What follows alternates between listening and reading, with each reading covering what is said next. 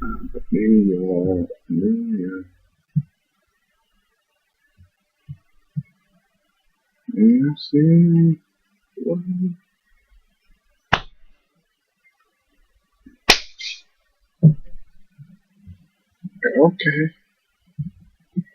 Oh.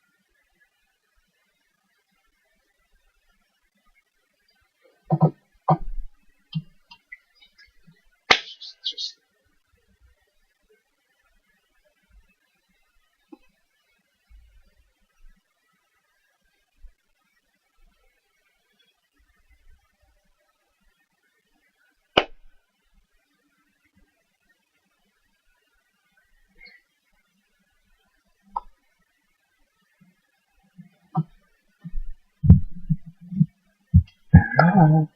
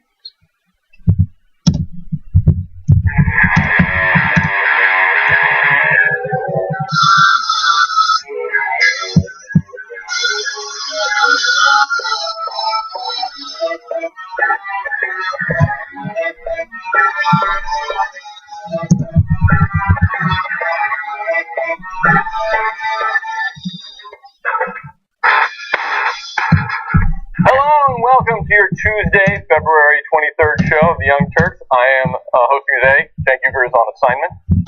I'm Malcolm Flesher, and with me today we have, to my right, Steve-O, Chief Business Officer of the Young Turks. That's correct. Started off in the mailroom as an audio guy. I did. Worked his way up. Hard-working immigrant. Who says you can't get ahead these days? And then to Steve's right, we have, of course, Wes Clark, TYT's answer to Jim Webb.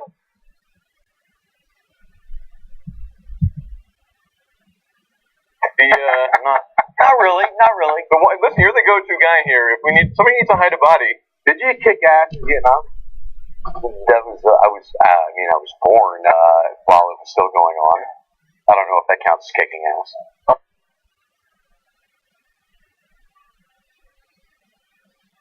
we had a great show for you today. We got a lot of terrific stories, and Wes has promised that he's going to speak at length on each of them. So we should just alert Hour 2 they're not going to get a chance to go today. No, I'm only going to speak if spoken to.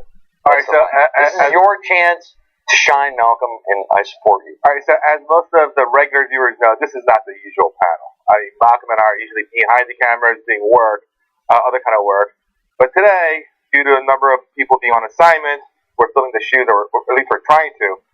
And Wes and I decided right before we went on air that we're not going to do anything. We're going to let Malcolm carry the show. So all the pressure's on Malcolm.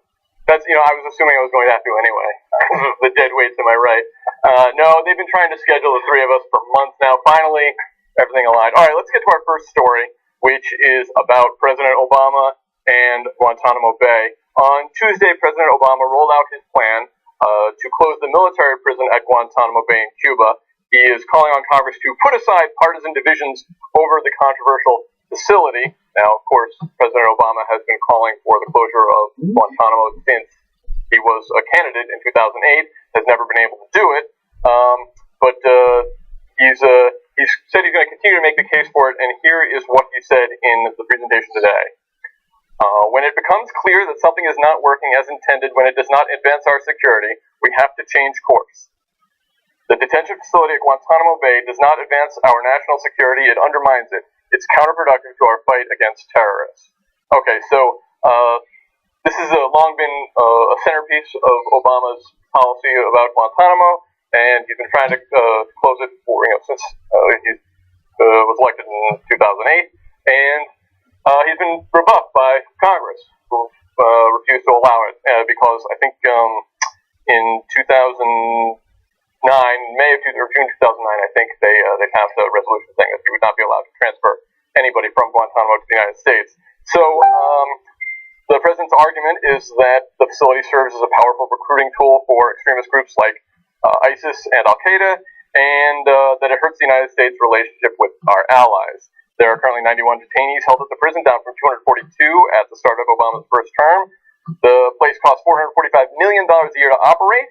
And the plan is to transfer 35 of the remaining 91 detainees to who are low security risk overseas, and then the remaining 30 to 60 to facilities here in the United States.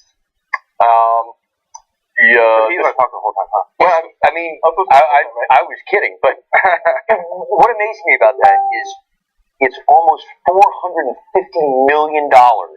For 91 guys. For 91 guys. That's $5 million a guy per year that we're spending. But not just that. Even those 90 guys aren't dangerous. Of those 90 guys, maybe 30 to 60 of them are. So you're talking about spending maybe $10 million a dangerous guy to keep them at Guantanamo. It's insane. Look, even more than this obstruction with the Supreme Court nominee, even more than the 40 times they try to repeal Obamacare, no reason to keep this open. None. There's no safety reason. There's no fiscal reason. There's no moral reason. There's no reason. It's a weird thing to fight the president on. In fact, George Bush wanted to close it. There's bipartisan support, and it just can't get done out of pure political gridlock. It's ridiculous. So let's go through the stats. There's 91 guys left, and we're spending $450 million. Of the 91, 35 have been deemed not dangerous. Yeah, like we want to get rid of them. We can't get rid of them. Nobody's been charged with anything, by the way. By the way, at one point we had about 800 people there at one point, but they've been whittled down. Out of the 800 that were ever there, only 5% were actually captured by U.S. soldiers.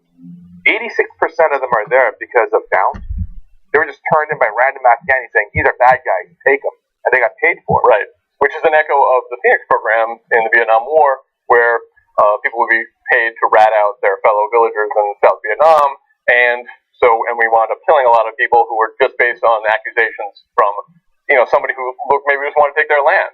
And same thing in Afghanistan. You're just somebody, some rival, political rival, whatever, turn them into the Americans and have them shipped off to Guantanamo. Or just a guy randomly walking down the street when they're looking for a guy. Yeah. Well, specifically, they were looking for a guy with a beard. Right. Yeah. Well, so not only is it unnecessary and costs a lot of money, it's also incredibly ineffective.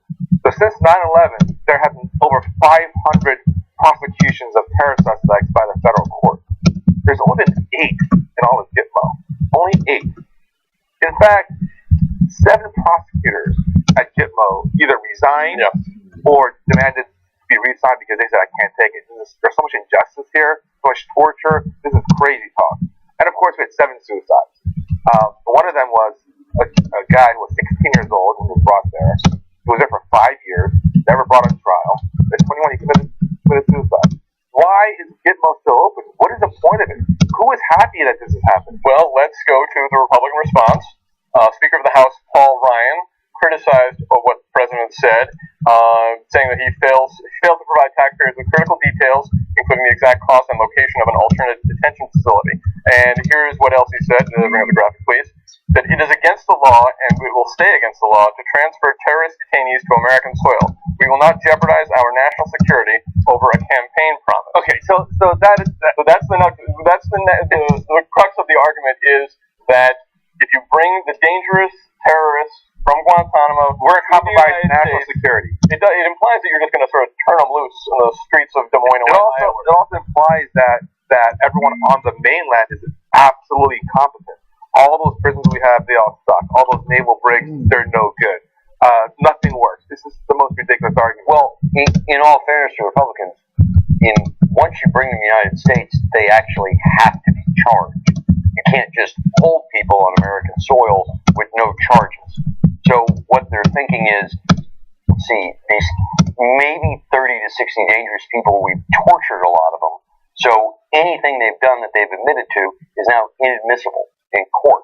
So what it is it's 30 to 60 people that they cannot deal with because we tortured them ahead of time. And now because they don't know how to deal with the people that we've already tortured, you can't transfer them to the United States. So because there's no guarantee they'll be jailed. So to keep torturing them by keeping them in custody indefinitely. Yeah, but it's like so many things in the government, both on the right and the left, is, hey, here's this thing that isn't working. I don't have a better solution right now, so let's just keep doing this thing that doesn't work. All right, so it's kind of interesting because it's a contrast with our actual Cuba policy, which is another thing that for many, many decades did not work, and we're actually now turning that around. But the one aspect of Cuba policy that we're keeping in place is Guantanamo, which is a huge... And I have to say, I wouldn't be surprised if in some of the Republican representatives' minds that they believe Obama is looking to give back Guantanamo Bay in total as part of this, because they don't quite understand the difference in a lot of things. So you know what? I think the American people will be a lot more receptive if the Republicans who opposed the closing of Gitmo just said that. They just said, look, we have some guys that we can't process if we bring them from me. So we have to keep them there. And we'll figure something out eventually.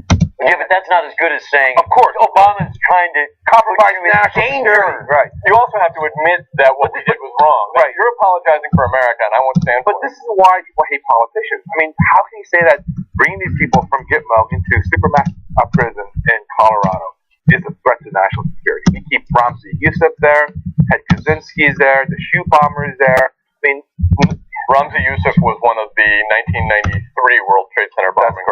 He's in along with Mohammed Salama, I think is the other guy. Yeah, and Zachariah Moussaoui, who was one of the 9/11 guys. Yeah. Okay, I mean, if we can keep a 9/11 guy in the Supermax, why can't we keep these random people that are, I suppose, less dangerous, other than Khalid Sheikh Mohammed? Do people know that there was a 1993 World Trade Center bombing? That there was, I mean, I know we know, but like, is that even? People forget about that. I think that there was a first try. We caught the guys and we put them in jail, and nothing catastrophic has happened with regard to them. Obviously, they kept trying. But so I read about Ramzi Youssef. He gets to clean other cells once in a while because he's been on great behavior for 5 years. Isn't he Khalid Sheikh Mohammed's like nephew or something? They're related somehow. Yeah. All right. So it looks, but Obama said that he acknowledged that the politics are tough. He said, but urged lawmakers to consider the plan, arguing that fears about housing terrorists on U.S. soil are unfounded. And from that, we can pretty safely assume that nothing's going to happen. They'll do it as soon as they confirm another Supreme Court justice. No.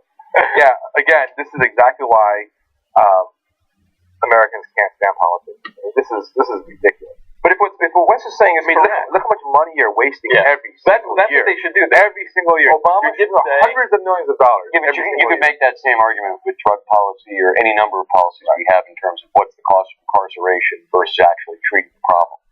And some Americans hate politicians for this. Other people are like, that's my politician. And they're happy that they're, obfuscating. But here's what Obama should do. He should say that the Republicans want to spend tens of millions of dollars on terrorists. Extra taxpayer dollars to give to terrorists. To feed them and to house them. They want to feed and house terrorists. On your dollar.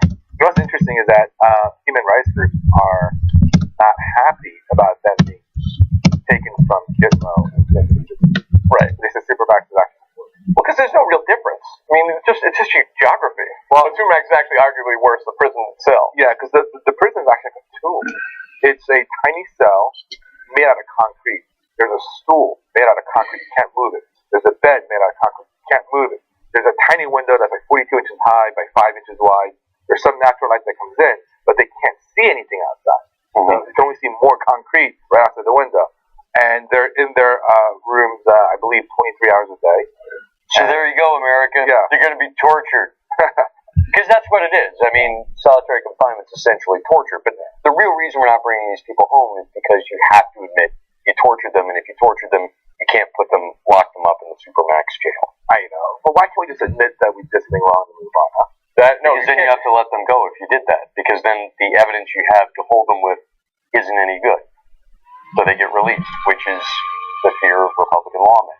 Yeah, but it's all of our own doing, and so isn't everything? Yeah, really. It is. I mean, Guantanamo is a huge shit show from beginning to end, and it just continues to be. It's it's sort of like analogous to the Iraq War in general. That it just, once you've done it, there's no good solution to this problem, and but we compound it and keep compounding it. But when the real someone has to have the courage to say that's it. We're gonna do something. But now we have a new established policy, which didn't exist before, of these people who are not prisoners of war, who would be subject to the Geneva Convention. They're not criminals who would be subject to due process. So we have this gray area that we've created, and now it's that all of our lawyers warned us about. Right, of course. But now that's a thing, and that's going to continue to be a thing because it's established precedent moving forward. So now this is why you shouldn't torture. This is why we should have regular trials. I believe in our system for the most part. Okay. We put these bad guys in prison, and they're sitting in Supermax. Ramzi Youssef is serving 2 life sentences plus 240 years. I don't quite get that, but whatever. 2 life sentences plus 240 years. And he killed 3 people, or 6 people.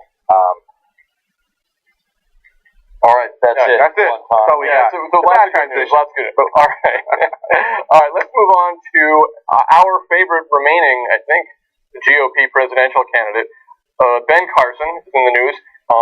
He went on a podcast, Politico podcast, and he had a lot to say about race and President Obama. So, but first, let's hear what he had to say about whether there's racism in the Republican Party. Well, first of all, I don't find any particular problem with being an African American in the Republican Party. The people, I know that in the progressive side of things, they like to say that the Republicans are racist. Enough of that. I haven't experienced. So you think these criticisms by progressives, principally the MSNBCs and all those folks, and even some people sort of close to Obama, you think the criticisms that some of the critiques of the White House and Obama in general were rooted in racism? Do you think there's any justification in that at all? Very little. I've been around for 64 years. I've had a chance to see what real race. When was the last experience that you personally had with what you would consider to be real racism in your life? Well, you don't have to go too far. I think the way that I am treated, by the left is racist. Really? Yeah, because they assume because you're black, you have to think a certain way. And if you don't think that way, you're Uncle Tom, you're worthy of every horrible epithet they come up with. All right, so racism, it turns out, all comes from progressives. and there's no racism on the right. Obama has not been subjected to racism as far as Ben Carson knows. Obviously, Ben Carson has not done a Google image search for Obama and Africa because he would be exposed to a great deal if he were to do that. But so that's his perspective, is that racism is all on the left for the most part. And although I always thought that if you talk about race, that makes you a racist. So he must be the real racist. Well, he's race baiting, right? Yeah, that's what it is. Yeah, he's race baiting. Now we're race baiting by talking about race. All right, so this idea that someone is not black enough, or not white enough, or not Asian enough, for me, I have a personal hatred for that because you're not Asian enough. I've been accused of that, and I've been accused by other people of being too Asian. You're just too Asian. Why can't you assimilate more?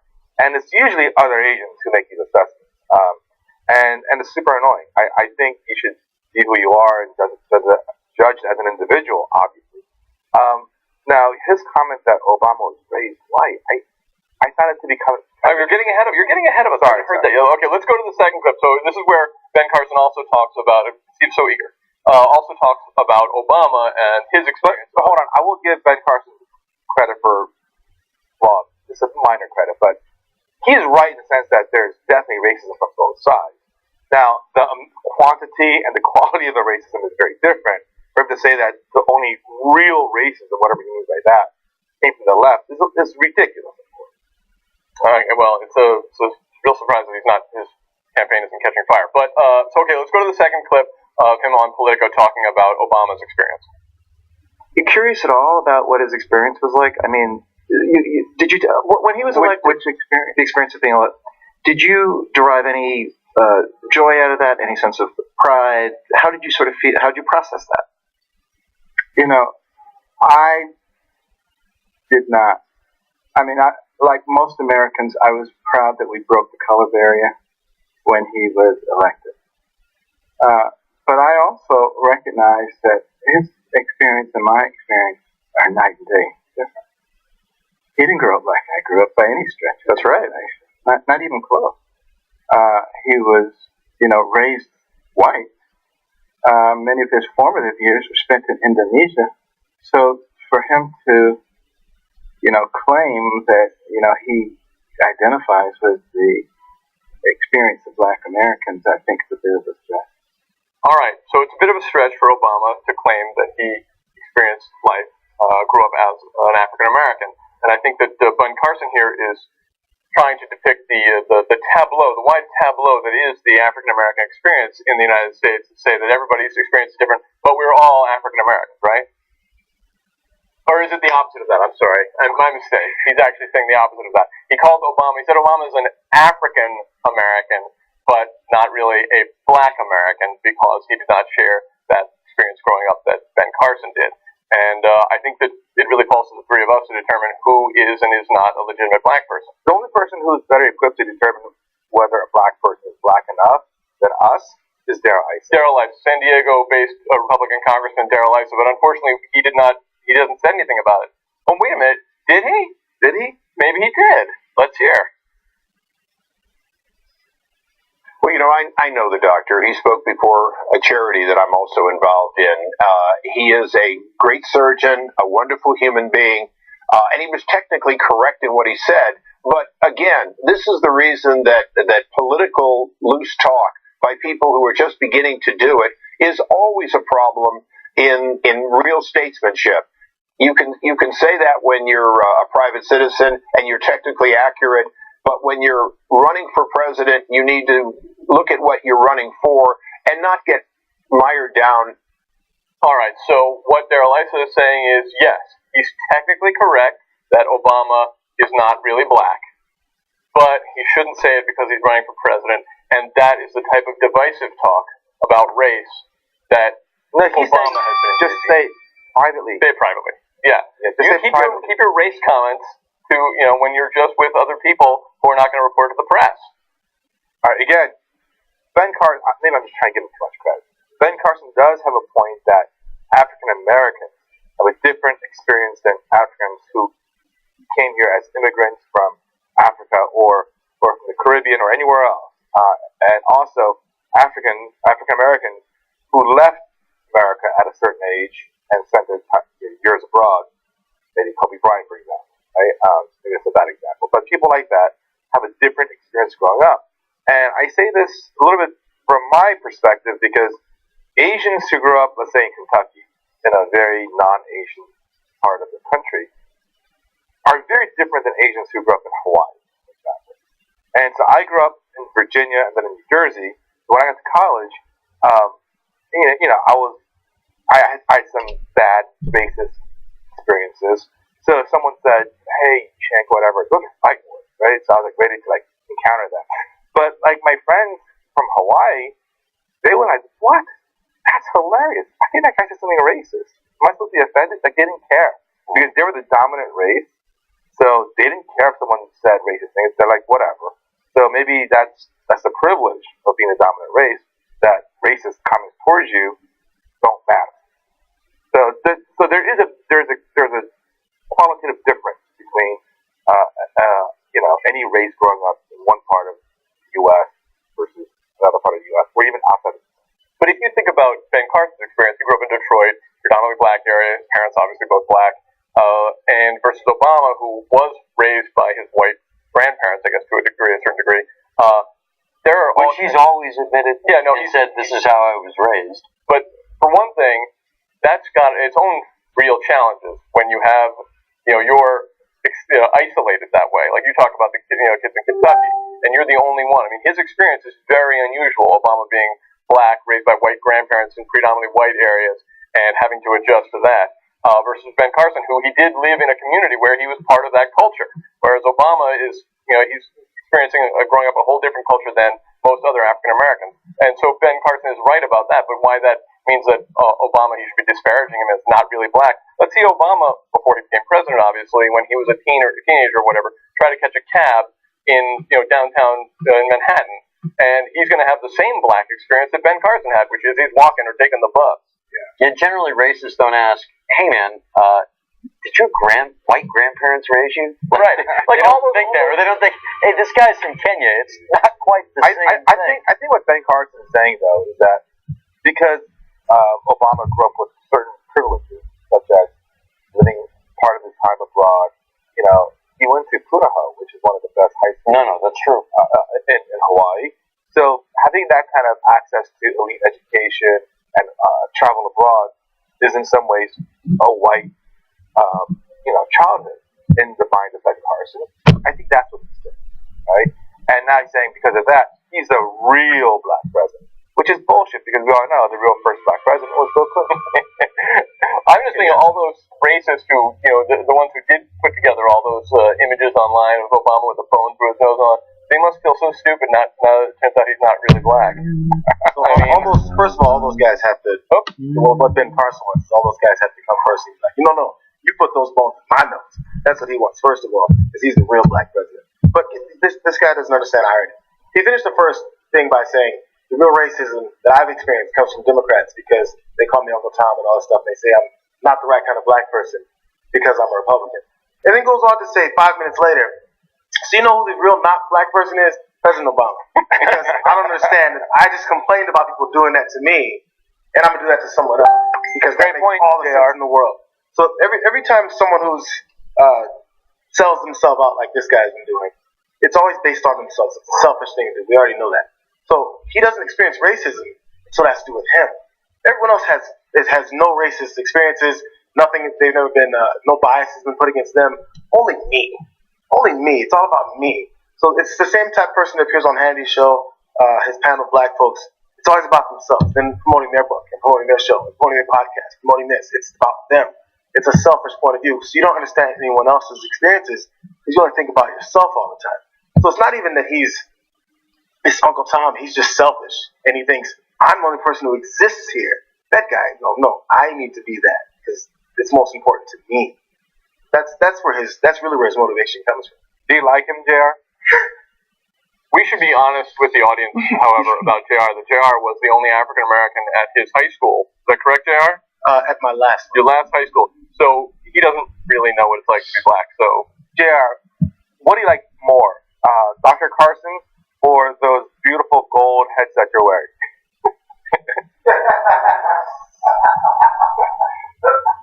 Those are nice headset. All right, so you're saying that Ben Carson is a hypocrite, and he's going to be glad to take all the benefits of being black when he wants to be the first black president. Guess what? If Obama really were white as George Will, Ben Carson's not going to be the first black president. So he needs to give up that dream. No, sorry, one more thing. He's not going to be the first anything president. So the basis for experiencing racism isn't about who you were raised by, it's about what society does to you. So he's like, there's no real racism, which I cut pieces of that early because he said it doesn't happen in the Republican Party. He said you have to look for things in order to experience it. So again, he contradicts himself because he's only looking for racism that he experiences himself. So who cares if you're raised, I think Obama was raised by his white grandparents and maybe his mother, I can't remember. But that's why he's so white, according to Ben Carson. Well, I've had friends who were adopted and they grew up black, raised by white parents. They definitely identified as black. I mean, because that's how you're treated by society outside of home. You don't get to choose. Yeah. I mean, I don't think Obama was like, should I be white or black? What's it going to be? Like, he didn't have Daryl Issa chime in on this. That's all. Yeah, because when you leave the house, by the way, and your white grandmother says, "I'll see you later, son. Hope you make it back." And then the police pull you over and they check your ID and they go, "You being raised by a white person?" Okay, move on. Go ahead. It's okay, officer. And by the way, that's usually the second question police ask. It's okay, officer. I'm being raised by my white grandparents, so don't be fooled by this. It's all right. Let's move on to the next story. All right, what's next? Next, we have Ted Cruz, GOP presidential candidate, who he has been vocal in his hostility to illegal immigrants, as he says. And recently, he went on Fox News' O'Reilly Factor to talk about what he would do with 12 million illegal aliens in the country. But first, I want to show you a video of what Cruz said last month on January 10th in an interview with CNN, where who is it? Is it I forgot who's interviewing, but he basically has to pull teeth out of Ted Cruz to get him to admit or to just say what he would do about the 12 million undocumented immigrants who are currently here illegally. Let's see that video. Trump has said that he will have a deportation force that will go door to door and round people up and get rid of them. You haven't really been clear, as far as I can tell, as to how you're going to get all these people out of the country. How will you get them out? Well, actually, Jake, I've been very, very clear. There's an 11-page, very detailed immigration plan on my website. But how do you get the people who are already in here out? You put in place a strong E-Verify system. That means people cannot get employment without proving they're here illegally. You put in place a strong biometric exit-entry system. Will you have a force that goes door to door, rounds them up, and deports them? We have an enforcement force. It's called Border Patrol, and it's called Immigration and Customs Enforcement. They're charged. No, ICE is not. ICE is not. Border Patrol is at the border. ICE is at the interior. They're both law enforcement. I don't mean to be disrespectful, but it seems like a fairly simple answer, yes or no. Will you have people going door to door, rounding people up? Door to door, we don't have any system that knocks on the doors of every person in America. That is not actually how the American law enforcement system works. We also don't have people going door to door looking for murderers. We don't live in a police state. Your question, you keep saying, are they going to knock on every door in America? No, I don't intend to send jackboots to knock on your door and every door in America. That's not how we enforce the law for any crime. All right, there we have Ted Cruz being firm, eventually, that we don't live in a police state, we're not going door to door to round up the illegals. I've got jackboots. I'm not going to send them out immediately. Not yet. Okay, so that was last month, and there may be a little bit of a change of tune since he's been losing primaries to Donald Trump, who is not, he's made no bones about his willingness to send out the jackboots. So let's see what Ted Cruz told Bill O'Reilly this week on the O'Reilly Factor. Here's a policy question I need you to define for me tonight. 12 million illegal aliens here in America. Mr. Trump says he would deport them forcibly. The federal authorities would round them up and send them back home. Costs a lot of money, but he says it's worth it because we just can't allow the law to be broken this way. Would you round up 12 million illegal aliens here, and if so, how? Listen, we should enforce the law. How do we enforce the law? Yes, we should deport them. We should build a wall. We should triple the border patrol. And federal law requires that anyone here illegally that's apprehended should be deported. You know the biggest difference, Bill? Though, as Mr. Trump would look for them to get them out. Would you do that if you were president? Look, Bill, of course you would. That's what ICE exists for. We have law enforcement that looks for people who are violating the laws, that apprehends them, and deports them. As president, I will put that in place so we will know the day someone overstays their visa, and be able to send law enforcement to apprehend them and send them home. All right, so it looks like he's come around on jackboots and the police state. How about this? I thought he didn't believe in evolution, and look at this. He's evolving on this issue faster than Hillary Clinton on gay marriage. Can you imagine, Wes? Can you imagine someone going to your house? Wes, I want to check your house. Who are you hiding in there? And you want to let me look. See, I'd be nervous. I'd be like, I've got 2 more dogs than I can legally have under LA City Code in my house. We should deport you immediately. Immediately, you're a lawbreaker. Lawbreaker. Sorry, I've got 5 dogs, not 3. The idea that in America you're going to have government officials knocking on everyone's door, inspecting it for people who don't belong, demanding paperwork. I mean, well, I will say that we do knock on people's doors every couple of years for the census. Right. So that the U.S. government does knock on doors. Empower the census workers with, give them badges with ICE and have them, find out how many people are living here, how many people are here illegally, and when they say, oh, there are 2 of them, just bust in and grab them up immediately. Tricked you. So people love asking Bernie Sanders, how are you going to pay for free colleges, how are you going to pay for universal health care, stuff that would actually help society. But they don't ask, how are you going to pay for this? How are you going to pay for the deportation of 12 million illegal immigrants? How do you pay to find them? That's hate to arrest them. Big government for you. Oh my God. How do you pay to house them as you're processing them? And then how do you transport them to wherever you need to send them back to? I mean, we're talking billions of dollars. He wants to triple border security. He wants to build a wall. How do you pay for any of this stuff? How is any of this conservative? It's not. It's this crazy big government, massive spending. It's fiscally irresponsible. It's immoral in many ways. It goes against the very culture and identity of what America is. How is any of this conservative? Well, you defund Planned Parenthood, convert the Planned Parenthood facilities into detention facilities, and that's my first and second. But let's talk about why he's doing this now. Why on earth would he change his tune about this? He's doing it now because it's why Trump has been popular. It's solely immigration. That's the number one issue. And the hard thing for Cruz, since even though he's evil enough to be not the mainstream Republican candidate, the establishment, but at the same time, he still has to suck that establishment cock. So he's got to think, these 12 million people are here working for almost nothing. We can't get rid of them because he knows the people paying me, anyway. That's who they're doing all the work for. But even so, he's losing to Trump. And this is Trump's policy. Although I would say he's not going to be able to pull away any Trump voters because he hasn't said how he's going to get Mexico to pay for it. But it's so transparent that he's trying to match Trump on toughness, on illegal immigration toughness. Is this because he's actually going after Rubio's supporters and he's going to get tougher, prove that he's tougher than Rubio? See, that's a good point. I agree with you. I think this is bad politics in addition to being incredibly bad policy. Because he's not going to out Trump. Trump is who he is. He's going to take all the votes from the Republican base that is angry and xenophobic and doesn't like other people and other races. He's not going to take that vote. He's not going to beat Trump there. And Rubio has the establishment backing. The thing is, Rubio is actually not even a moderate. He's extremely conservative. But he's being pitched as a moderate Republican establishment candidate. So poor Cruz is actually being kind of triangulated. He's not, other than the evangelicals, that's it. He's got nothing else.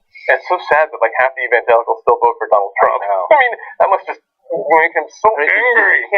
If he can't do better in South Carolina, I think he's pretty much done. Right. Well, so I guess maybe he sees the handwriting on the wall, and this is just a Hail Mary for him. He's a religious guy. He will stick it out longer. I think Kasich is going to be forced out. But Kasich has no money left. He's done. He'll be toast. Cruz is going to hang on just a little bit longer in the hopes Jesus is going to provide a miracle. But do you think this is a transparent, attempt to salvage his campaign? There's no question. Look, immigration, to me, it's the number one issue driving these extreme right-wing, things. I mentioned to a friend of mine the other night, look, this country was 87% white in 1970. Okay, it's going to be white minority in another 10 years. For those of us who are married to people of different races and work with people of different races, it's not that big a deal. For parts of the country that haven't had a lot of immigration, they think the sky is falling. Yeah, it's interesting. The most hostility to the illegal immigration problem is in communities where there are the fewest immigrants. Yeah, often. But it's also this time of year, it's also being conflated with everything going on in Europe at the same time. So for a right-wing Republican voter, the reality is Mexico's economy is really picking up right now. A lot of people are going home. In another 10 years, we're going to be begging Mexicans to come here and work. Trump is right. They're going to build a wall. They're going to pay for it because they don't want us going down there. No, they're conflating it all in their brain where they're thinking, it's not impoverished people in Mexico who are coming here to escape violence and corruption. It's also people trying to put Sharia laws. They're seeing it as, the European refugee crisis, which at the same time is also overinflated in terms of the danger. Yeah, it is interesting how some on the right try to get a nice little, shake it up between not only the anti-immigrant hysteria, the hostility to Spanish-speaking people, and then mix in the Sharia law. Oh, you got to mix it all because it's not just white America under threat; it's all of Western civilization. Yeah, they're going to come. That's how they present it. It's the Muslims are going to come across the border and take your guns. It's what's going to happen. It's already happening. Yeah, but it's the oldest trick in the book, right? Yes, it literally it is the oldest trick in the book, and it always works. It always works. Well, sorry, Ted Cruz, it's not going to work for you. But better luck in 2020. I will say before we're done with Ted Cruz, given the news we got about Hitler's micro penis in one testicle yesterday, I think people should legitimately find out if Ted Cruz has a micro penis. Does Ted Cruz have a micro penis? There's got to be a reason behind this hostility. We just asked questions. I'm not saying he's got one. Asking questions. I'm saying he might have one. Yeah. It's like a 95% chance he's got a micro penis. Some say, because a lot of times you can't just tell by somebody's voice they're goober or not. But I wish Jimmy Dore were here because Ted Cruz's voice is Mr. Haney from Green Acres. Do a YouTube search for Mr. Haney from Green Acres, and he sounds exactly the same. But all right, we're going to take a break. We come back. We got more great stories. Donald Trump, he's going to punch somebody in the mouth. So let's come right back.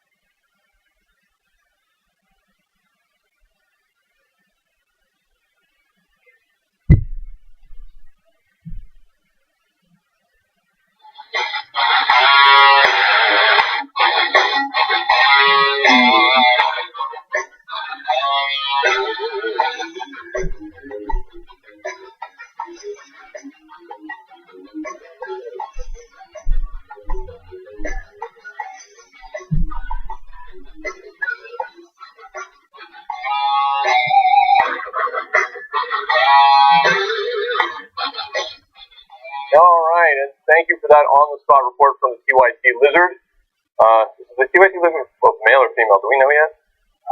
I think it's a male. Okay, well, we'll have him give us an update as the situation warrants. I have a couple of announcements to make.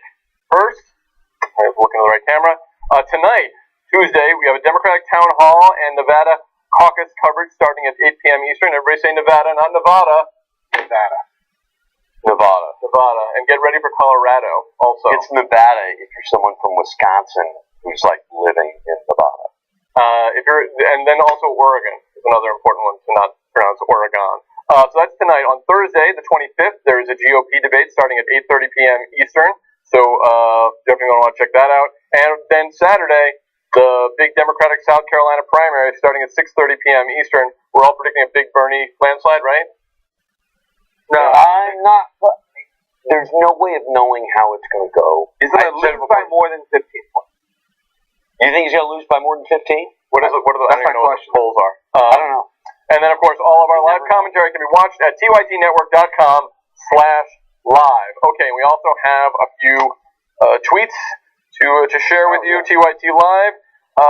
Let's see. Anything good? Your mama says, holy fuck, it's an impromptu, totally true or totally bullshit edition of main show TYT. Wes, do you have any idea what that means? We are not prepared.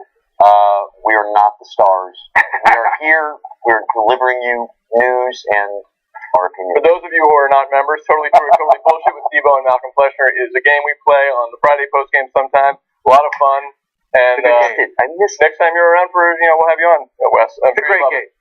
Patty tweets says, $445 million, 91 detainees, explains food stamp cuts for Americans. And let's see, one more we'll say, Leanne Davis says, how would Carson see racism anyway with him sleepwalking?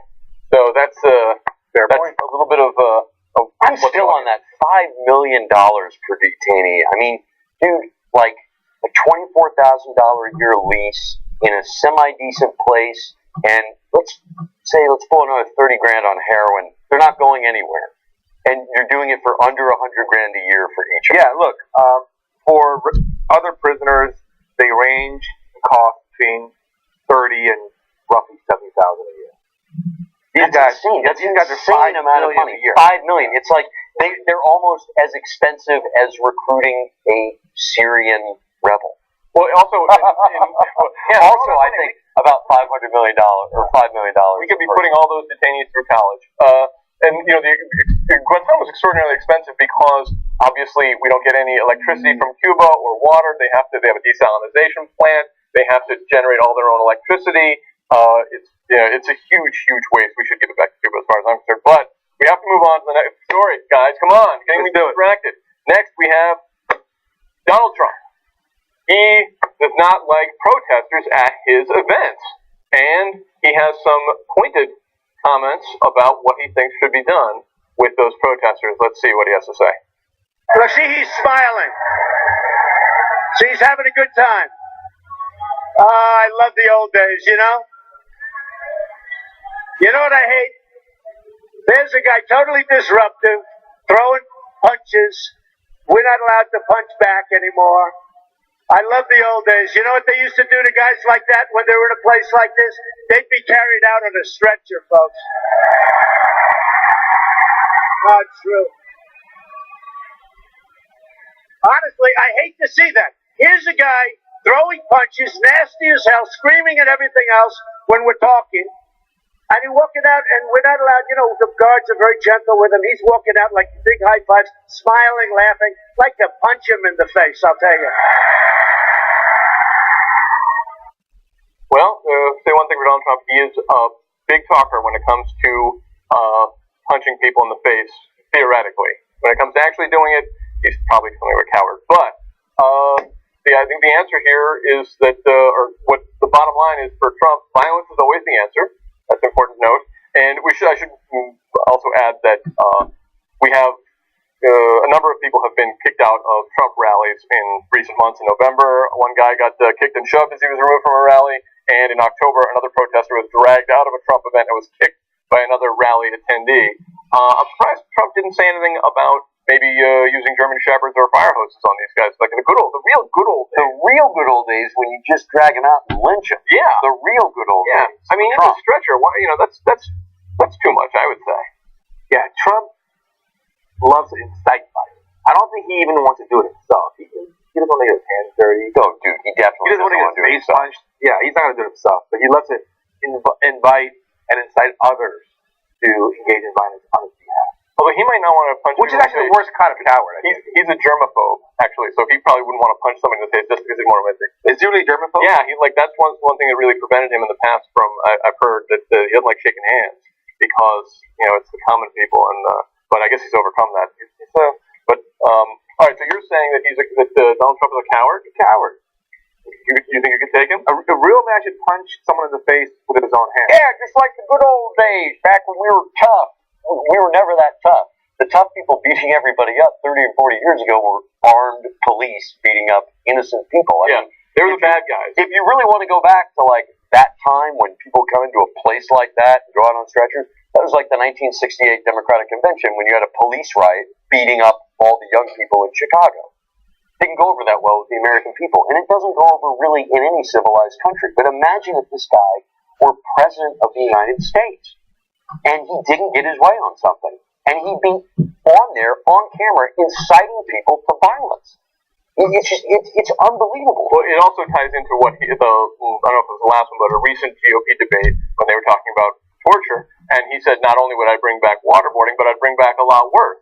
And it's he's possibly going to be president of the United States, and this visceral. I mean, he's tapping into something visceral that people want other people to be punished for whatever they feel aggrieved about, and they can focus their anger and hatred on this one protester.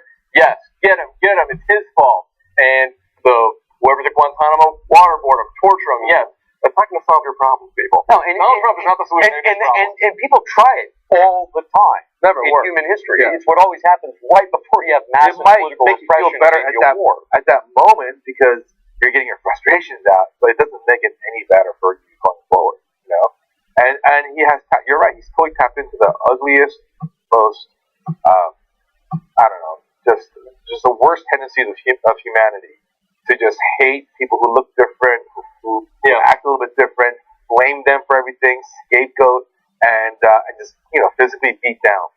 But relating to an earlier story we did, it's so curious that he has so much support among like white supremacists and the same people you imagine Not that curious.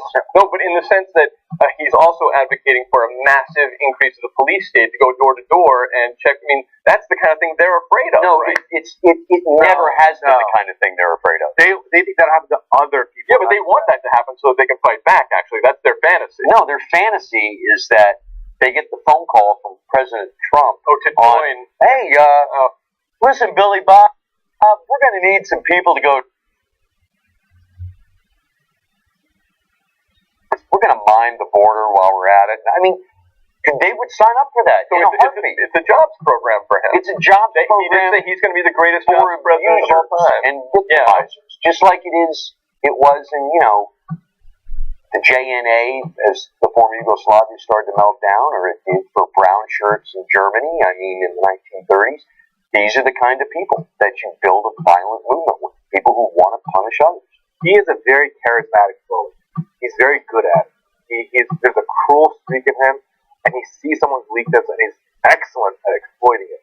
I mean, look what he did to Jeb Bush. Just humiliates him. Yeah, but dude, Jeb Bush was a fucking pussy. I mean, I hate to say that word, but a lot of it is because most of the modern politicians we have in both parties get where they are by not being too in your face and too controversial.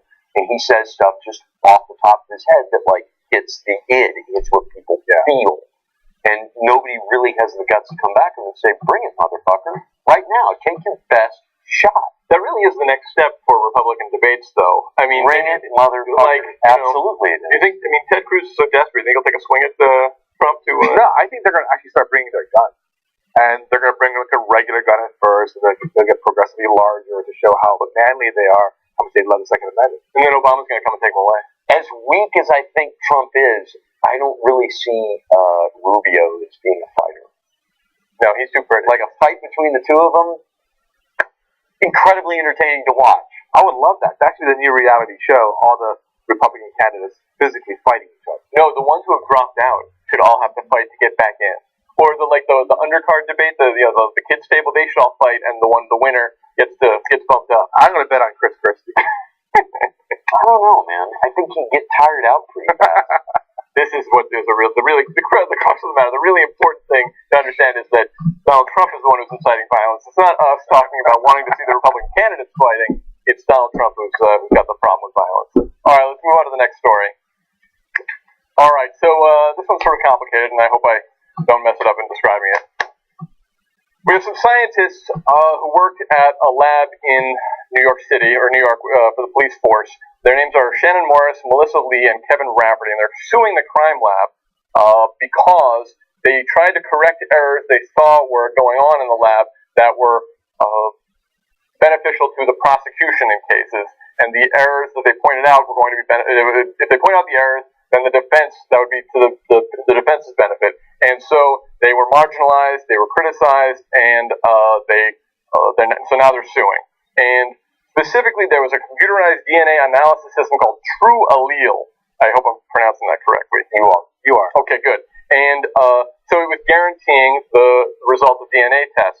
But it turns out that using this system was getting people off, so to speak. It was defendants were being acquitted because of it, and the cops didn't like that. So the cops came back and applied pressure to them. And so as their attorney, we got a quote from their attorney, a gentleman named John Bailey. He said, "There are people that are very pro-prosecution. They were putting pressure on scientists to reach conclusions that were not scientifically valid. That's what my clients were objecting to." Okay, so there were 37 staffers trained using this system, and the 3 of them were the most vocal in their criticism of the department's old analysis method and wanting to move on to this new system. And yet, a year before the 5-year contract was up, the True Allele system was abandoned, and that's what the controversy is about. So, of course, the medical examiner office spokeswoman says that there's no problem, and it's all everything going on is on the up and reliable. So, what do you think is happening? Do you think it's most likely that they have a case, or do you think they have some other grievance that is at play here? Well, I don't know, and we can't possibly know, but what I do know is that there's a real problem when a lab services the police or the prosecution, and there is both an explicit and an implicit bias in favor of prosecution. Right. Because even if they don't say, "Hey, Malcolm, I need you to fix the evidence in my favor," even if they don't do that, which I think that's very extremely rare. I say, "Malcolm, I'm working on this case. I've been busting my ass on it. I really, really, really, really need to get this conviction." Yeah. You're going to just want to help out. The guy's definitely guilty. By the way, there's often other evidence. Yeah, and then they'll say, "By the way, you know what he did? He chopped up that little girl into 18 pieces. Then he ate her liver. Right? We got to get this conviction." And you feel like, "Oh shit! I don't want to be the guy who blows it all up because I say that there's no DNA match." I think that the real solution here is to have a blind test system. Yeah. So that the people who are doing the testing don't know who they're doing the testing for. Whether it's for the police, whether it's a placebo fake test, or whether it's just for some private client, they shouldn't know. Otherwise, there's a strong incentive to be pro-prosecution. Well, the question is, are you trying to get convictions, or are you trying to get at the truth? And I'm serious, because prosecutors, they run, they're elected officials, they run on the number of prosecutions they get, and they have a vested interest in, successfully prosecuting criminals that they do these trials. And successful attorneys don't advertise like, "I'm the guy who proved what actually happened over again." They're like, "I won or I lost." Right. That's how you keep a record, not like the truth. And this is not the first case I think you and I discussed in the post game, which you should definitely watch our post games on Fridays. That last April there was an FBI scandal where hair analysis for decades had been flawed, where the analysis that came back was weighted in the prosecution's favor over and over again, and thousands of cases, or almost 1,000 cases, something like that. And it just points to how messed up our justice system is, but it's also it's all worse because we expect DNA analysis be perfect. Like we see CSI, we watch these shows, and we expect, well, guilty. The DNA evidence is in. I mean, he's guilty. Besides OJ, everybody else is guilty. Yeah, it's really amazing how much power expert witnesses have in any kind of trial, especially in criminal trials.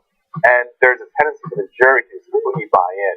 So whether it's an expert, hair analysis or handwriting analyst, or teeth mold match, anything to have some sort of tangible proof when there's no, and also eyewitness testimony also tremendously flawed. There's a lot of weight given to any witness who testifies in very uncertain terms. We have 99.98643% certainty that this defendant is the one who committed this crime. Conviction. But that doesn't factor in human error, which is something possible, even if they're not looking to put their thumb on the scale for the prosecution. And then also all those people, I mean, they work in the same offices, or they socialize with them. The prosecutor comes and talks to them as though I really need this conviction. Like you said, that is the way people are. And people are going to want to help other people who this guy's a good guy, this prosecutor, he wouldn't, lead me astray. I'm going to, help him make his case or whatever. But it also reminded me of that case in Alabama, which I wrote down the town. It's Dothan, Alabama, where the cops were systematically planting drugs and weapons on young black men, like almost 1,000 wrongful convictions that had to be thrown out. And it just goes to this question of if you are African American, who are predominantly these people are going to be victims of this, are going to be predominantly or not really weighted towards African Americans, and they are just there's this idea like, oh well, you must have done something wrong, but no, you don't have to do anything wrong, and you can get totally railroaded and screwed by the justice system in this country, and once you get a conviction on your record, you're fucked. It's not very, it's discouraging. But at least, if these people at least we have these whistleblowers, which, in modern society, American society today, being a whistleblower, you get no support. And there was never a time in human history. I know, but especially now, the Obama these two will have a hard time ever finding a job with a testing company.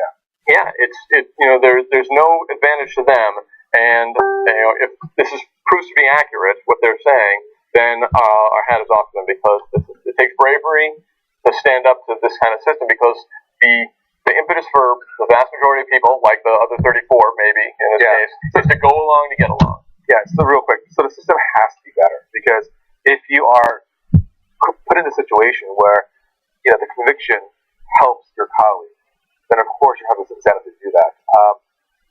In the case of the West Memphis 3, these 3 kids were convicted of a heinous murder, which they later didn't commit.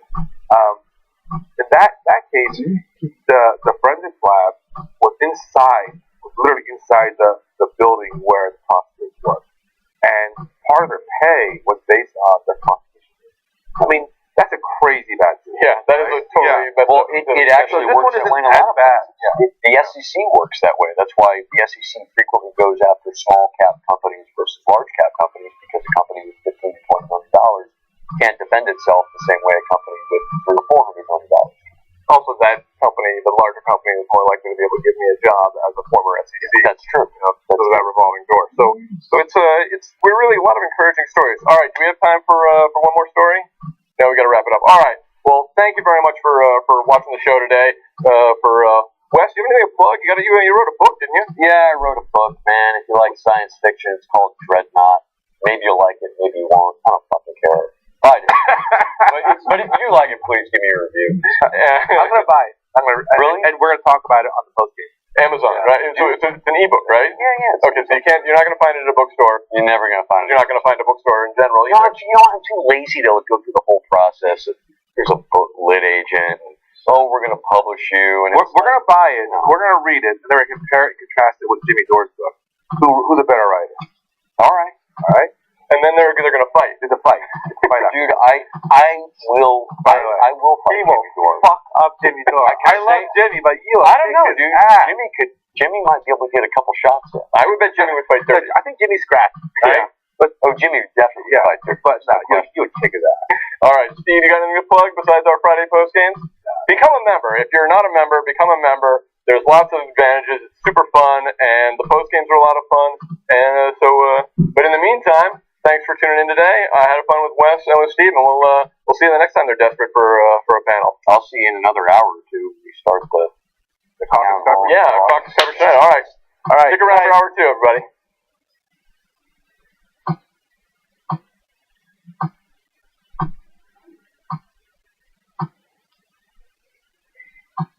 Welcome to your Friday postgame. Except it's currently midday on Thursday. Are you gonna fire me? Sometimes I'm being a dick. Back in '05, we almost went under, but members rescued us. Once their only method of success is going the athletic route, it tends to be the more preferred way to trick your body. Nothing good in the world is ever happening. Strong army that all they want to do is fight. It's totally bullshit. Don't do drugs and don't shoot people. TYT is all in a good mood today. I know I'm a weirdo if I read books, but fuck people. I have a stack of papers here. Believe it or not, this is how Jack used to be when he did the radio show. Wait till you see these huge things. I'm gonna go with your tricep. Size very impressive. The quads. That's for the members. That's for the post games together. We're too strong.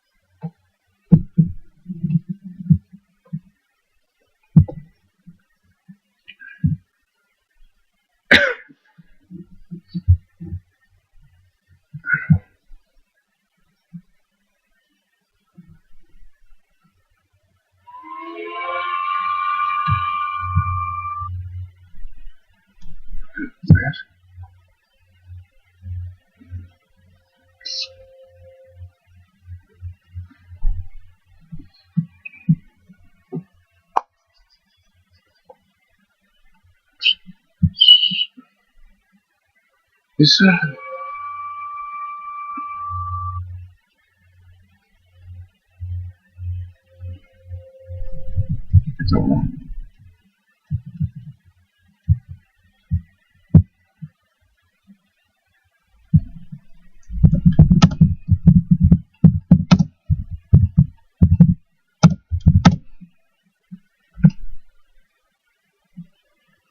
It's wrong.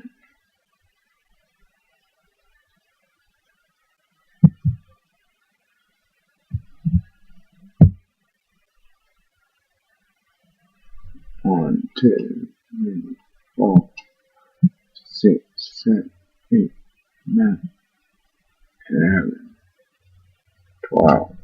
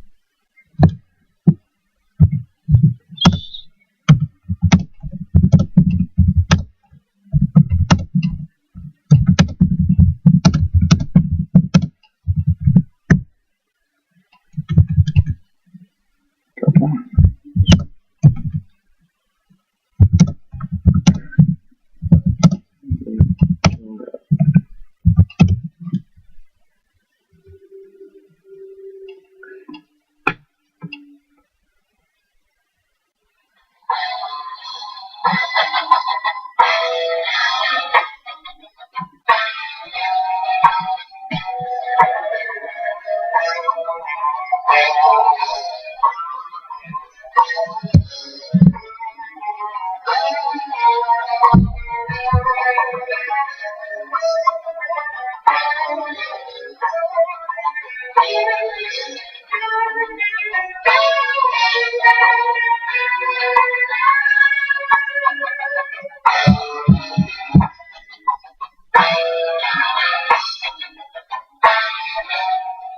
back to the Young Turks.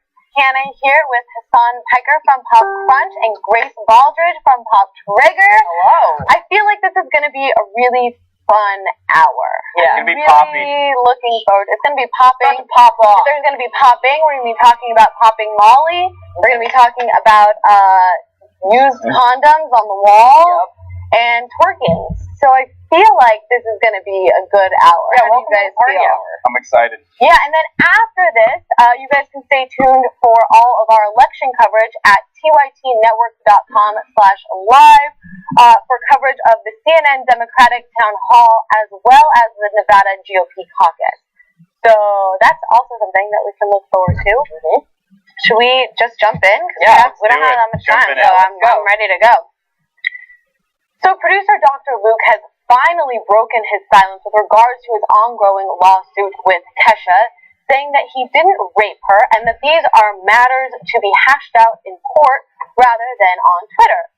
So he took to Twitter and in a series of tweets, he commented on the lack of information present as well as the ramifications of false rape accusations, as well as commented on a 2011 testimony wherein Kesha said that she was not raped by Dr. Luke. Now, some of the tweets that he tweeted the other day was, "I didn't rape Kesha, and I have never had sex with her.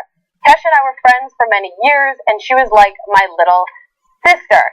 He also said, "I have 3 sisters, a daughter and a son with my girlfriend, and a feminist mom who raised me right. It's sad that she would turn a contract negotiation into something so horrendous and untrue." Now, I'm sure that we're all going to have a lot to say on this, but first I want to kind of go over some of his tweets and get out my opinions, because I feel very strongly on this case. One of the things that he said lives can get ruined when there's a rush to judgment. He cited the UVA and Duke case. I would argue lives can also get ruined when you're raped, but he also goes into and cites that 2011 testimony wherein Kesha said that they had not been date raped, that she had not been date raped by Dr. Luke, and the exact transcript from that case said that she was asked whether or not they had an intimate relationship. And I personally wouldn't characterize a sexual assault as an intimate relationship. She said no, so I think that was a fair response to that as well. And my biggest problem with this entire sort of way that the media is handling him coming out in the 2011 testimony is the fact that when a woman says that she was raped, all of a sudden we have all these questions. Well, we don't know if it's true. We don't know the fact, blah, blah. But when she says she wasn't raped, in a case that potentially, I don't know what happened, where she could be under duress, then we take that as pure fact. And that's where I have my biggest issue with this. But I want to hear what you guys have to say about it. I think evidence is the most important thing in a case like this, and obviously I'm always going to be supportive of victims of sexual abuse, and in this situation I truly do believe, given the facts that you just mentioned yourself, that the judicial system acted in a just way where they kept Kesha in her contract because of previous evidence given on this same exact issue. Yeah, I think that what we're hearing from the internet a lot, because a lot of this scrutiny is coming from internet commenters that are just saying, prove it. And the fact is that 2 to 8% of rape is provably false, which means that someone has a rock solid alibi, so you can say they did or they didn't rape you. And so that's a small percentage. And then you have... Let me just clarify that for people who are watching here. When people say, oh, women, make false accusations all the time, 2 to 10% of women make the false accusations. Yeah. 2 to 10% and they are provably false. Right. You can say yes, or you can say no, they were not raped. And then 3.5% of rape, and this is from the National Review, if you guys want to look it up, are actually go to formal rape charges against the alleged rapist, where you have enough evidence to take it to court, and so then we have this 57% of this murkiness where people, come out against their rapist, sometimes later on, because rape is a trauma. It is an insane amount of trauma. Right. So you can't expect someone who has been raped to wake up the next morning or whatever and just go to a hospital like, okay, got to do this, because I was raped. Like ABC, like follow these guidelines. Especially when your potential rapist is somebody who has complete control over your entire career. Exactly. I mean, this is 2010 at the height. I mean, we all loved Kesha back in the day, and so this was at the height of that when she's facing all this fame. And so to have that potential, so you have to say, what would she gain? So she falls into this 57% of rape victims who cannot prove factually that they were raped, which sucks. But what would she gain from coming forward? I'm being forced to be put in a situation where I seem like I'm in favor of what Dr. Luke may or may not have done, and I'm not. But there is something to be said about the record labels and the way they mishandle and exploit artists throughout history. Okay, and there is a situation here where Kesha feels like she's being undermined by her record label before these rape accusations come out and before there's ever a lawsuit to terminate her contract. Now that this issue has developed to a point where we have finally hit the climactic event, for her to continue a relationship with Sony, where Sony doesn't feasibly bury her underneath their label by upholding this contract that they have, it seems like that is most likely going to happen. Okay, and this is speculation, and that is a feasible reason as to why Kesha could be coming out. You can get out of contract without crying rape. Yeah. Well, that's what exactly. They acknowledge that they're like, I want out of One Direction. Okay. Rape, like it's just not something that happens very. I'm going to read an excerpt from the court documents. Go for it. For the past 10 years, Dr. Luke has sexually, physically, verbally, and emotionally abused Miss Siebert to the point where Miss Siebert nearly lost her life. Talking about Kesha for everybody. Miss Siebert is Kesha. And now, the reason why, sexual abuse, like you said, is an incredibly traumatic experience. Now, if the facts, and obviously Kesha has the best defense team possible fighting for her. If there was more evidence that she could use in this case to develop an argument that there was genuinely rape in this situation, the focal point would be on sexual abuse, just like you said, because it's traumatic. However, when you look at the court documents, they're not talking about sexual abuse. They're talking about sexual abuse. They can't be in the court proceedings for contractual. They weren't asking the judge to decide was Kesha raped or not. It was should she stay in the contract. I understand. But if it's a federal crime, then is in this instance, then that's a reason enough to be able to break. He's not being charged for that in this. No, I understand, but. So they can't say oh yes, you were there's enough information. She's not pressing charges on the sexual assault aspect of it. She's saying, I want to be let go of this contract. Here are the reasons why. Because I endured this, and I don't want to be associated with this person who not only professionally screwed me, essentially, but also I had this experience. It was traumatic. Whatever. Those are two very, very separate situations, and the judge can't say, back in 2010. But we have no evidence from. But back in 2010, if Kesha had come out and said, yes, I was raped, and there were somehow, let's say in this hypothetical scenario, there were no legal proceedings that followed it, right? The judge in that case would have more reason to be able to nullify Kesha's contract. Exactly. And we agree on that. But it's unfortunate that women in our country, and I don't know the answer to this, but it's unfortunate that women in our country, especially in power dynamics like this, feel that they can't come out. It's very, very unfortunate. If she was raped and if she did experience this with Dr. Luke, would it have been better if she was able to come out in 2010? Of course. But that's not where we are today. And we don't know if, like you said, we don't know what happened. She went to rehab. She had an eating disorder. She was in a really, really bad place. I don't think we can blame her for not having the strength to come out against her rapist that she was so closely tied to. But I truly think that the bad guy here has got to be Sony. Why won't Sony just dissolve this contract? And I know that it's legally not that simple. I understand that. But there have been so many contracts with music artists in the past, like you brought up, Hassan, where they've housed different ways. If an artist isn't happy, if the company isn't happy, they're trying to bury her. She has put Sony in a compromising position. She's tarnished the reputation of Sony. just like other artists have tried to do in the past. So let me just clarify with new information that I found today. Is Sony has said that she can work with another producer under their title, but her work and the profit from her work are still contractually bound to Dr. Luke. So those will still go to Dr. Luke. Because Dr. Luke is invested from Sony's standpoint. Dr. Luke has invested a significant amount of time and a sizable amount of contributions to Kesha's career. Therefore, Dr. Luke is obligated to be paid out on this financial contract. You need to, if we're looking at this from a complete emotionless standpoint, because of the way that the evidence is laid out at this given time, there's no one else has come out. If there were other victims, possibly, that came out and said Dr. Luke also had, I was a victim of sexual abuse from. Well, I hope there are no other victims. I hope there are no other victims either. But there are no other victims. But if there was some sort of new information, then we could take a look back at this case and say, hey, I think maybe Kesha has more reasonable ground to stand on as far as getting away. At this point, I don't want to argue whatever had happened. What I would like to focus on, you're right. Sony needs to just man up and say, this is not okay. Let's say it's not true. Kesha lied. Sony and she's lying about this just for the sake of argument. This is a huge lie, and she's a sociopath.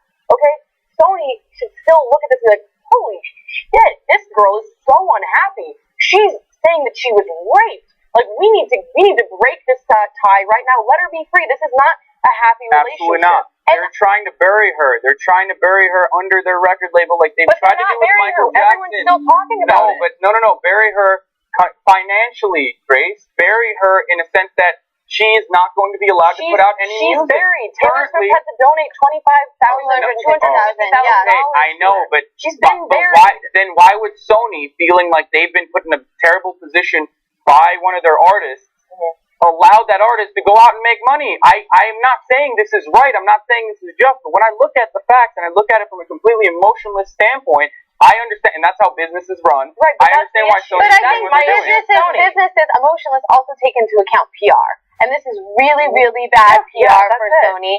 And I think we're shedding light on that. But I also think, look, Dr. Luke is saying, we were friends. She was like my little sister.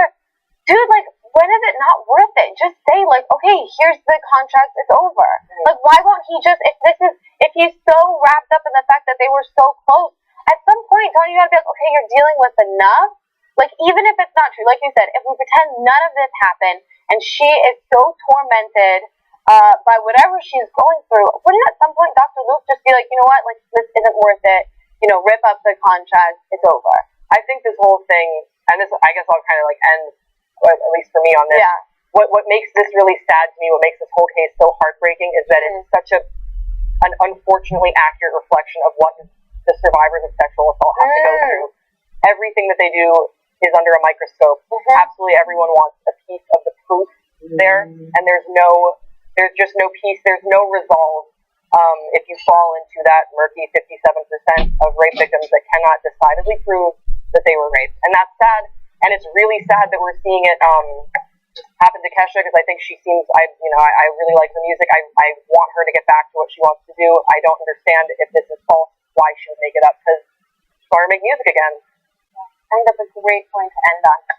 Moving on.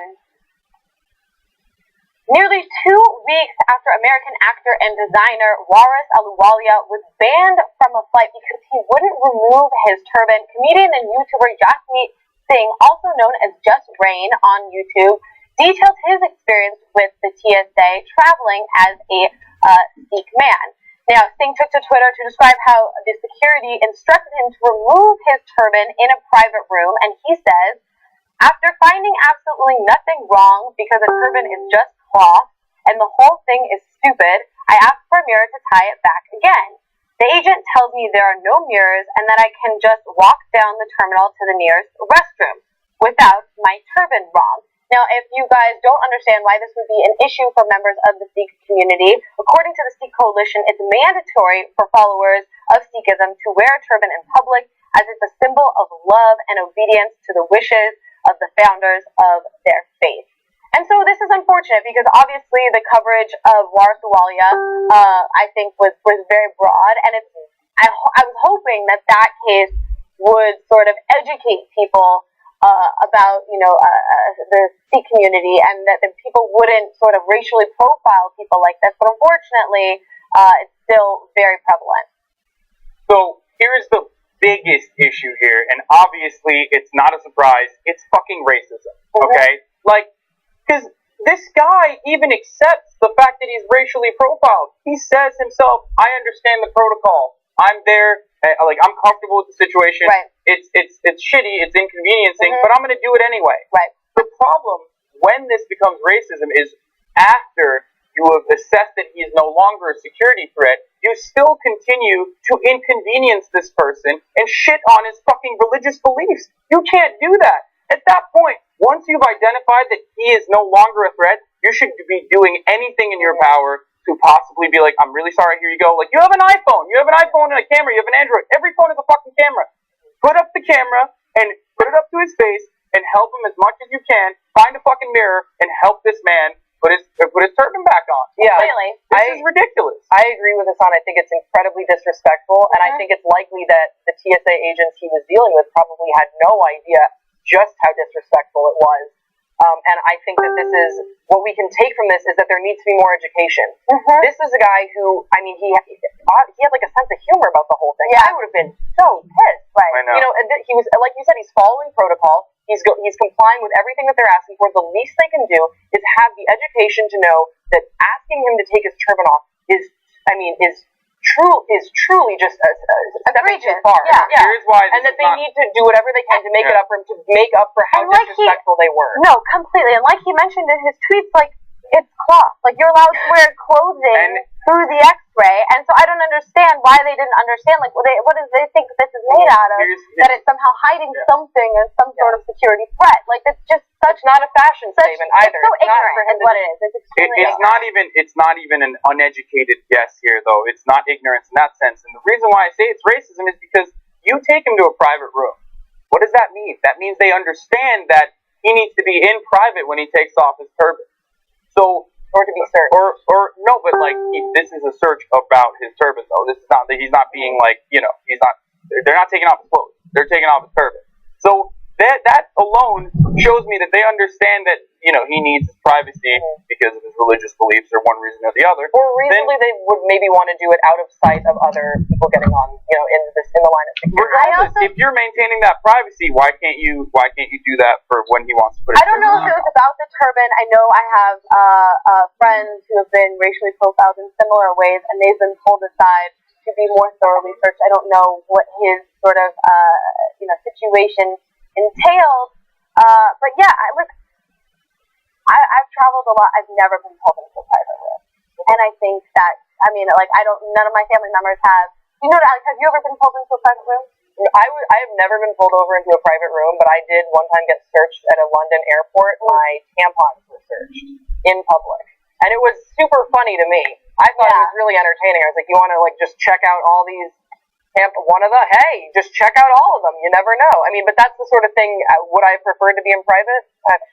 I don't know, but it wasn't a religious thing. It's just it's weird who they decide to take aside and who they don't. And you're right, Hassan. It's racist. It is racist. That was my point. Is I've walked through the X-rays with my shoes on. I'm like, oh, sorry, I just forgot. And it was like, okay, fine. Really? Whatever. Yeah, I'm a Muslim and I have a beard, but because I look white, because I'm Turkish, I never get racially profiled either. You've never been taken aside at an airport? No, absolutely not. I'm an American citizen who looks white. I also think, in the case of Waris and in Singh's case, a lot of the way that the media is covering is he's an American actor and designer, and this guy has 600,000 YouTube followers. I'm like, you know how many people this probably happens to on an hourly basis, on a daily basis that we don't hear about? But these are the people that we're drawing attention to because they're in the limelight. But it is clearly a bigger issue. Yeah, no, it's very unfortunate. Moving on to other unfortunate issues. Oh, man. Bounce artist Big Freedia, who was recently featured on Beyonce's song Formation, has canceled her Mississippi concert due to threats from the state alcohol beverage control that they would shut down if twerking was occurring. Now, Freedia, who is the star of the reality television show Big Freedia, Queen of Bounce, has been performing bounce music for 15 years. a New Orleans genre of hip-hop that is known for fast beats, call-and-response vocals, and a dance known as twerking. But the Mississippi Alcohol Beverage Control have rules that limit the intersection of scantily clad entertainment and liquor. You can't wear a thong, you must keep the cleft of your buttocks covered, and you cannot simulate a sex act. Further, sexually oriented adult entertainment is not permitted in a place that sells alcoholic beverages. They can sell beer at a topless club, but they cannot sell liquor. And that's really where this law comes from. This law was implemented 30 years ago so that strip clubs could not sell hard alcohol. Now, Fredia's manager, Reed Martin, contacted the alcohol agency. He says he was told that the agent had, quote-unquote, seen things on YouTube that might be against Mississippi code, and that agents would supervise the show if it went forward so that they could shut it down if it exceeded the terms of the town's code. Now, luckily, we've also seen things on YouTube, so let's take a look at what Mississippi is so scared of.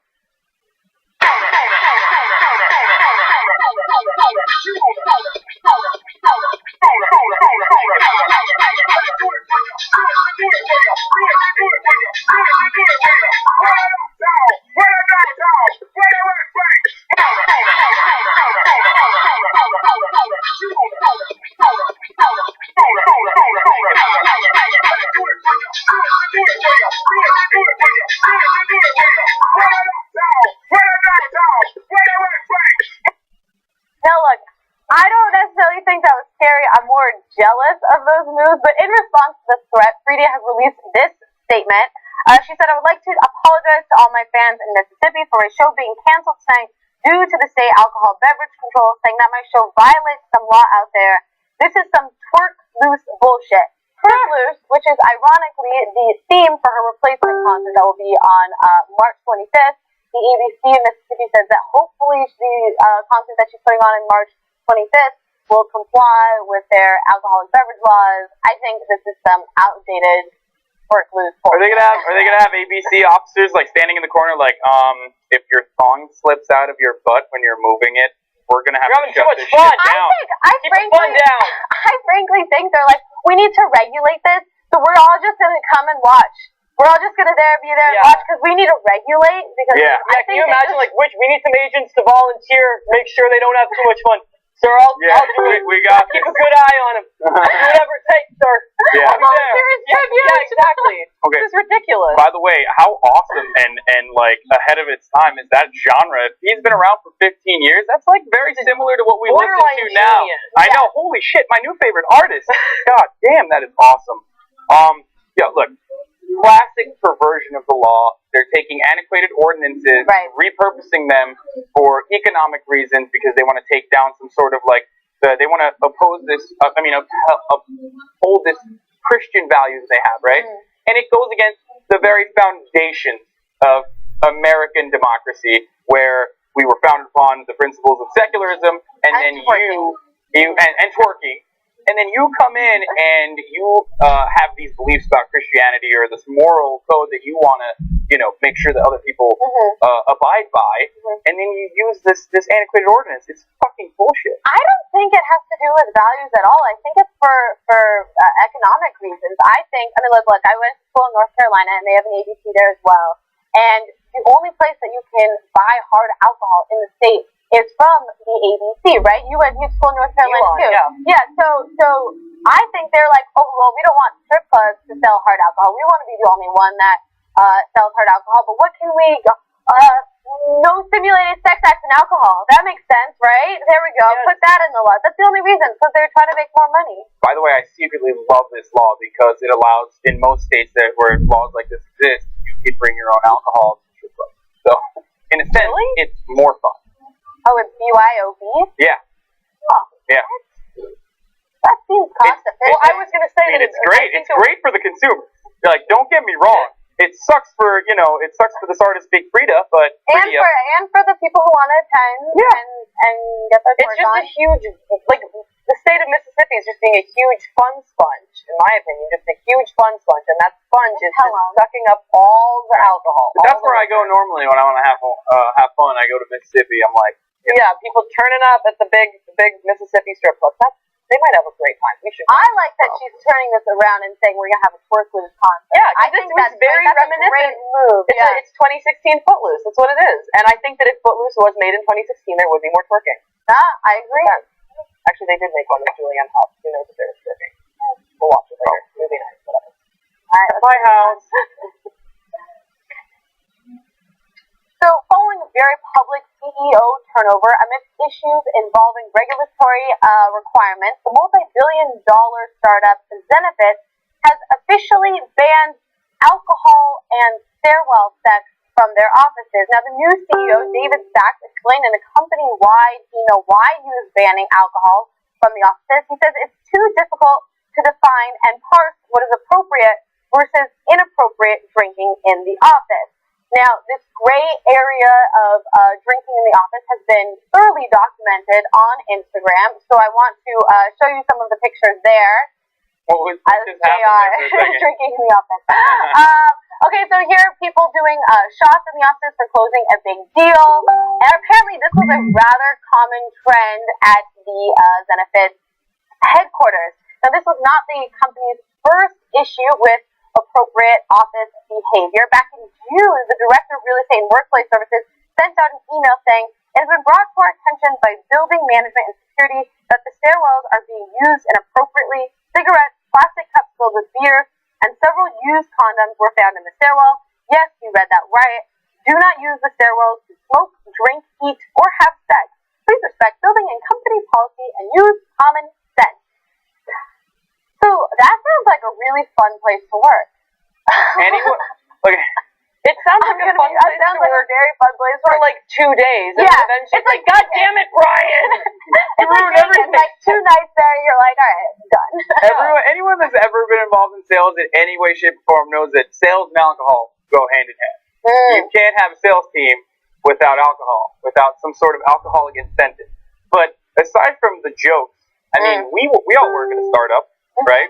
A startup that's actually grown pretty tremendously over the past year, and it's a classic case of a startup trying to adapt to this new company culture when they become more established, right? And we've experienced some of this here too, where when you work for a startup, you work incredibly long hours, and you usually work without the same amount of pay that you would get at an established company, and because of that, you have this concept, this idea that you're in a tight-knit community and you're working towards the same end goal. You're trying to further the company. Now, once the company becomes established, you put forward rules and regulations.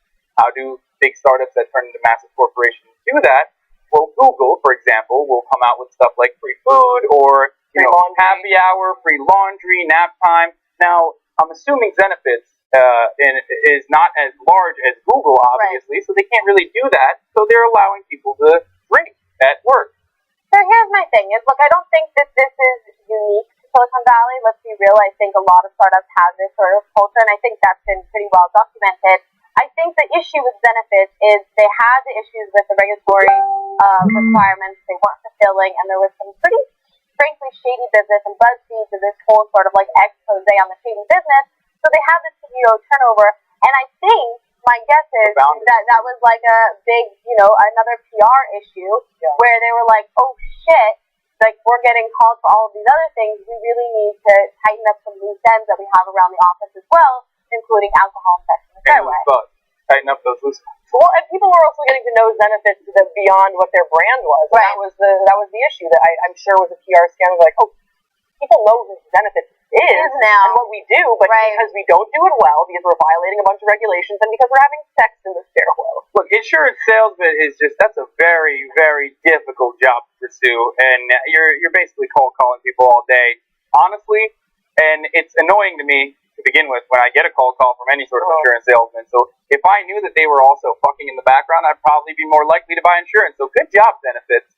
Keep it going. Okay, they were like offering training certificates without people actually going through the training. Like there was a lot of other shady business going on.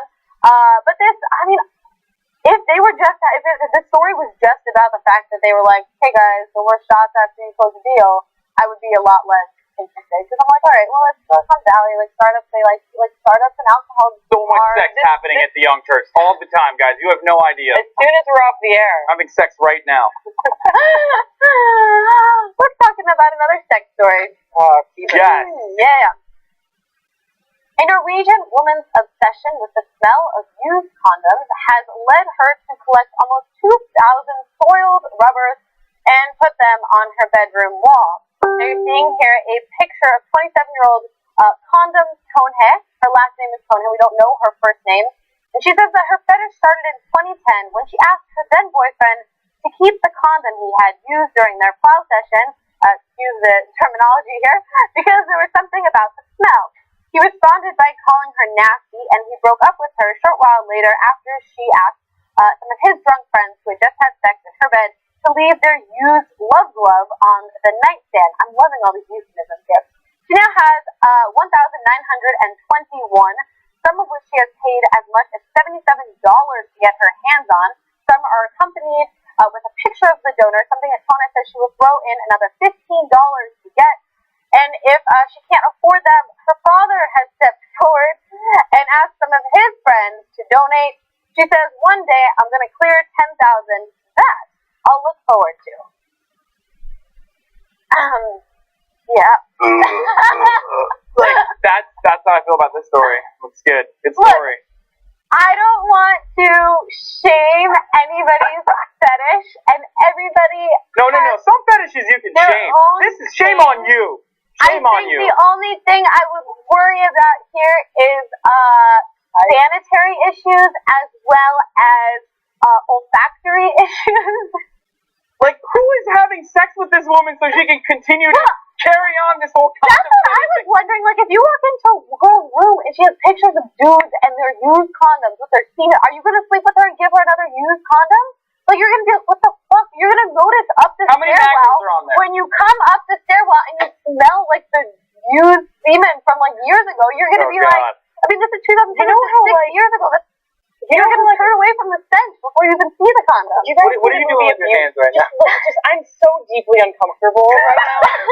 Did you ever see the movie A Beautiful Mind when Jennifer Connelly discovers the shed of full of semen-ridden condoms? No, when when Jennifer Connelly discovers the shed where Russell Crowe, who plays the Beautiful Mind guys, like had all the hacks in the newspaper.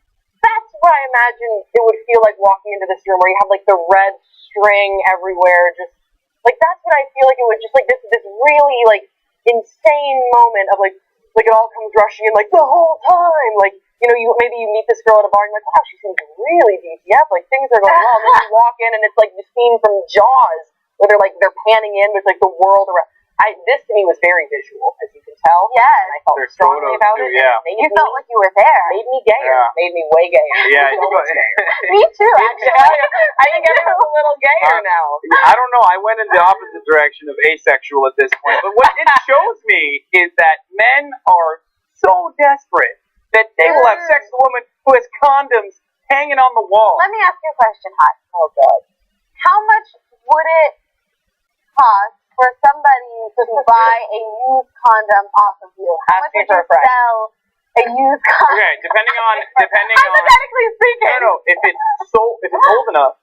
And I've thought about this. If my condom is old enough that she can't use this, she can't use the sperm to inseminate. Why do you still have them? If it's old enough. No, listen. I'm totally willing to sell it. If it's young enough that changes the price? What's the thing here? Is it like a price point on Amazon? Wait. No, he's worried about using I'm not going to have this argument with a lesbian who's never been around a penis. Yeah, okay? gay people. Wait. It's about the sperm, that's what right? Exactly. Okay. I don't want the sperm to be able to, artificially inseminate or impregnate this lady at any given point. Because she's obviously kind of a kooky lady, and I don't want I don't want to have a child with her. So as long as the sperm is old, I'm willing to sell it for whatever the asking price is. I mean, I drop loads in for free all day, every day. Okay. Here's. Well, did you hear that, condom Toher? I think you found your 10,000. Tanya, whatever. I'll sell it for a burger. What is it? I don't care. It's on the Hun. That is on the Hun. Hit me up. I'm dropping a load every night anyway. I'll sell it. You might as well get a burger out of it, Like. So she got all these, I think we found our answer. Yeah, They're all Hassan. I mean, I wouldn't have sex with her though, for sure. That is for sure. That is dangerous. Crazy lady. Yeah. All right, guys. We have a hard out here now. Be sure to tune in to tytnetwork.com/live again for coverage on the CNN's Democratic Town Hall as well as the Nevada GOP caucus. You guys can follow Grace on Pop Trigger and also at Grace Baldridge. And Hassan at Hassan the Hun and Big Haas on Snapchat. Check me out. Guys, I have really, really exciting news. This morning, I finally got at Hannah Cranston on Twitter with no underscore. So follow me on Twitter at Hannah Cranston. We'll see you guys soon.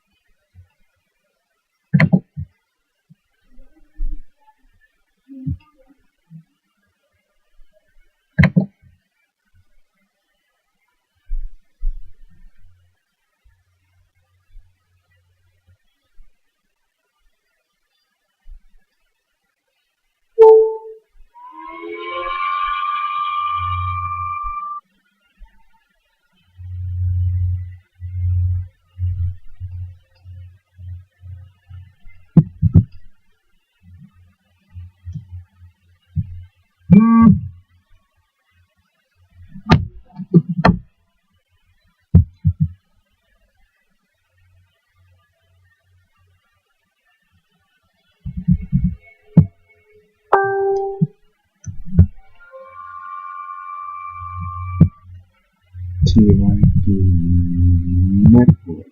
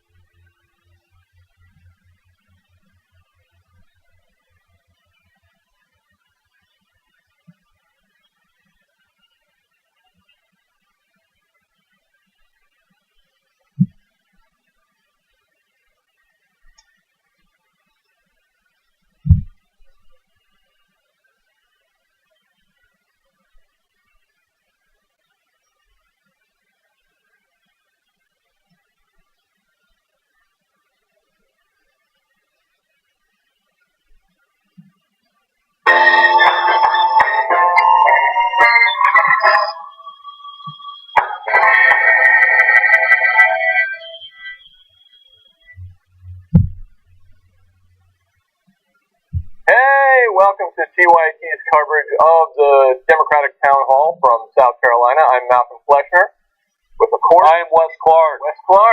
And we're going to have a special guest later joining us, if he can make it through traffic. Cenk Uygur, yes, everyone's favorite.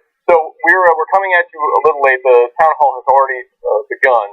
So I think we're going to go to that so you can watch, bring up the audio for that. To the big banks, moneyed interest is very clear. You have co-op the CNN countdown clock, Senator. I'm not here to come after you about that. You can use it if you want. But just as yesterday, you said it's been 17 days, 16 hours, and 32 minutes since Hillary Clinton said she would look into releasing her paid speeches to Wall Street. Now, Clinton says she will do that when other candidates release their transcripts of paid speeches. I know that you're saying, I don't talk to the banks, I don't have any, but you've done speeches that were paid before. Why don't you go first, say, here are my transcripts? Like if Secretary Clinton... That's not a problem. Look, I have not had a paid speech. It's against the law to give paid speeches. I have given some speeches, and money was donated to charity way back. I got a few dollars. If I can find the transcripts, I'm very, very happy to do it. But when Secretary Clinton said, I will do it if other people do it, well, I am very happy to release all of my paid speeches to Wall Street. Here it is, Chris. There ain't none. I don't do that. I don't get speakers' fees from Goldman Sachs. It's not there. So I'm happy to do my best releasing any of the speeches. Won't be very shocking to anybody. All right, so now I know this was a while ago, but it's been reported that in 1974, that's a while ago, you said the CIA is a dangerous institution that has got to go. Went on to say the CIA was accountable to no one except right-wing lunatics who use it to prop up fascist dictatorships. Do you stand by those comments that you said back then? That was 40 years ago. Since then, I've served 8 years as mayor of the city of Burlington. I've spent 16 years in the House and 9 years in the United States Senate. But let me tell you this. I do have concerns about past activities of the CIA. CIA was involved in the overthrow of a gentleman named Mohammed Mossadegh way back when in Iran. Overthrown on behalf of British oil. And you know what happened? That led to the Iranian revolution, and we are where we are today. The CIA was involved in the overthrow of Salvador Allende in Chile. A Democratic candidate, he won a fair election, CIA overthrew.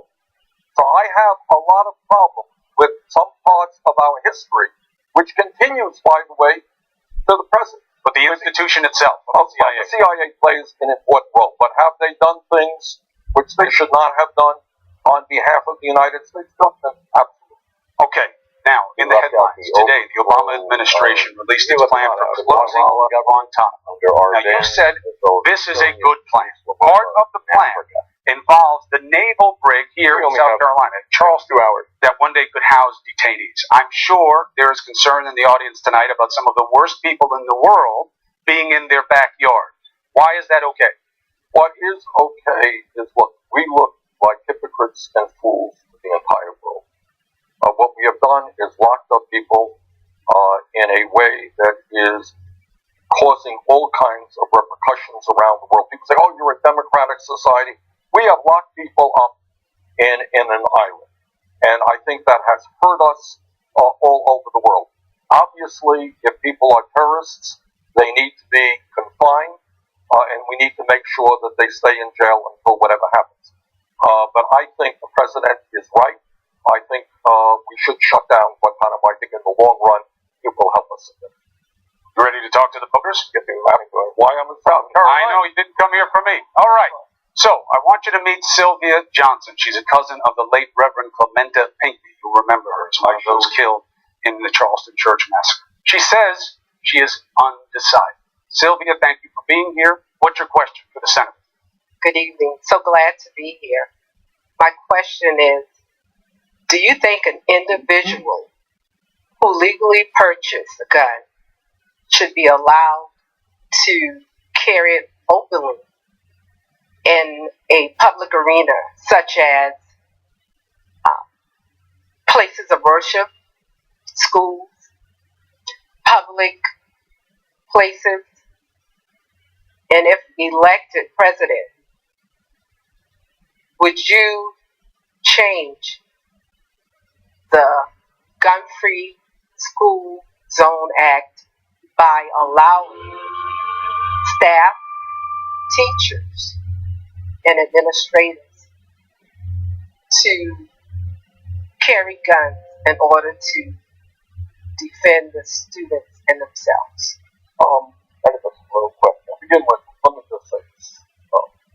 I have a D- voting record from the NRA. I probably lost an election way back in 1988 because I said that I didn't think it was proper in this country that military-style assault weapons be sold. Now, the issues that you raise are often more significantly stated. If I were the governor of the state, would I be supportive of people taking guns into houses of worship? No, I would not.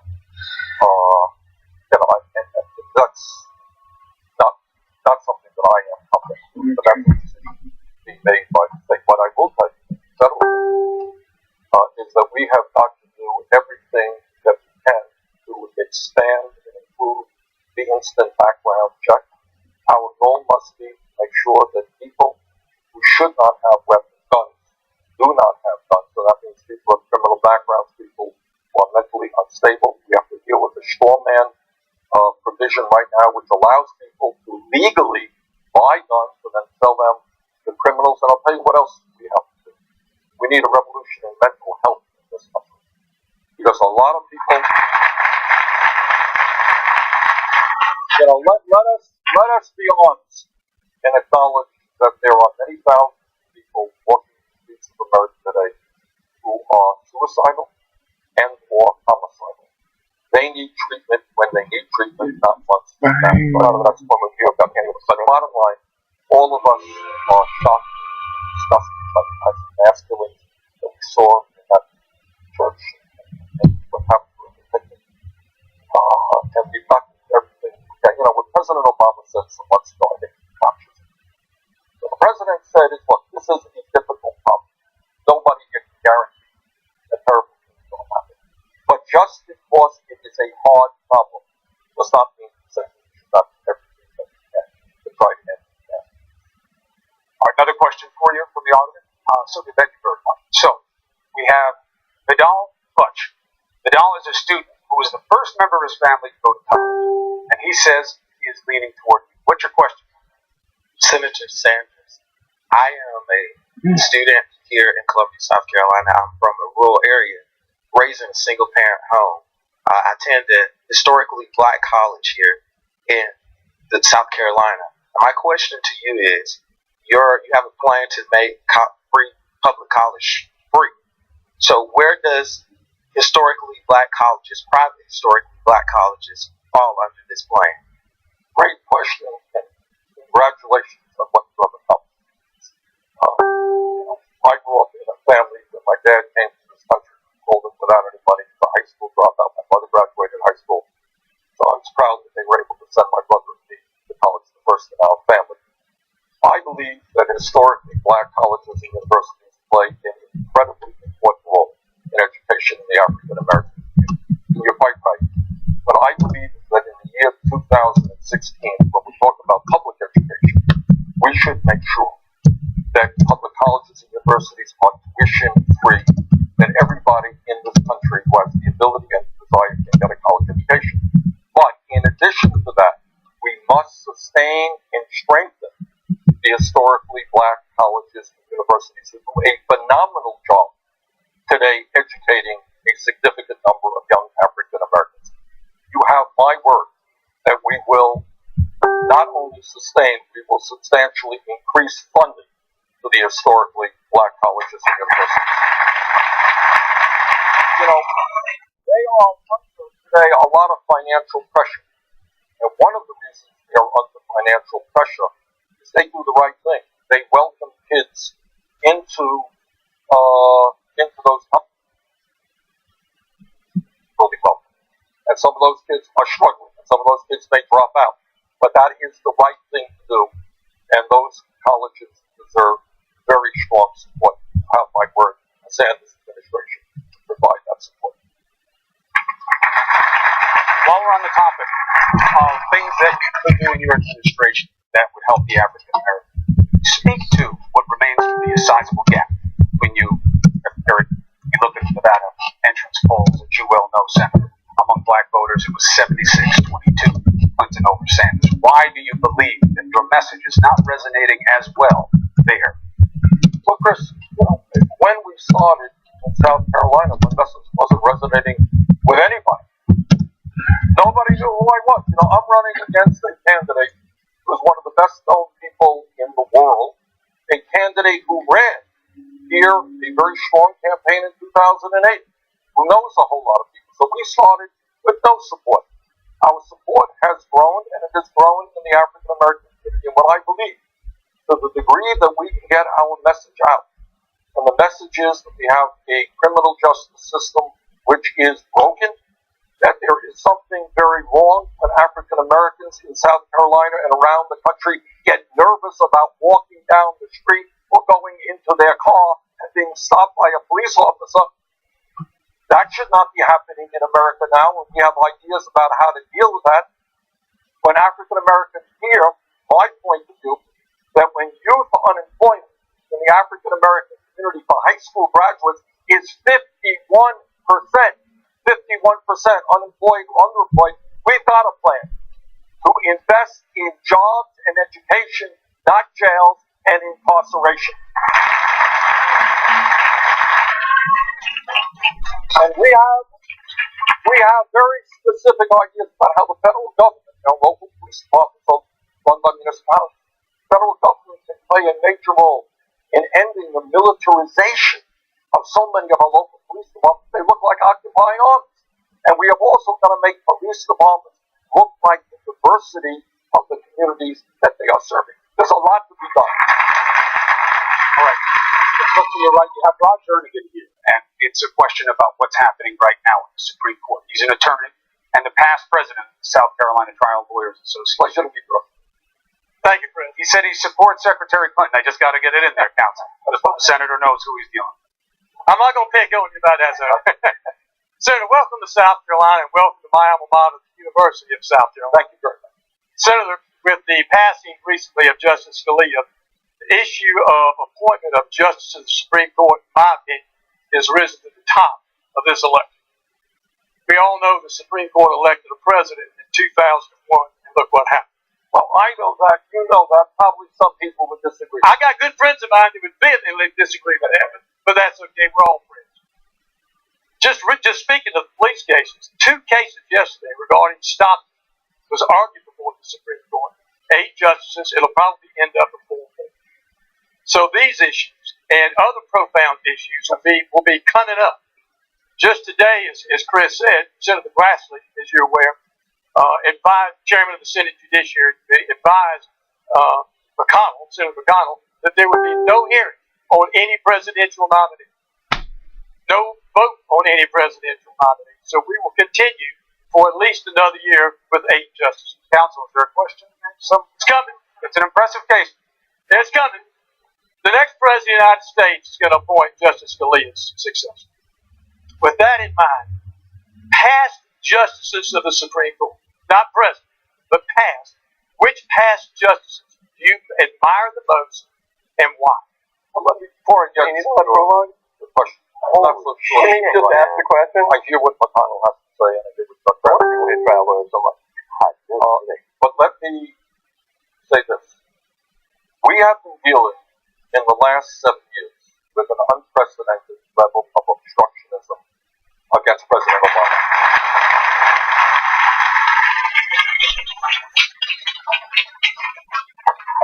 Literally, it turned out on the day that Obama was inaugurated, Republicans came together and said, what are we going to do? And what they concluded is we're going to obstruct, make it as difficult as we could to do it. Now, we have had to fight through that. I've been at the president's side time and time again, getting a stimulus bill through when we're in the midst of a horrendous recession, Affordable Care Act, etc., etc., etc. But what you are seeing today in this Supreme Court situation is nothing more than the continuous and unprecedented obstructionism that President Obama has gone through.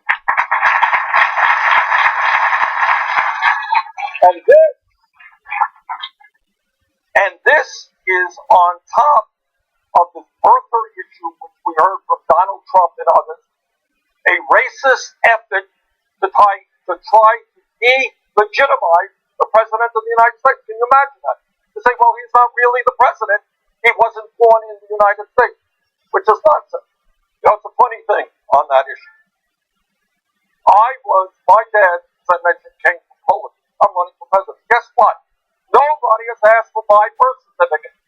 Maybe it's the color of my skin. I don't know. Senator, to answer your question, Thurgood Marshall was a damn good Supreme Court justice. All right.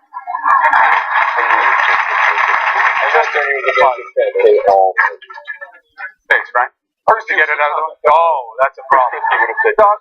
And also, Brooklyn. I was born and moved into a 3.5-room rent-controlled apartment in Brooklyn. And Senator Donald Trump, you're talking about those who had been big voices in the birth of movement. You believe that Trump was motivated by racism, as you suggest the movement as well? I don't want to, I'm not a psychoanalyst. And boy, would a psychoanalyst have an interesting time with Donald Trump. But this is what I will say. And Trump is clearly not the only person involved. There was an effort to try to delegitimize the president. Look, you can disagree with Obama all you want. But to say that the President of the United States, who won an election fair and square, who was not a legitimate president, really undermines what we are as a nation. So I think what that was, now, and I'm not going to speak to Trump, but do I think that at least in some parts of that Republican base, there is race involved? Absolutely. Another question. Clint Fleming spent 40 years in the banking industry and is now in a tax preparation company. He says he's undecided. What's your question? All right, let me work on this. The question, Senator, it appears to me that a lot of your efforts in social programs are social issues. My question, with the mood of this United States, how are you going to convince the voters you can make a difference as it relates to social issues? Free education. There's several states out there that only provide minimum education. So the question is, how are you going to, from a banker standpoint, where is the money going to come from? Okay. That's what. You know, I find it really quite funny.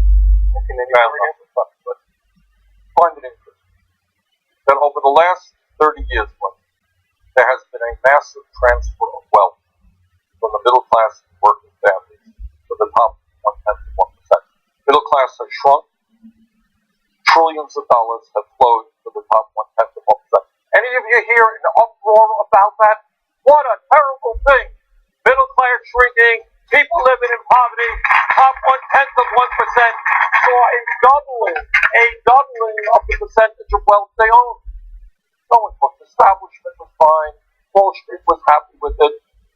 Media was happy with it. Now I'm talking about ideas like saying every kid in this country who has the ability should get a tuition-free going to a public college or university. That's the choice.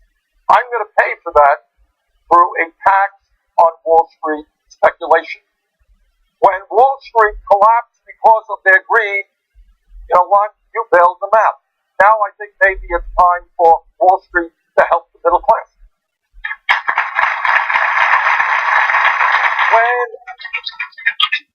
When I talk about creating 13 million jobs through $1 trillion investment in rebuilding our crumbling infrastructure, and anyone here thinks that it was just Flint, Michigan, who is in trouble, you would be mistaken. Roads, bridges, water systems, wastewater plants, rail, you name it. I'm going to pay for that by ending loopholes that allow profitable multinational corporations making billions of dollars a year profit stashing their money in the Cayman Islands and in other tax havens. And in some cases, not paying the nickel and tax. We're going to use that money to create 13 million jobs. And by the way, we are going to target those investments to the communities in America that need them the most.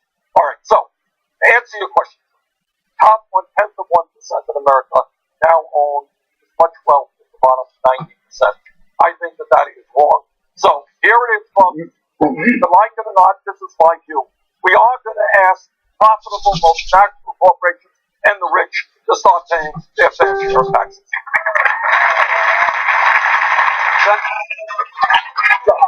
Two things. First one is, you said in Iowa, I do not represent the interests of the very wealthy. You're president of the United States. You have to represent everybody, don't you? Do you believe that there is a risk of seeming divisive? You know, you can use any word you want. Well, so here's that almost. Oh my God. You have the 20 wealthiest people in Bob's line of questioning owning more wealth than the bottom 150 million people. When you have a handful of billionaires spending hundreds of millions of dollars trying to buy elections and represent candidates and have candidates elected to represent the wealthy and the powerful. Frankly, Chris, I think we need a movement in this country, and no individual can do it alone.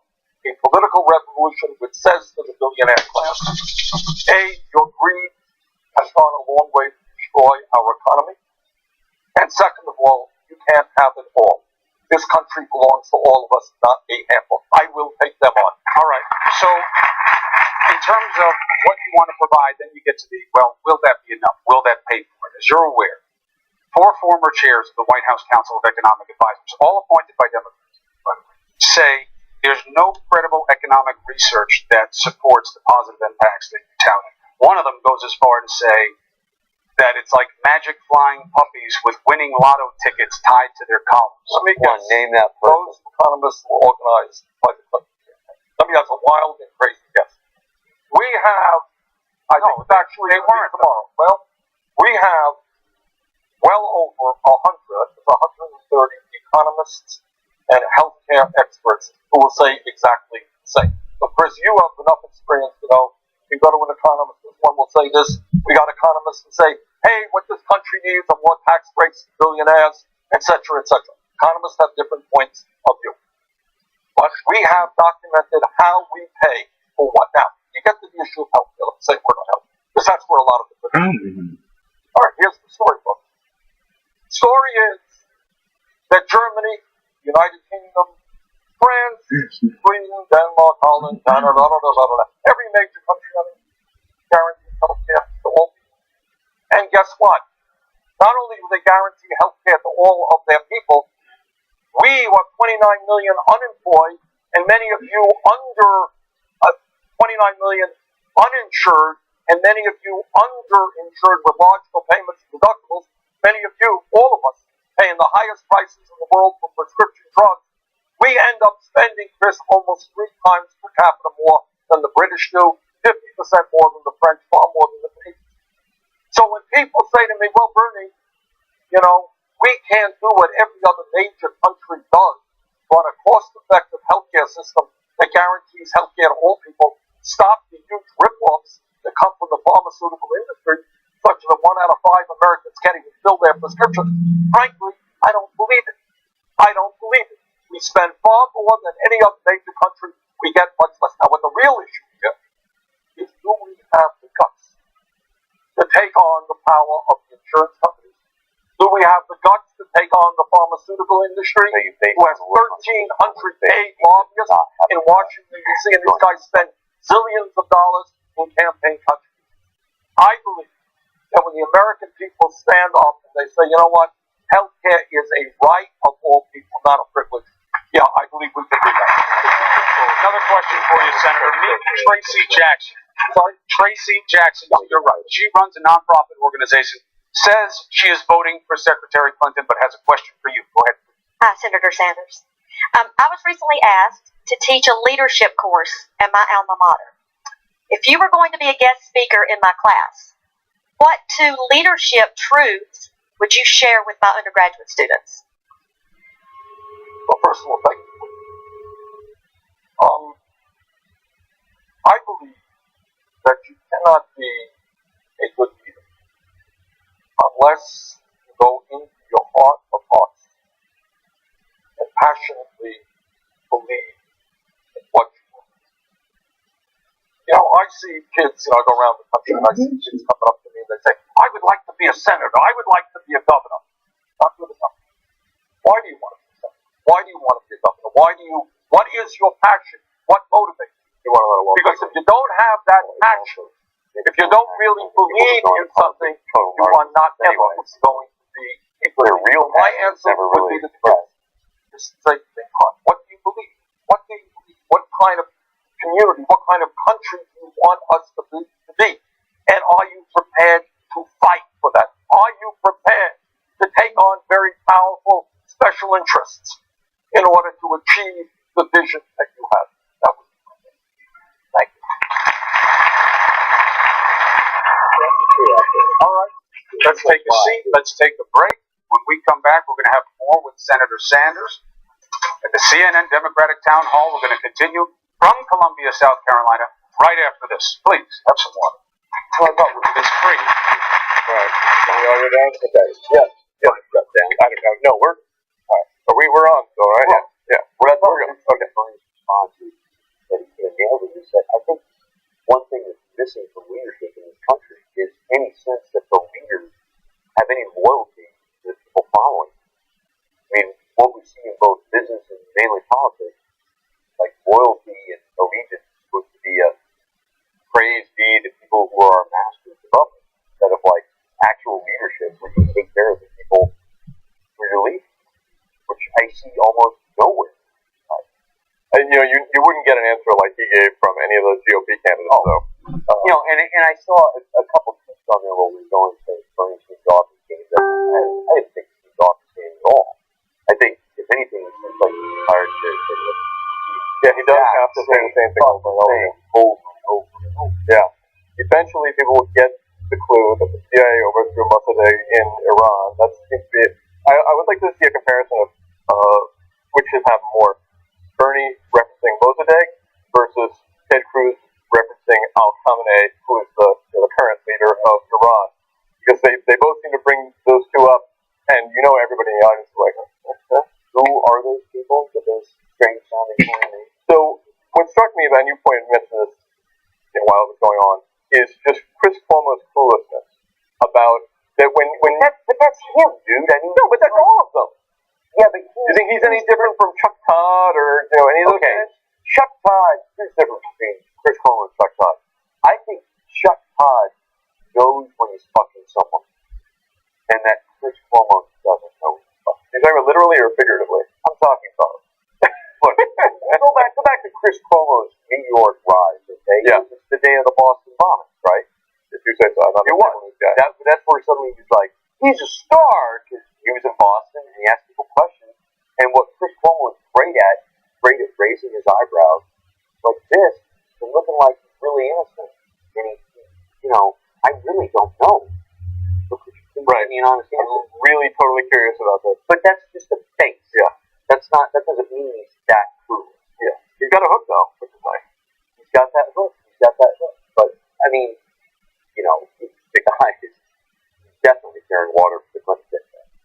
But I don't even mean it that he's biased in favor of Hillary. I get it. You're like, dude, what planet are you from that you don't realize how morbid questions are based on the reality of the world we're actually living in? Yeah, saying that if you want to tax Wall Street and major corporations that are offshoring all their money, it's not divisive. That's like, it's not fair to these guys. And Ted Cruz both say they want to go round up 12 million people and deport them. By the way, 12 million people, most of whom are working below minimum wage. But regardless, divisive. It's only divisive when it's this whole thing about the class warfare. It's only class warfare if you're. It's only class warfare if you're poor and you're tired of getting screwed over, or you're representing the poor. I know Chris Cuomo doesn't see it, but that it doesn't get through to him on some level. because everybody in the audience gets it. Even the people who are like, I'm a Hillary supporter. I could see in the audience people shaking their heads like, yeah, Bernie's absolutely right. That's true. I don't know. What do you think of the questions so far from the audience? Look, all these town hall things are stupid.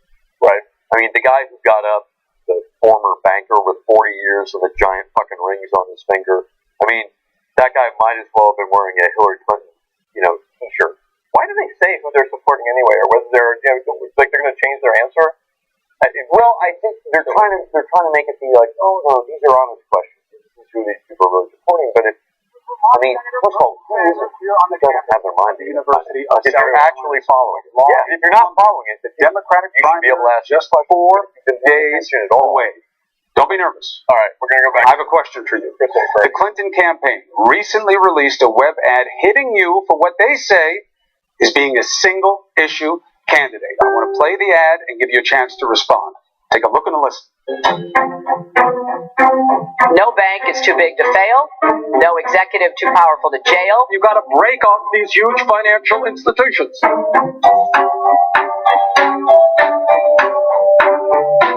Attacks on Wall Street speculation. The disastrous and illegal behavior on Wall Street. The wealthiest people, the top 1.5%. The CEOs of Wall Street companies. Pretty self-explanatory. What's your response? Are you too single-issue focused? You didn't like it? Was it a picture thing or was it a message thing? Yeah, actually, my hair was even worse. Is that what it was? At least, Hillary, at least let I comb my hair there occasionally. Single issue. Anybody here has gone to my rallies? They are the longest, most boring discussions in the history of politics. I talk for an hour and a half. Of course I talk about Wall Street, and I'll tell you something, if I may. My Secretary Clinton is a little bit nervous because people are asking, how does it happen or why does her super PAC receive millions and millions of dollars from Wall Street? What does it mean that you give speeches to a financial institution like Goldman Sachs and you got a couple of $100,000 a throw for giving that speech? So maybe they're a little bit nervous about the Wall Street issue. But when I talk, what do I talk about? I talk about a disappearing middle class. I talk about raising the minimum wage to $15 an hour. I talk about rebuilding our crumbling infrastructure. I talk about making public colleges and universities tuition free. I talk about a health care program that works for all of our people. I talk about a tax system that is fair and equitable. I talk about making certain that every woman in this country has the right to control her own body. And that we fight for pay equity for women workers. I talk about ending a disastrous trade policy. Want to talk about a difference between Secretary Clinton and me? She supported NAFTA. She supported permanent normal trade relations with China. I have led the opposition to virtually all of these disastrous trade agreements, which have cost us millions of dollars.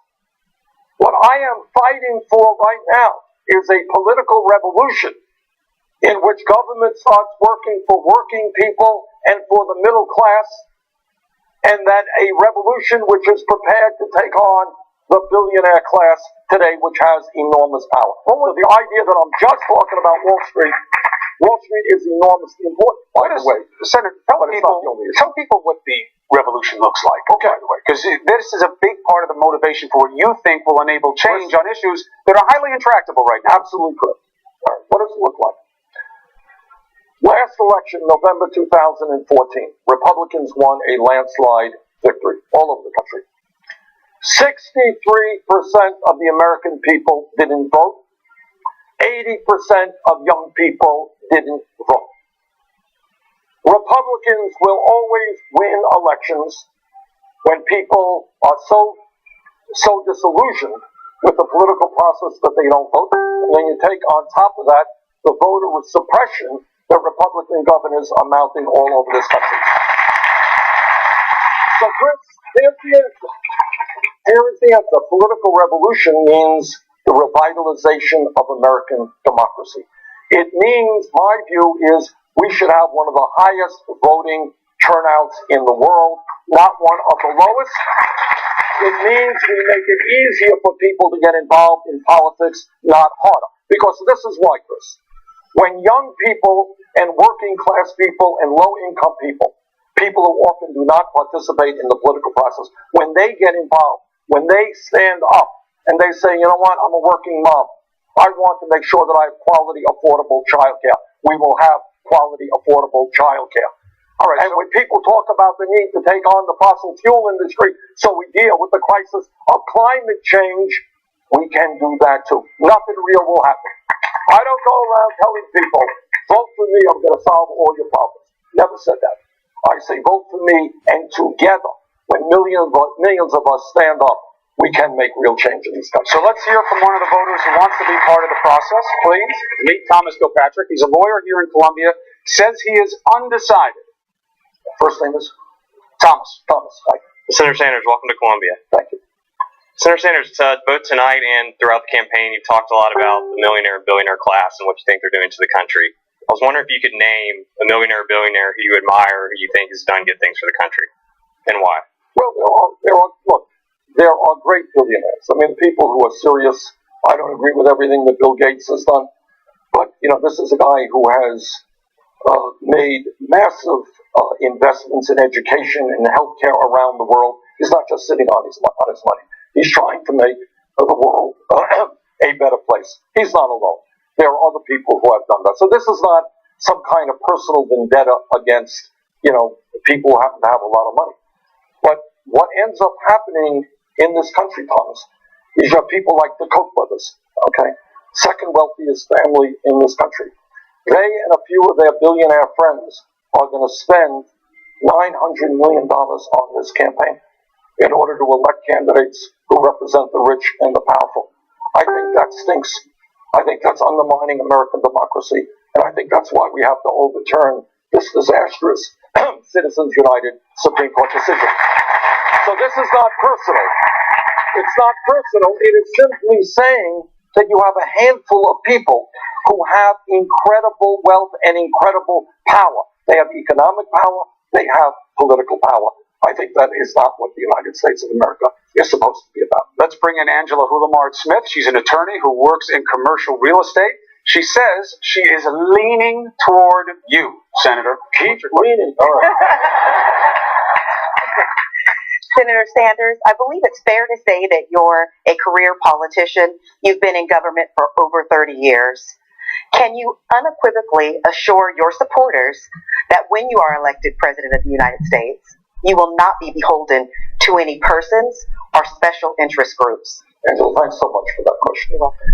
Look, when we talk about why so many people are giving up on the political process, why voter turnout is so low, people understand that we have a political system which is corrupt and it's rigged. Okay? Now, I know every politician, Democrat, Republican, whatever, who receives millions of dollars in campaign contributions, they say, oh, these contributions are not going to impact me. Then the question we ask is, why are these special interests making these contributions? Maybe they're dummies and they're just throwing their money around. I don't think so. Okay? So here's what I am enormously proud of. In this campaign, not only do I not have a super PAC, we don't have a super PAC, we don't raise money from corporate America or Wall Street or billionaires. You know what we have done, Angela? We have received 4 million individual contributions from well over 1 million people. You know what the average contribution is? $27. So, Angela, I guess I am indebted to the people who have contributed $27. Those are the people I will stand for and fight for. Thank you very much. On your left, we have Barbara Cunningham. She's a retired private sector health insurance worker. Barbara Cunningham. She says she is leaning towards supporting you on Saturday, but she has a question. Hi, Senator Sanders. I've been a lifelong Democrat, and I've always supported the Clintons, but I love what you say. I've waited my whole life for a truly liberal politician, Democratic politician with a platform like yours, including affordable health care for all. My concern is with Medicare for all. There's hundreds of thousands of middle-class jobs in the health insurance industry all across this country that could be adversely affected. Do you have a transition plan? We sure do. That would keep these jobs from being put in jeopardy if you can implement Medicare for all? Thank you for the question. I am an advocate for a Medicare for all program. But I think what we need is, rather than people billing people, spending enormous amounts of time driving doctors crazy and insurance companies, can I prescribe this drug or not? We are going to need, when we provide insurance to 29 million people who today don't have it, when we deal with the problems of high deductibles and co-payments and more people get the health care that they want and they need, we're going to have all kinds of jobs opened up in healthcare. And the first people in line should be those people who are currently in the private health insurance industry. Our goal is to make sure that when we spend a dollar, it's not on administration and bureaucracy, it is on the provision of health care to the American people. And people like you have a whole lot of experience in that area, can play a vital role in making us and allowing us to do that. Dave Sprung is on your right. He has a question. Dave Sprung. He's got a question that's highly related to the discussion you're having right now. He's a student at Furman University. He says he's undecided, leaning a little bit towards Secretary Clinton. Has a question for you. Senator Sanders, according to the CDC, cigarette smoking contributes approximately 480,000 deaths each year in the United States. This is an important issue for me, as I lost my father, a lifetime smoker, to lung cancer in 2014. My question is, if you were to be elected president, can you think of any specific reforms that you would put in place to combat this epidemic? For example, go ahead. I'm sorry. I was just going to say, for example, you could consider raising the minimum legal purchasing age of tobacco products from 18 to 21. I don't know that I go in that direction, but by the way, my dad smoked 2 or 3 packs a day. I remember like it was yesterday, waking up in the morning and coughing and coughing and coughing. He died young, and cigarettes certainly contributed to that. And we have lost God knows how many people in this country who are addicted to tobacco. What I would do, and what I think we have got to do, is take on, when I talk about the greed of corporate America, we talk about the pharmaceutical industry that makes prescription drugs unaffordable. Maybe at the top of that list actually is the tobacco industry. Do you know what they are doing, Dave? You know what they're doing right now around the world?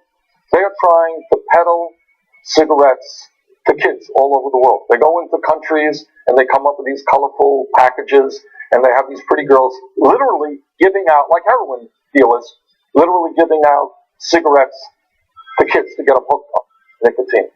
And as you indicate, this is a product that is killing people and costing our health system billions and billions of dollars.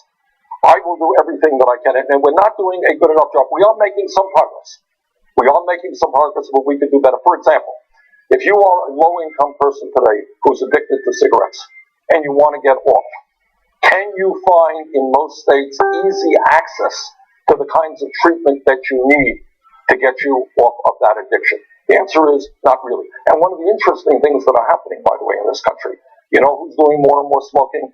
It's the low-income people. It's the working-class people who don't necessarily have as much education as others. So I think we have a major health crisis with regard to cigarettes and tobacco. We've got to take on the tobacco industry and be very clear. You cannot continue to kill the children of America. And we can do that in a number of ways. Maybe we raise cigarette taxes is one way to do it, make it unaffordable for kids to buy that product. But it is something I feel very passionate about. If I could, Chris, just one story. This gets even to a trade agreement. Let's give you an example how crazy these trade agreements are. Philip Morris, one of the large tobacco companies in the world, sued the small little country of Uruguay on a trade issue. And you know why they sued Uruguay? Because their president was an oncologist, felt very strongly about this issue, worked very hard for tobacco prevention. And Philip Morris said, "You are denying our company future profits. We want the freedom to kill the children of Uruguay, and you're taking away our freedom." That's how crazy some of these trade agreements are, which guarantee profits above human health. But that's a whole other story. But taking on the tobacco industry is something I would enjoy doing very, very much.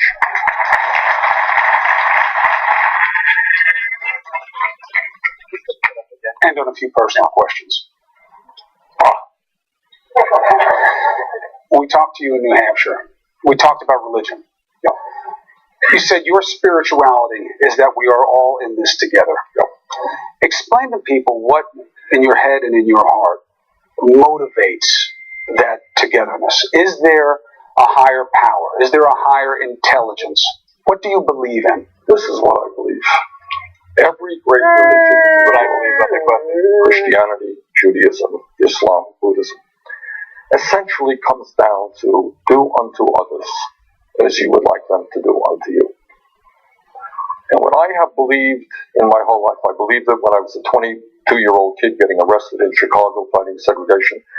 I believed it in my whole life. That we are in this together, not words. The truth is, at some level, when you hurt, when your children hurt, I hurt. And when my kids hurt, you hurt. And it's very easy to turn our backs on kids who are hungry or veterans who are sleeping out on the street. And we can develop a psyche, a psychology which says, I don't have to worry about them. All I'm going to worry about myself. I need to make another $5 billion. But I believe that what human nature is about is that everybody in this room impacts everybody else in all kinds of ways that we can't even understand. It's beyond intellect. It's a spiritual, emotional thing. So I believe that when we do the right thing, when we try to treat people with respect and dignity, when we say that that child who is hungry is my child, I think we are more human when we do that than when we say, hey, this whole world is me, I need more and more, I don't care about anybody else. That's my religion, that's what I believe in. And I think, most people around the world, whatever their religion, their color, share that belief that we are in it together as human beings. And it becomes more and more practical. If we destroy the planet because we don't deal with climate change, trust me, we are all in it together. All right? So we have got to work together, and that is what my spirituality is. So on one hand, you have the notion that nothing will leave you as hungry as the appetite for more. On the other hand, you have something that you believe in so deeply that you would rather lose this election than win and have to compromise on that thing. Is that true for you? And if it is, what matters to you so much that you would rather lose than win and compromise? That's a fair question. When you are a candidate for president, it's certainly not just me, it's Secretary Clinton, anybody else, you meet so many people, many thousands of people. We've had hundreds of thousands of people coming out to our rallies. Wonderful people, from all walks of life. And just today we were in Norfolk, and kids come up to me and say, you've given me hope, Norfolk, and you've rekindled my interest in democracy and in politics.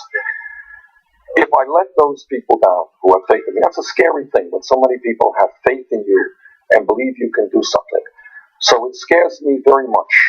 If I ever let those people down, it would be a terrible, terrible thing. So I will try to continue to do my best to run a principled campaign for standing up for the people who today don't have a lot of power. And hopefully we'll continue to have the courage to take on those who are abusing the power that they have. Senator Dissent, take 30 seconds, make your closing pitch to the people of South Carolina. 30 seconds. Look, I have known Secretary Clinton for 25 years. I respect her and I like her. In the midst of a campaign, crazy things happen. But that's the truth. I like her and I respect her. So this is not some kind of personality fight or stuff like that. We're not Republicans, after all.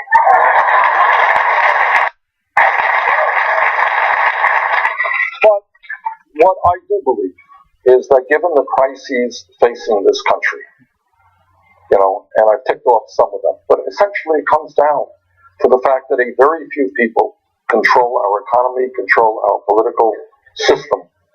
It is too late, in my view, for establishment politics and establishment economics, that we need a political revolution when millions of people come together and basically say that our government belongs to all of us, and it's got to represent all of us, not just the few on top. So with that, I would very much appreciate the support of the people of South Carolina. Next Saturday. Thank you all very much. Senator Sanders, thank you for being with us tonight. It's the same Bernie delivery, we've seen before, but these people perhaps haven't seen it before. I thought he was a little stronger in the second half of his performance. There was a little bit that he started off like, I've been doing this for a while, I'm kind of tired of it, but then he seemed to hit his stride. I thought he did relatively well with some of the questions. Some of the questions were legitimate, like, hey, you're talking about a political revolution. What does that mean? And because that's one thing I haven't really heard from him. Saying, okay, it means this and this and that, because that really goes into, or feeds into the question of, can you achieve the things that you say you want to achieve? And he came out and said, listen, I'm not coming up here and saying, I promise I'm going to give you this, this, and this. I'm saying, elect me and we will develop a groundswell to force change. And it doesn't end on election day. And I like that to him because I think all right, everybody. Well, that was fun. That was really fun. I thought Bernie gave fantastic answers. I know. They actually had some decent questions from people who weren't just Hillary plants. So that was nice. Thank you, everybody who joined us. I've got a special treat for you, those of you who stayed with us. More than 50 of you still here. Thank you for being here. Letting us grab some screenshots of your thoughts, your quotes, your statements about what was going on. We push those out on Twitter. That's what we do when we do these meta debates, is we grab screenshots. Really, that we blast the eardrums, folks. Apologies. That's what we do. And we'll see you tomorrow. We've got some interesting news going on, some cool stuff. We've got Disability TV happening at 7 p.m. Eastern tomorrow. And I'll just put up the board for that. Join us tomorrow for that. That's going to be really awesome. They have a special guest, and it's going to be really cool. This is going to be a regular series. Denise Silva is one of the volunteers at Bernie 2016 TV put this together, and we'll talk more about that tomorrow a little bit. And that's, like I said, live at 7 p.m. Eastern. Right after that, immediately after that, we have a Bernie rally that is being brought to us by Sherry Forrester. Sherry's been out of touch for a while, had to do some things, boots on the ground work, take care of some other stuff in life. But she was one of our original reporters. Sherry is in Tulsa, Oklahoma. She will be streaming for us the rally, whatever's going on out there. That she's, I don't even know the full details. But join us tomorrow for that. Back-to-back events, the Disability TV, and then the Tulsa stream. Tomorrow, newsroom at 9 a.m. my time, noon Eastern, and we'll talk about all sorts of stuff happening in the news. I'm going to end with this. This was dropped in the music video room by one of the wonderful volunteers at Bernie 2016 TV. And they're like, what am I having for dinner? We've got some cool announcements. We created a new channel, and the newsroom's going to be moving to that channel. It's really going to open up some doors for us. We're going to talk about that. But we're going to end with this tune. It's called Introducing Niels by Introducing Niels. It's got a lot of views. It was released November 5th, 2014. It's really cool. Looks like it has a. I haven't even watched the whole thing. I got some really just dropping in here. Definitely sends a message about prisons, private prison industry. Again, haven't watched the whole thing, and I'm running it at the end because I don't really know what it will do to the. It may shut down the stream, so we'll find out. It should just monetize, I would think. But if you've seen it before, I guess maybe I'm old. Otherwise, thank you for being here with me. We'll see you guys tomorrow. And for the newsroom, for the Bernie message, we did Introducing Niels. The system. The people who have billions of dollars. They all act the same. But it's almost that is their modus operandi by the president. They can buy the policy or your corporation and offshore slowly rise on shut stakes. Daily and up in the shut chain shit choosing. Bottles in the kids like gold chips and plenty in my wrist to get branded. Murray shot skin and I'm on with a handprint. In the biometric tracking this man did. Tories bring us toward the again. Another prisoner was making a man. Cell doors open. Everyone exits themselves in the air for motion. When one of us goes into the garden, smoke because I smoke in joy, a pleasant notion. In a cool Titanium stars become long. Gravity shackles engaged, the twin within reception. My legs, shuffle up the med board. When a med boy is hard at work with their record. Sedate the inmates and make peace. Ain't straight seat the crazy, but they see. Let's calibrate the states need. They do it just whenever they please. You gotta follow every law under the letter. Find yourself in prison sitting with men working through a bed. A new privacy application is making waves in the news again after another wave of arrests have brought down at least 35 people in 6 states related to online privacy and neutrality. So, convicts who protest system devoid of all confident mind. Speaking out against the chair with a promise. This speech is a crime defined by the law now. Draw down speech incarcerate long now. You are now waiting to pay your freedom. That's just the way it is playing demons. Fellow citizens up on the streets, the ones they swear protect from police. I now bring the battle for the time to beat. Anyone who doesn't conform to the norm established by the purpose of a government born on the document drafted and should survive. Stand and destroy our rights to rival because the grand battle to stop it. It was so ugly in the bottom days of all this represented until the battle began with evidence. Somebody became true. Every moment to the piece of the loop. Piece of all the people at the bottom, they got nothing to do except watch. Will you give your transcription? That's what you say. So the others give, then I'll give. He said he doesn't have the bank. We find in these speeches that he did give the money. We'll gladly give his transcripts. So, please release these transcripts and have the combination. Sure, if everybody does it, then that includes the Republicans, because they have made a lot of speeches. But look, what is this about? This is about whether I have the best plan for the rest of them, whether I have a record that already demonstrates my willingness to take on long-term financial individuals. And there's no time. It wasn't always like this. For the 08 crash, I have done it since in this campaign. I have been absolutely clear. And a lot of people have said I have the most comprehensive, effective, comprehensive plan to make sure that Wall Street never resonates with again. I've also said I would like to rule that President Obama achieved in the Dodd-Frank regulation. That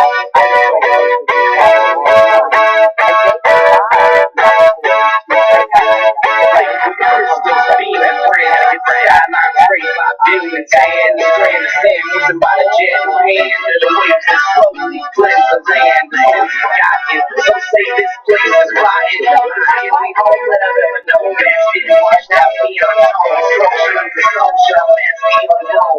Rap like the trees, pretty deeply edged by walls. Recent graffiti, plots of land with the palm trees. Next to the alleyways, the DJ, attracted screens. The rain was disturbed by trucks. City tunnel, abstract, destiny into the air. I think it's living the freedom, cholesterol, with the drags and let's go. Seek fortunes and astro. Most 5G is sick for that nest of the rest process the echo.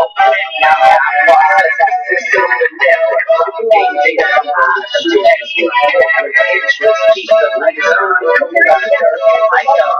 It's another balmy evening in San Sequestro, 78 degrees with another light drizzle expected early tomorrow morning. In business news, the 5 major telecom carriers have successfully petitioned for their merger, electing to go under the name The Syndicate. The CEO of the newly formed entity, Nice Guyman, has personally ensured his company's pledge to unregulated and unrestricted internet, even though his company now has an effective monopoly, controlling over 85% of wired and wireless communications in the country. One can only hope the hard-fought battle for this merger, which required extensive lobbying by multiple communications and special interest groups, will not adversely affect the average consumer in pricing and usage. Here's Brandon with sports. But this is like our paradise. There's an underground and we found it all right. Crypto graphics, ciphers, Wild West, keeping the closet of information. Unobstructed amongst complications. Swapping the source code data method. Big all trade extra protected. While this city sleeps with the bed. Every bit of these bits that we said. I'm the 9 hosting The CT and the code 9. Reassemble. Shot back through our data temple. That fate is not coming in here. Sequestro, spear. Program. All the people who are there now. We're here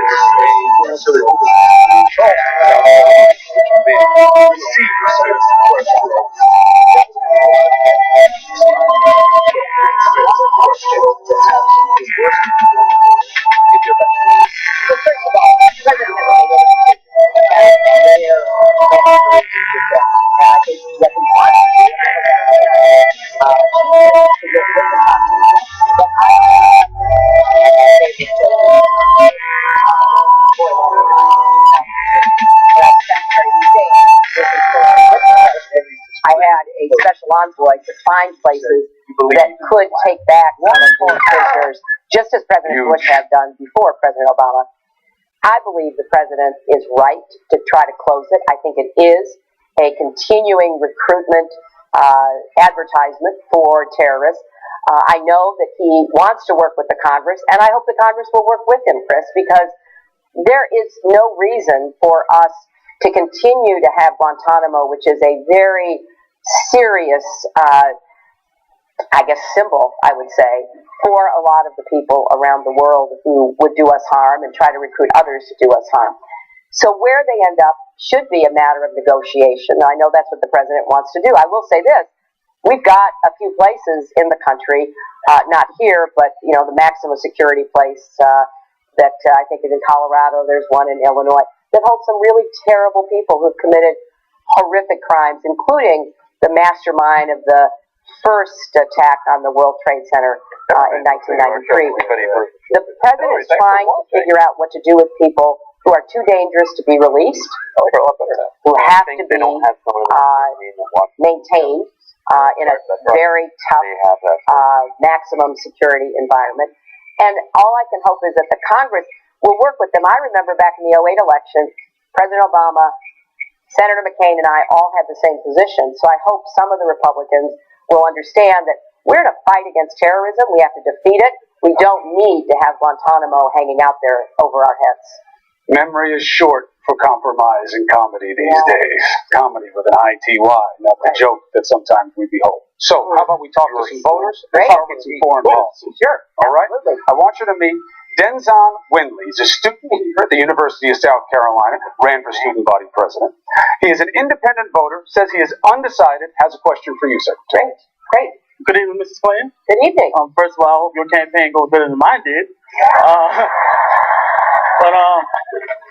Well, do not give up.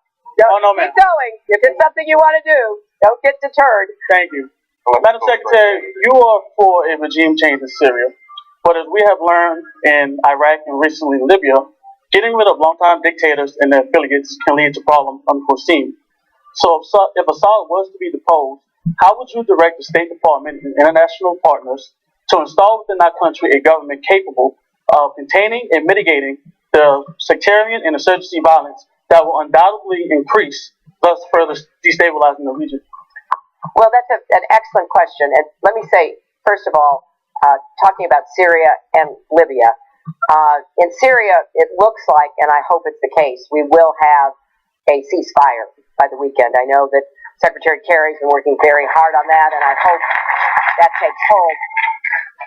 Because we need to turn the attention of everyone in Syria to defeating the terrorists. And we've got to stop the ongoing bombing that Russia has carried out in support of the Assad regime against the Syrians themselves who are trying to, wage a civil war against Assad. So I'm hoping that that happens because we do have some work to do, and I would like it to be work that, number one, has safe havens for people in Syria. Number two, begins a political dialogue, which was your question. How do you create some kind of outcome that will have a more stable future? Who do you get at the table? I worked on that when I was Secretary of State. I know Secretary Kerry continues that work. And the Russians and the Iranians are the two biggest supporters of the Assad regime. So they have to be part of any kind of ongoing political diplomatic effort. Libya is a little different. Libya actually held elections. They elected moderates. They have tried to piece together a government against a lot of really serious challenges internally coming from the outside with terrorist groups and other bad actors. They're working to try to unify the different factions inside Libya so that they can take united action against the terrorists and try to get the east and the west of the country working together.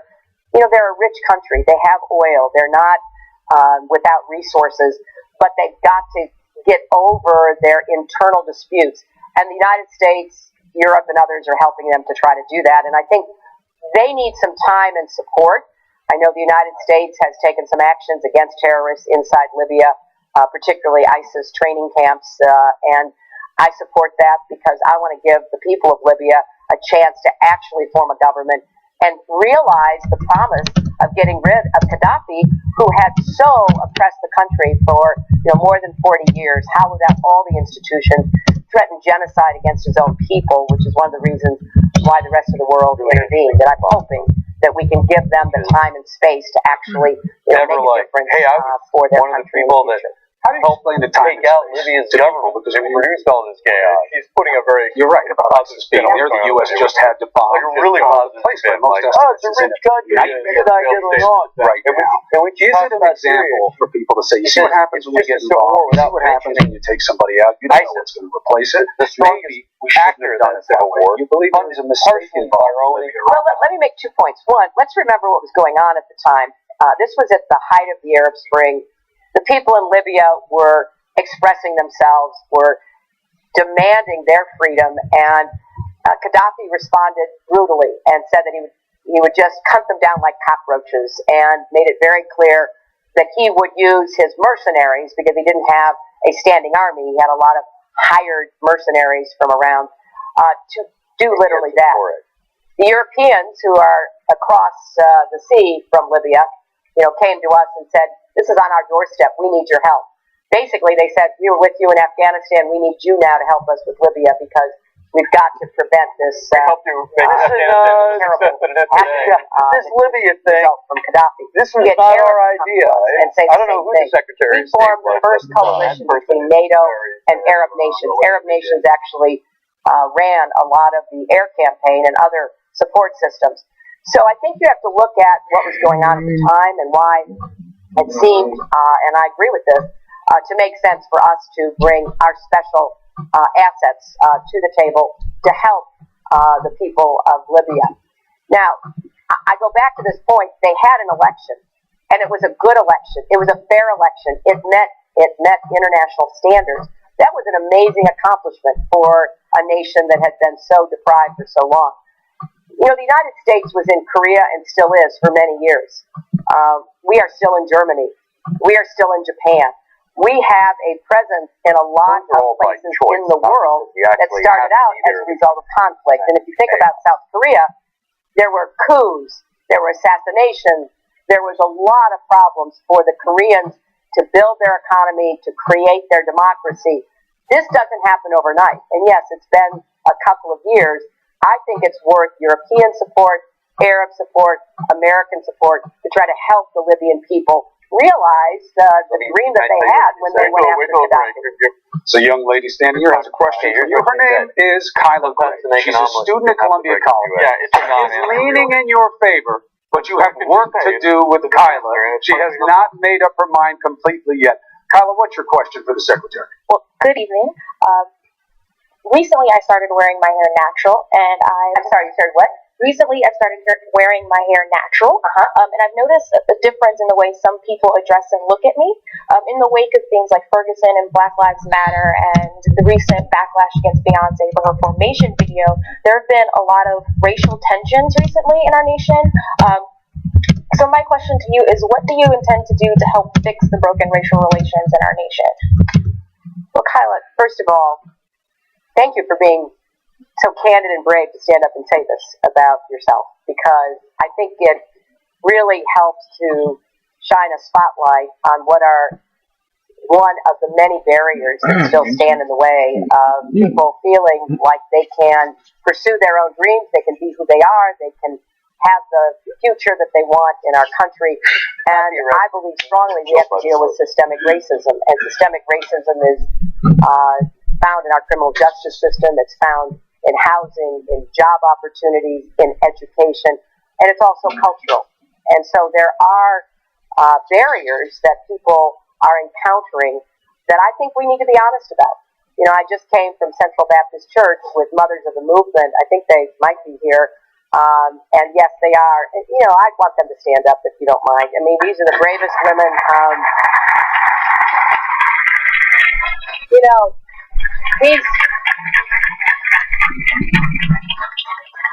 these five women have lost children to police actions and to random, senseless gun violence. And there's no doubt that in each case, as they said at the church earlier, there is a racial component to it. A young black teenager, 17 years old, playing the music in his car too loud with a bunch of his friends, and a white guy comes up and tells him to turn the music down. They exchange words. The man pulls out his gun and kills him. So we have serious challenges, and I think it's important for people, and particularly for white people, to be honest about those, and to recognize that our experiences may not equip us to understand what a lot of our African American fellow citizens go through every single day. So for me, when I talk about breaking down all the barriers that stand in the way of people's ambitions and dreams, racism, along with economic issues, educational issues, and all the rest, have to be addressed. Otherwise, you know, we are never going to be the nation we should be. We're never going to overcome our legacy. You know, dating back to slavery, segregation, Jim Crow, it is still, unfortunately, alive and well. And you've got places in this state where an African American baby has a higher rate of dying than you have in a lot of other places. The infant mortality rate can be compared to some third world poor countries. You know, in this state, your governor and legislature wouldn't extend Medicaid, and so people can't get the health care that they deserve to have. So I think there are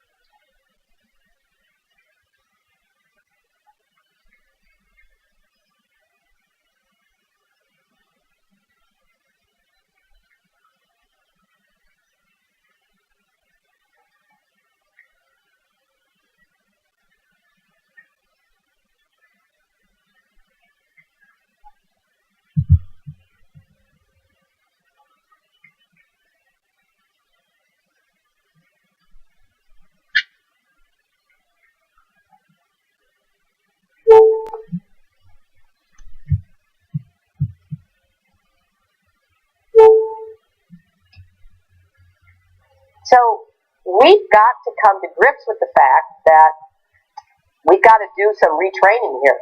We've got to do some work to make sure that our police are understanding how best to deal with situations where somebody's not armed, somebody's sitting on a park bench, and he ends up dead. You know, so there is work to be done, and I think the right response is let's respect the police, let's be sure that we hold up those who are doing the right thing and protecting us, and let's try to help more police follow that example, and then let's hold police behavior accountable so that there's an incentive for people to change how they are doing police practices. And you know, President Obama had a policing commission, and you know, I embrace all of their recommendations, and as president, you know, I would try to work with the police and work with the community and work with victims of violence, getting everybody together, because what we want to do is stop this from happening again. We want to save lives. We want to prevent any other mother from going through what these mothers have gone through, and that would be my goal as president. I have another one. Okay. Sally Horn. The left. She's a student, part-time law clerk, says she's undecided, has a question. Go ahead. Hi. Welcome to the Palmetto State. Thank you. I am from Rock Hill, South Carolina, and I had the privilege and delight of attending Agnes Scott College in Decatur, Georgia, a women's college. We share that, and I was wondering if you could elaborate on how attending a women's college prepared you for the specific challenge of running for president, especially when it's often challenging when people don't recognize women's issues as significant or women themselves as significant.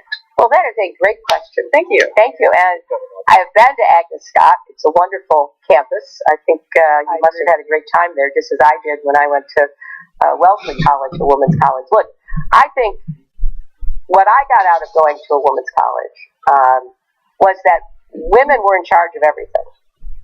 You know, that's just a fact.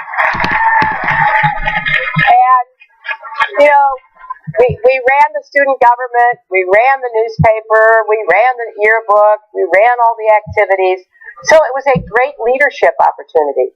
And, you know, I know that you can find that in many different settings, but for me, it really helped to give me the confidence and the understanding of what leadership meant. It put me in some challenging positions to negotiate issues that I learned a lot from.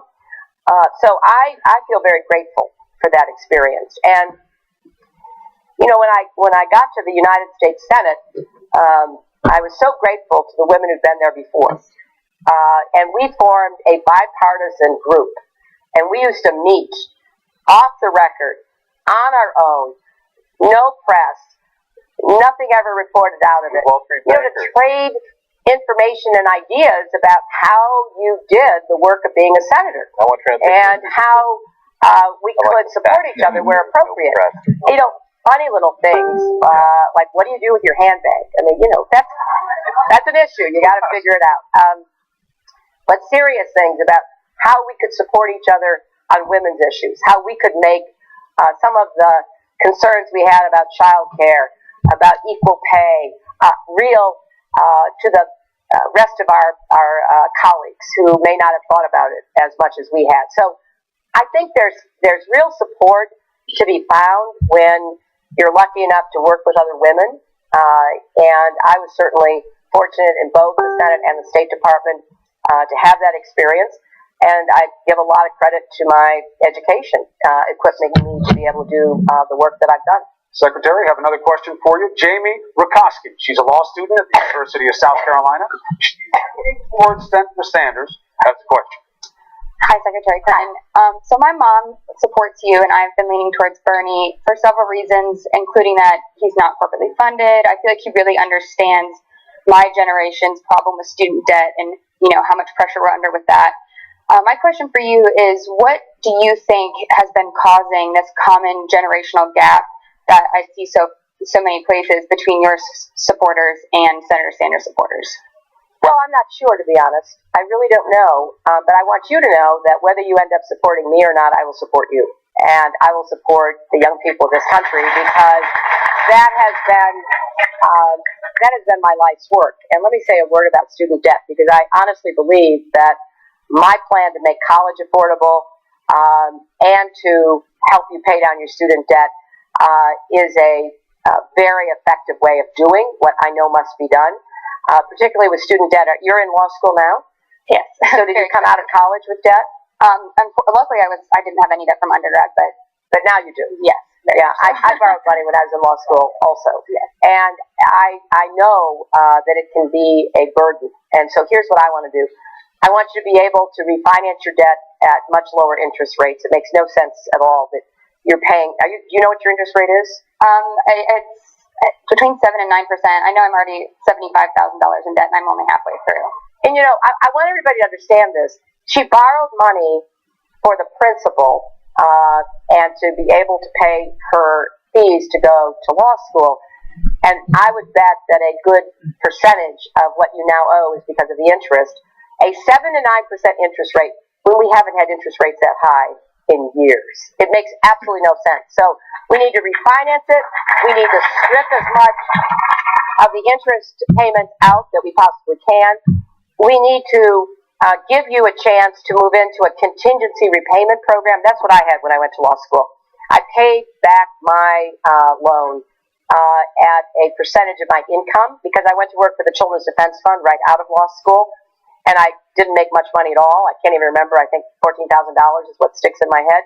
But I paid it back as a percent of my income. So I could go to work and do the work that I love doing. It brought me here to South Carolina to do a project to get kids out of adult jails. And I really am grateful for that.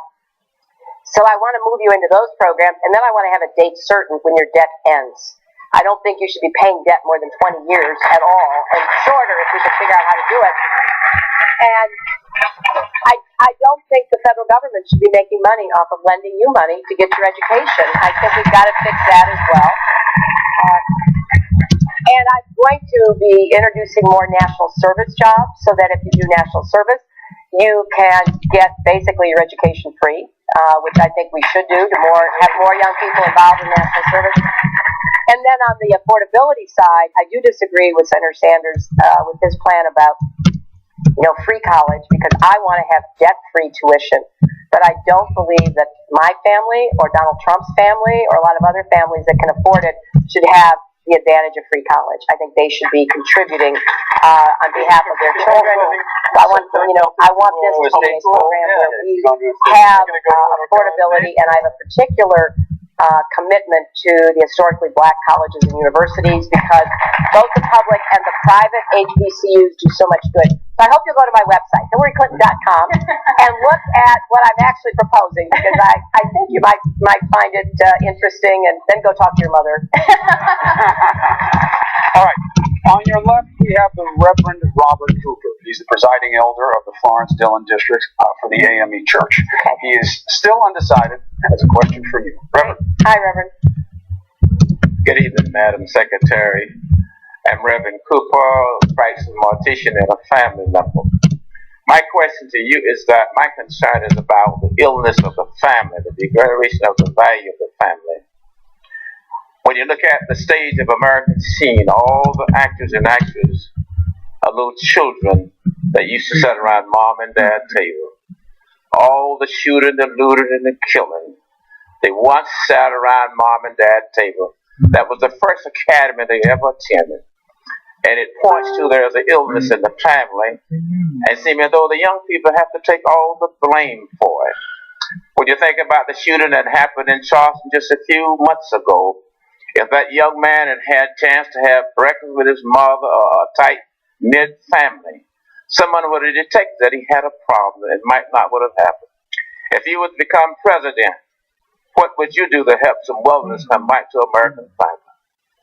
Reverend, I think your question is an incredibly important one, because strong families are at the core of a strong society, a strong America. And the family is the first introduction any child has to how to behave in society, what's expected, what the values should be. So we do have to do more to help lift up families and support families. And a lot of families are under tremendous economic stress right now. And a lot of families just are trying to keep body and soul together, trying to make enough money to keep food on the table and a roof over the head. And the working hours that are demanded by so many employers make it difficult for a lot of families, particularly headed by single mothers, to be able to spend the time that you would want, and I would, of course, want to see families spend together. So I think it's both an economic issue as well as a sort of personal issue. On the economic front, let's raise that minimum wage. Let's get more income into the pockets of those women who are minimum wage workers. Let's get equal pay so that people who are working hard are given the dignity, the respect, and the income they deserve. Let's get incomes rising again. Let's get more good jobs for more people. Something that would help the family feel that they weren't on such rocky terrain and not sure where the next step would be. And also, let's do more to help support families as they raise their children.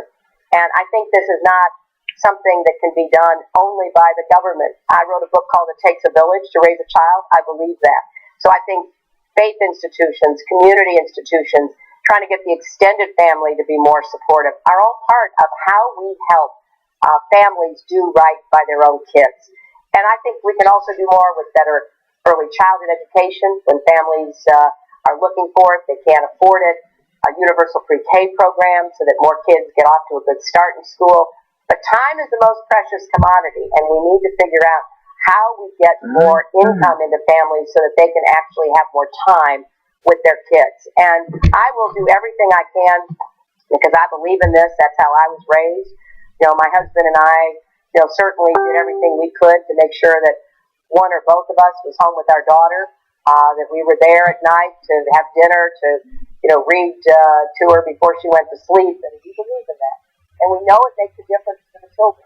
So what we want to do is help more families have the support they need, which many of them don't have right now, to be able to do more to get their own kids off to a good start. And I think that would be a great way to help families and to help our country get stronger. Thank you, Secretary. Speaking of time, fortunately we have more time tonight, but we do have to take a break. Good. Let's take a break, Chris. Break right now. We come back. We do have more of your questions. All right, we're taking a break also. So we'll be back in a little bit with our surprise guest has arrived. Surprise guest! Yeah, Here he is! Who could it be? All right, so we're gonna get situated, and when they come back, we'll come back too.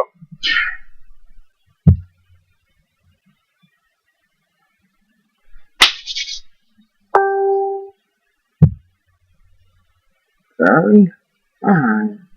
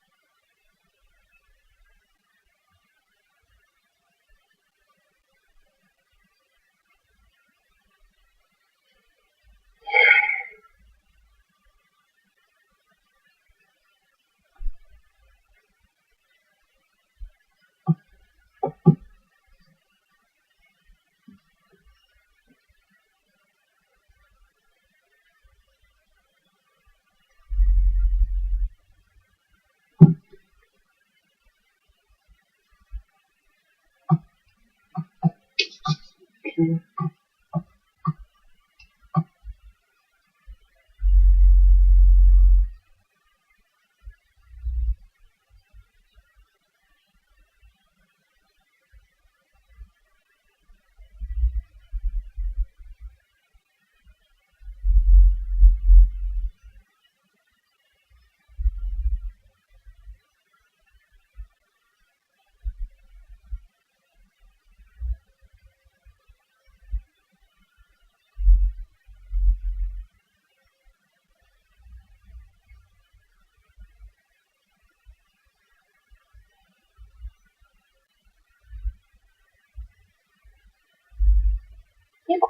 How can you be this bad at it?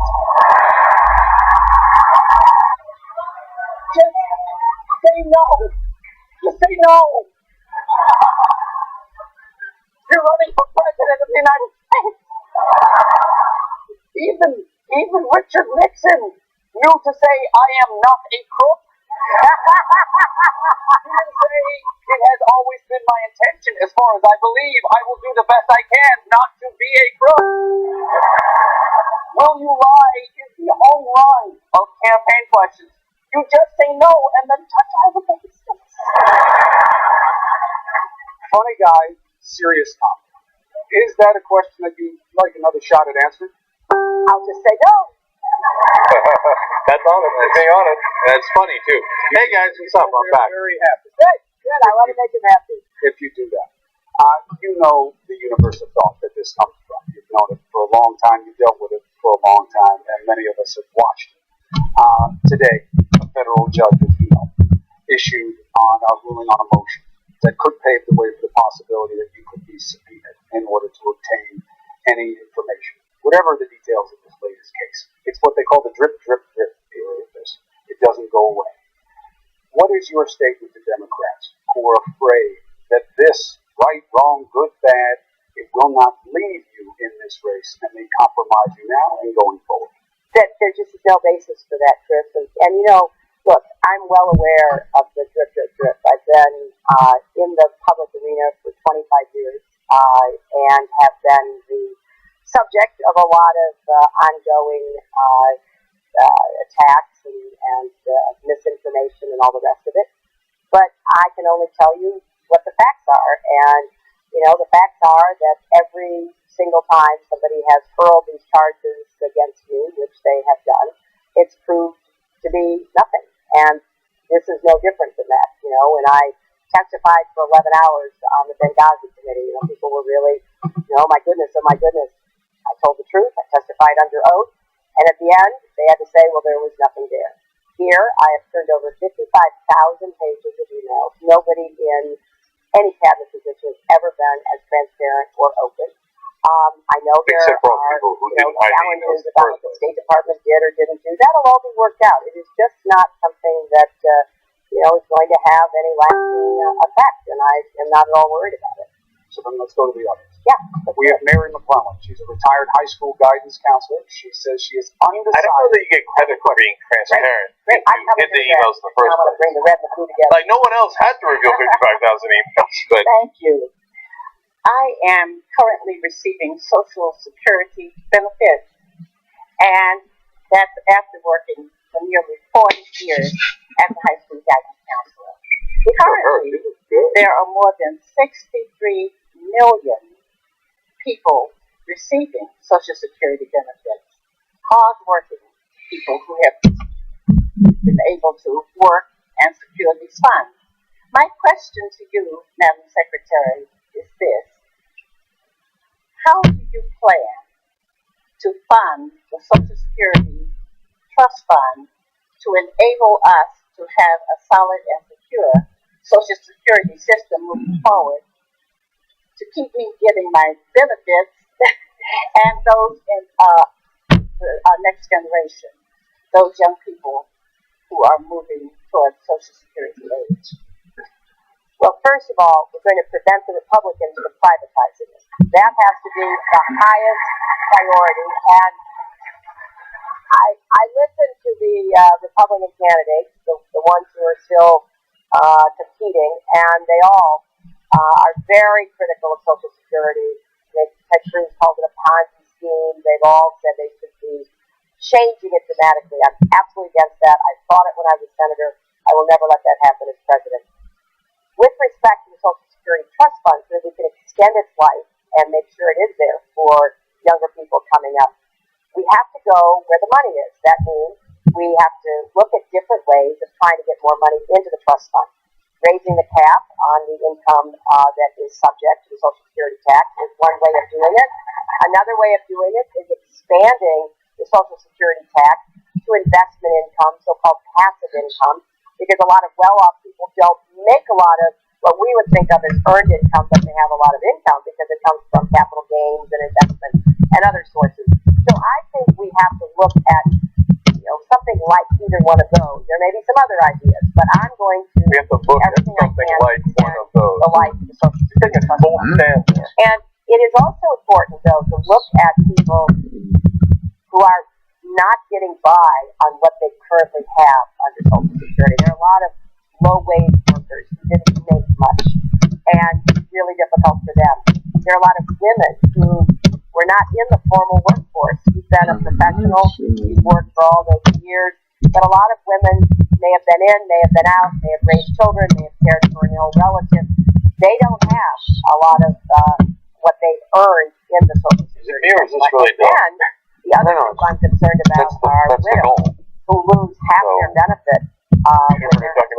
So I want to prevent it from being privatized. I want to extend the Social Security Trust Fund, and I want to figure out how we up the benefits for people who are literally just barely hanging on. And that's the interesting part. I mentioned the ones that I'm looking at. Did you mention that before? But we're going to make sure that but very we extend it, and it will be there on that so that young people have the Progressive same Change kind Campaign of Committee kept pushing her to be on the side of increasing Social Security.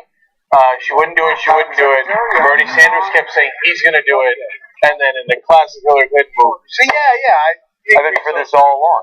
I've been thinking about this for years. My target. So people say don't attack Hillary, but I have to give you that context. That's what happened. More instructional days than required by law.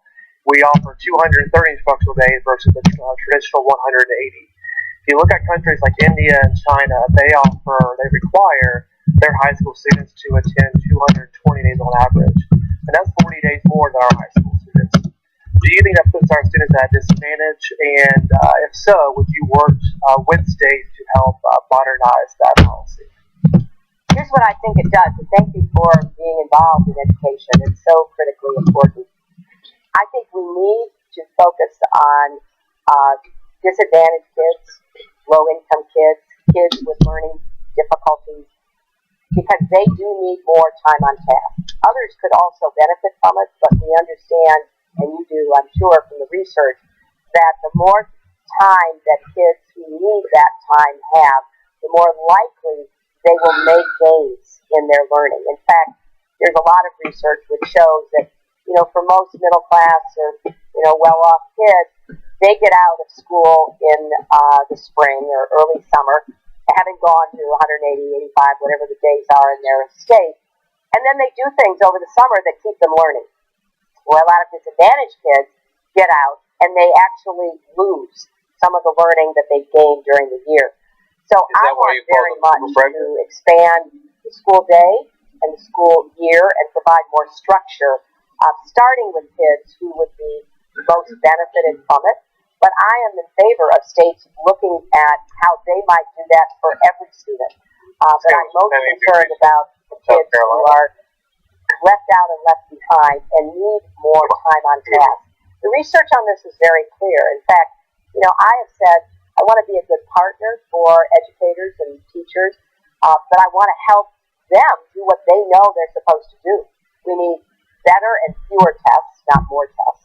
We need more support in the classroom because a lot of kids come with needs, and as the Reverend was saying, a lot of kids who have challenges at home, the school is the only place other than the family where they might get some additional assistance. Really solid so we need to look at this from a broader perspective. And you're right, more days, more hours, actually does. And doing a good job with that, but boy, it is really dull. No, she's been great at it the whole time. Yeah, she looks like sometimes I say she raised her voice. No raising the voice here. Very calm, reassuring. Oh wow! Oh, she's done a masterful. What makes me very happy. Oh, wow, great. I'm not going to recite a poem. So the world was astonished at the generosity of the forgiving statements made by family members of whose family were killed in the Charleston massacre at Emmanuel Church, and just 2 days after it did the bond hearing, and you know it helped our city heal. You were there, you saw that. Led to a Nobel Peace Prize nomination, which is extraordinary. And yes, and you know, one of the things I want to ask you is, why do you think that forgiveness is so rarely an action that we take, especially in terms of violent conflict? And you know, how could you, as president, harness the power of forgiveness in terms of helping heal all the division in our own country? And it's good. It's good that they get a curveball every once in a while. It's a great question. You know, I could not be standing here if I had not been forgiven many times, and if I had not been able to forgive myself those who I thought had in some way disappointed or wronged me. So I, as a person of faith, believe profoundly in the power of forgiveness. And we need to do more to try to take that value. What, she's a person of faith? The best example I know of it in modern times that she had to is the reconciliation process in South Africa. You know, I was very fortunate to spend quite a bit of time with Nelson Mandela. I know Bishop Tutu. I know others who were part of that process. It was just an astonishing leap of faith to bring together those who have been oppressed. This could be a trap. The questioner didn't mean it as such. That if she were to say, yeah, maybe we should be more forgiving of terrorists or shooters. But the San Bernardino killers, we'd be more forgiving of them. Then she's posed in the general election. Well, that's why when she was asking the question, you could see in her eyes, there's no forgiveness here. It's an international act. Was to me a stunning example of what is possible. I think there's a lot that we could do in this country if we could figure out how to harness those feelings. And remember, harness them and use them only for white. So much anger and fear and bitterness. Some of it's being played out in our political system right now. The kind of language that's being used, violent images, threats against people. It is deeply troubling to me because we have to try to unite our country, not divide it, if we're going to deal with a lot of the challenges that we face. So I would very much consider if there were a formal way, and if not, what we could do to talk more about forgiveness and reconciliation, to try to begin bringing people together from different backgrounds, obviously different races, different ethnicities, and every other of the wonderful that makes up our country, so that people can begin once again kind of see themselves in others. Listen, we need to get everyone in the same room. We're all going to work together. Saying, walking, in someone else's shoes, because I think that's essential to sort of nurture the ground out of which forgiveness and reconciliation and unity could come. I think it's one of our biggest challenges, and I hope we find ways to try to address it. And I will certainly give it as much thought as I can, and try as president to think of ways to lead that. How about forgiving all the African Americans we put in jail for low-level drug abuse? Being able to see yourself and somebody else who may appear as an opponent. You said recently when you were reminiscing about the significance of Justice Scalia, you said, it's so beautiful that Nino Scalia had Ruth Bader Ginsburg, that even though they were so ideologically or philosophically looking at it from a legal perspective, different opponents, they were still very close friends. And it made me wonder, who do you consider your Scalia? This person on the other side of the aisle that you have real disagreements with, But you consider a threat. Whoever she says. You know, I thought a lot about that, Chris, because of the Scalia example.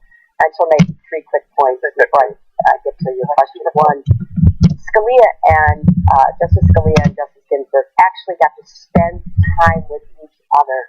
They got to know each other as people, and it wasn't just showing up, doing the work, and leaving.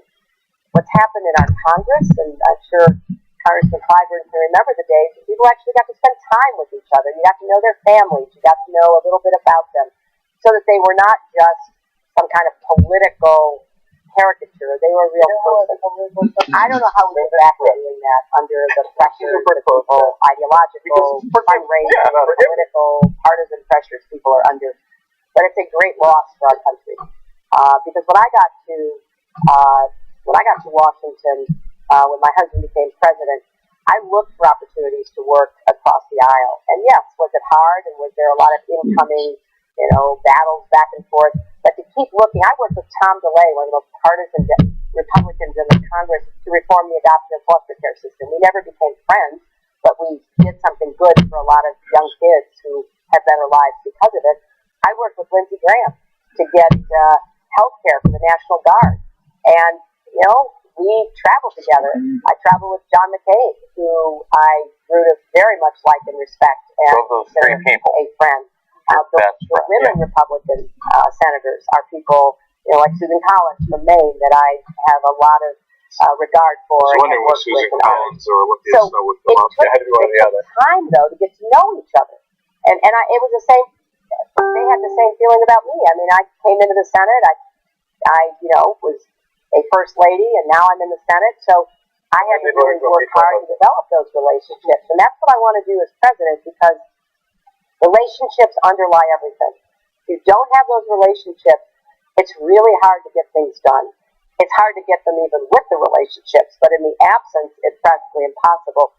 And I want to do what I can to try to find that. Now, there will be people who are not interested at all. Like, if I'm friends with them, they'll go, a critical mass of members of Congress who actually do want to get something done, and who would be interested in, kind of getting to know one another and getting to know me as president. So they weren't dead, but they had a problem. Yeah. No, Lindsey Graham. Right, but delay from she didn't say Lindsey Graham was a friend. I got to know She said they traveled once together, and they got to build paths. Maybe to come. Well, I hope so. I would love that to get things done. It would be great. So you've got a big date coming up here in South Carolina. Take 30 seconds, please. Sanders had the same amount of time, and make a final pitch to the people here tonight. Well, first of all, I'm thrilled to be here campaigning toward the primary on Saturday. As I said, the first time I came to South Carolina was as a young lawyer with the Children's Defense Fund. I've been back many times since.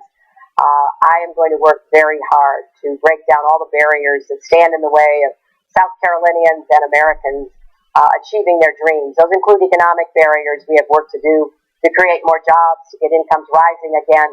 I want to go after manufacturing and infrastructure and clean energy, and yes, raise the minimum wage and get equal pay for women's work. I want to make sure we defend the Affordable Care Act, one of President Obama's great accomplishments and a historic achievement for our country, and make sure that we extend it. And I'm going to figure out some way that we extend Medicaid in states like South Carolina to take care of the people who deserve to have health care. And yes, I'm going to work on education. I want to start with early childhood education. I want to support families. They are their child's first schools. Parents are their child's first teachers. So we have work to do. But mostly I want you to know that it would be an incredible privilege and honor to have the opportunity to represent this country at such a consequential time. The next president will face challenges here at home and challenges around the world. You will be voting on Saturday for a president and a commander-in-chief. I feel that I am ready, I am willing, and I will serve you with the utmost of my ability and commitment to making this country all it should be for everyone who's in it. Thank you very much.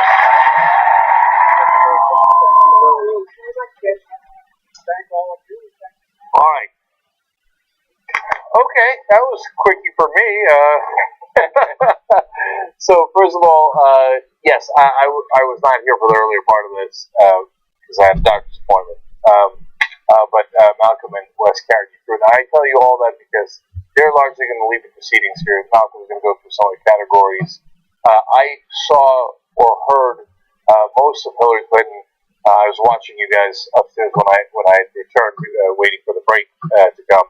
I thought her answer on Beyonce was a little interesting, but we could talk about all that. I did not see Sanders, so I'm going to leave that all to you guys. And then later tonight, well, the caucus is kind of starting at 7 o'clock Pacific in Nevada, and there's some possibility there'll be some results by 7:30 Pacific, but also it might stretch much later. So we'll make a decision on how much to go here in covering the Nevada caucus. It's only for the Republicans, and Donald Trump is expected to murder his opponents, literally. So no, he's going to win tonight. Of course, it is always relevant when it comes to second, third, etc. Okay, so take it away. All right. Well, let's summarize. Let's start with how we. I mean, we'll start with Bernie and versus Hillary, I guess. How we think the two of them did. Wes, you want to?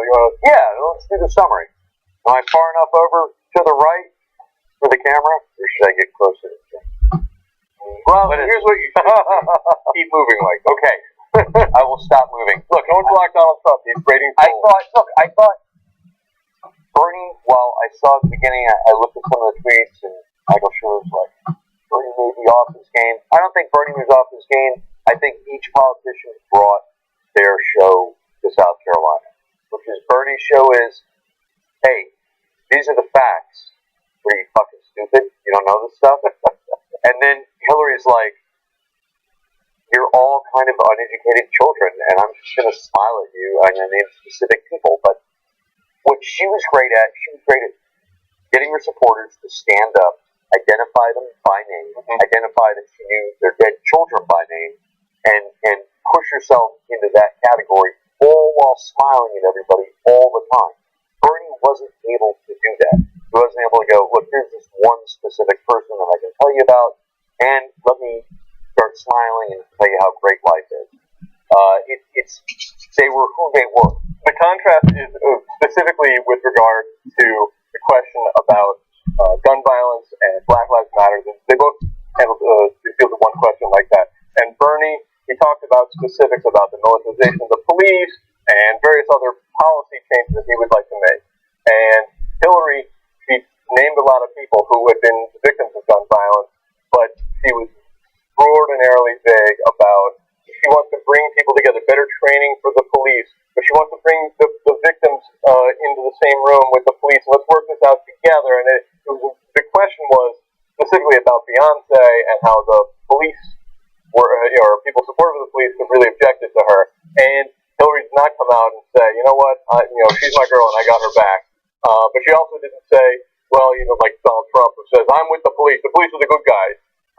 She wanted to have it both ways. And I think, most likely in South Carolina she can afford to do that. Yeah, so she's leading by a lot in South Carolina, so she's got to just protect her lead. And as I saw her filibuster some of those answers, it seemed like prevent defense. Yeah, exactly. Right? That's what I was thinking. But she does it really well. She's a master at it. Yeah. She's a master. And so the Beyonce question, you got classic Obama move, right? I'm on Beyonce's side, I'm on the cop side, they got a tough job. On the other hand, the community is concerned, etc. And so people got to take whatever they wanted out of that. If they wanted to hear her supporting Beyonce, and certainly the community, they roughly got that. They wanted to hear supporting the cops, they kind of got that. She stretched out the answer long enough that by the end you didn't care. But it's as if there's nobody perpetrating the violence. I mean, if you're on the right wing, you're saying it's these black kids, I think I've heard the term super predators somewhere. It's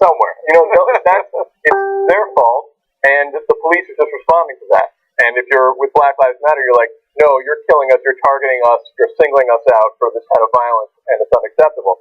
And I wish that she would pay a price for not taking a stand and saying, look, either I'm sticking with my super predators line, or I'm going to say, no, I was wrong, it's the police. Which Bernie is much more inclined to. I'm not saying Bernie to come out and say, let's go, lynch the police officers.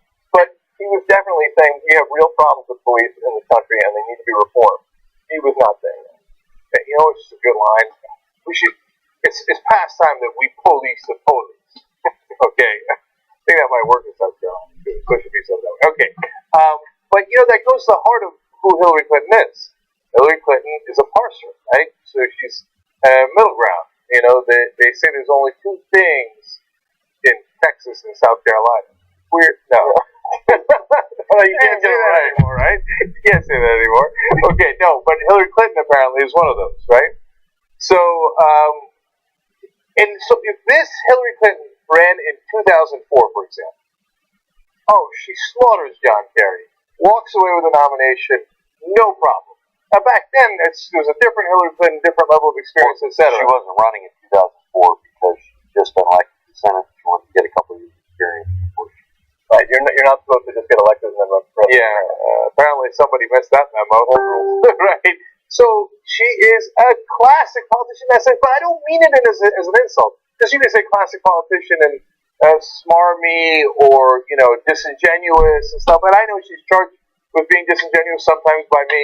But in this case, that's what good politicians do. That's what a lot of people who watch this debate that have watched politics for a long time and go, yeah, she was good, right? She's on it, man. Yeah, because she is holding up a mirror to whatever you want to see, right? And remember, Barack Obama did that very, very, very successfully in 2008, right? A little bit of this and a little bit of that, and whatever you wanted, you got out of him, and so he became a vessel for your hopes and dreams, and etc. She's not as hopey dreamy, but I thought she did that successfully here. If you're just looking at the politics. Well, Bernie is also a good politician. You know, when he fields questions about how come you don't support Barack Obama, I mean, he has serious disagreements with Barack Obama. But he can't come to South Carolina and say, okay, here's all the reasons why I object to Barack Obama's policy. Because he's black. Well, that's part of it, and they love President Obama in South Carolina for a number of reasons. Right. That's one of them. So he has to negotiate that. But it's not just South Carolina. Malcolm makes a great, great point. Bernie Sanders has been playing politics on the Obama answer throughout this entire campaign.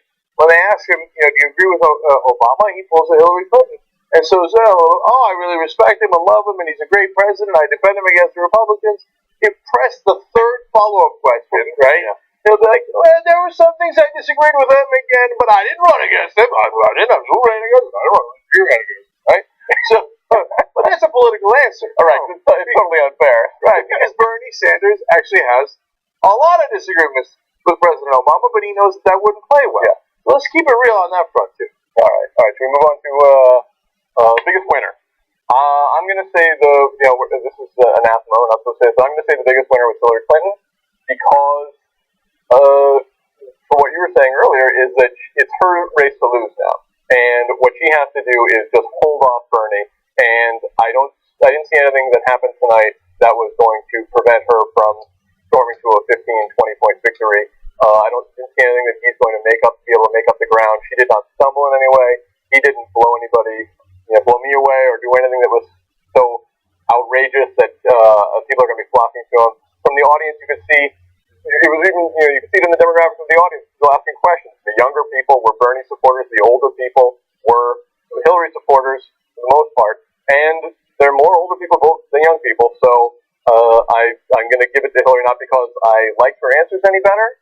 There are a lot of things she said I was not pleased with. Her answer about the banks and how she went to Wall Street and told them to cut it down. That's the whole story. I don't know why she's pitching that, but I didn't see anything to say that that was going to give me any idea that she's going to lose to South Carolina. Yeah, and it's not an anathema. We often say, I think especially in the earlier debates, if Hillary Clinton wins, she wins, right? You got to call it like that is, right? And it doesn't mean you agree with her. I've said Trump has won most of the Republican debates. I certainly don't agree with that guy, right? Tie goes to the winner. She's running out the clock here in South Carolina. She did it successfully. I agree. Although there's the questions about foreign policy, Libya and Syria in particular, insane. Yeah, but you're a narrow demographic on that. I'm a very narrow demographic on that. But what essentially she presents to the audience is there's a civil war going on in Syria between Syrians. And we're trying to help. And it's really, we've got to put the country back together again. And Libya, by the way, well, the Europeans were really worried about Libya. And Gaddafi basically destroyed the country for 40 years anyway. But, and they had an election in Libya. It was a good election. And it was a good election. And we're at war with terrorism. Thank you. Yeah, her answers on Syria and Libya were, but the reality is you can't go to a debate and use the term clusterfuck and be honest about what Syria and Libya have become. If you did, it implies weakness on the part of the United States and a concession that American exceptionalism doesn't exist because everybody, you have to promote the idea that we can solve all the world's problems. And if you want to say, you know what, I don't got anything on that because we've fucked it up so bad, we're just going to have to wait it out. They're going to have to kill, a lot of people are going to have to kill a lot more people, which is the reality, is what's going to happen, both of those places, before anything comes out of it, that it's going to be even a remotely stable situation. But it was even more dishonest than that. Yeah. It was also saying, well, we've had troops in Germany now for 70 years, and we've had troops in Japan for 7 years, and it's like, okay, but it's our troops there are not what's causing the Germans and the Japanese to begin murdering each other again. So it's a very different situation, as well as whose decision it was. She does not acknowledge her complicity. Open this Pandora's box. Yeah. So, first of all, I have to note that you can't say cluster bomb at a debate, but you cannot say cluster bomb. You can say carpet bomb, you can say cluster bomb, any kind of bomb. And second of all, the record will note that I said tie goes to the winner. You might think, okay, but here's what I mean by that. She's up by 15 points. And if you're in a debate situation like this, and you're up by 15 points and the election is about to come, tie goes to the winner. Mm-hmm. No, make better sense? I don't think, I never felt a moment where Bernie really changed someone's mind in there, but I felt that moment where people were like, is she going to be able to string a sentence together? Yeah, she did. She got my vote. Like, I felt like she cemented it from her followers. No need to change scores. But let's, again, call it like it is. I thought she oozed competence, right? Yeah, you looked at her and you're like, that is a competent person who is level-headed and could be good president of the United States. Man, that is mission accomplished for Hillary Clinton. It is? Yeah. Okay, so now we're on to biggest loser. The biggest loser of the debate. I will go first. And I don't think there's really any question. It's Chris Cuomo. And specifically Chris Cuomo's attempts at humor, which were abysmal, but just generally his insiderness. What I was struck by was one of the questions was to Hillary at the end was, who are your friends on the other side? Look at Scalia and Ginsburg. They were friends. Who are your friends on the other end? Of course, she couldn't name one because she would be doing no favors to that person, even whether she has one or not. But I think it's interesting that the notion that Ginsburg and Scalia were friends is everyone's so happy about it. It's like, so nice. They were bitter opponents, and yet they came together to go to the opera or whatever the hell they did. And what I see is sort of, they're both insiders. And I'm an insider. Chris Cuomo's an insider, and all the insiders appreciate insiders who are nice to each other because they understand that you should put that partisanship aside when you go out to dinner and on the cocktail party circuit and all that. And Chris Cuomo, he oozed that bullshit insider annoyingness to me, especially with specifically about Bernie when he said, when he asked a question about all this talk about the millionaires and the billionaires wanting to tax them. Are you really dividing the country? You must be familiar, but isn't that sort of divisive? And I'm thinking, Ted Cruz and Donald Trump openly talk about deporting 12 million people, going door to door and jerking them out of their house. That's divisive, and yet nobody ever asked them that. It's literally divisive. You're going to divide the family, literally families apart, right? And when you ban Muslims from going into the country, again, their family, some of their family might be here. You're dividing them from us. These are things that are literally divisive, and you can also even flip it on the economic issues too. You say, now wait a minute. When you give yet another tax rate to the millionaires, aren't you also dividing us by giving them further advantages and dividing them from the rest of society? And when you argue against increasing the minimum wage, aren't you furthering dividing society when you say, hey, you got to get by on $7.25 an hour, which is unbelievable, right? Instead of $12 or $15, and you're stratifying our society and ripping it apart. You could frame it that way, but they never do, right? instead they frame it as they did tonight with Bernie Sanders, as Malcolm pointed out. But to go back to your earlier point about the establishment, I want you to understand what a great point Malcolm made, because I've lived it, right? So when I was an anchor on MSNBC briefly, I got invited to the club.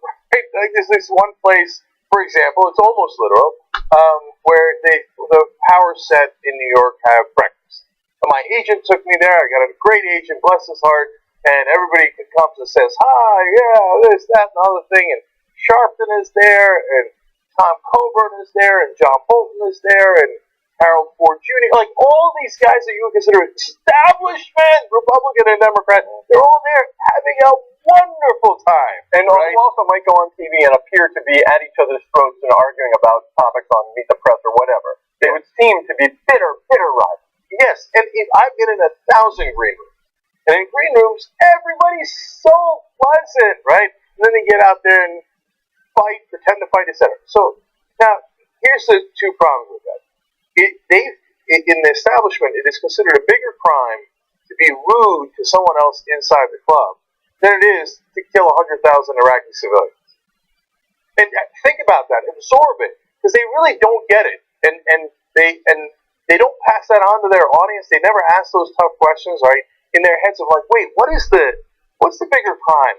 Henry Kissinger carpet bombing Vietnam as well as several other countries in the area, or being impolite to Henry Kissinger. I swear to you, and you will see it over and over again, the establishment thinks it is a far, far worse crime to be impolite to the Henry Kissinger or Donald Rumsfeld than what Kissinger or Rumsfeld actually did. So that's why when Bernie Sanders in an earlier debate took on Henry Kissinger, that was breaking a lot of the rules of the establishment. That's part of why they can't stand him. That's why he gets the tougher questions from Chris Cuomo, who by the very nature of his job and his existence and his family and everything about Cuomo is bathed in the establishment to the point that he's a fish. And you ask him, hey, how's the water feel? And he's like, what one? No, he felt. Is it me or does he look also a lot like Aaron Burnett? Like there's like the big blue eyes. It's like he's Aaron Burnett's little sister.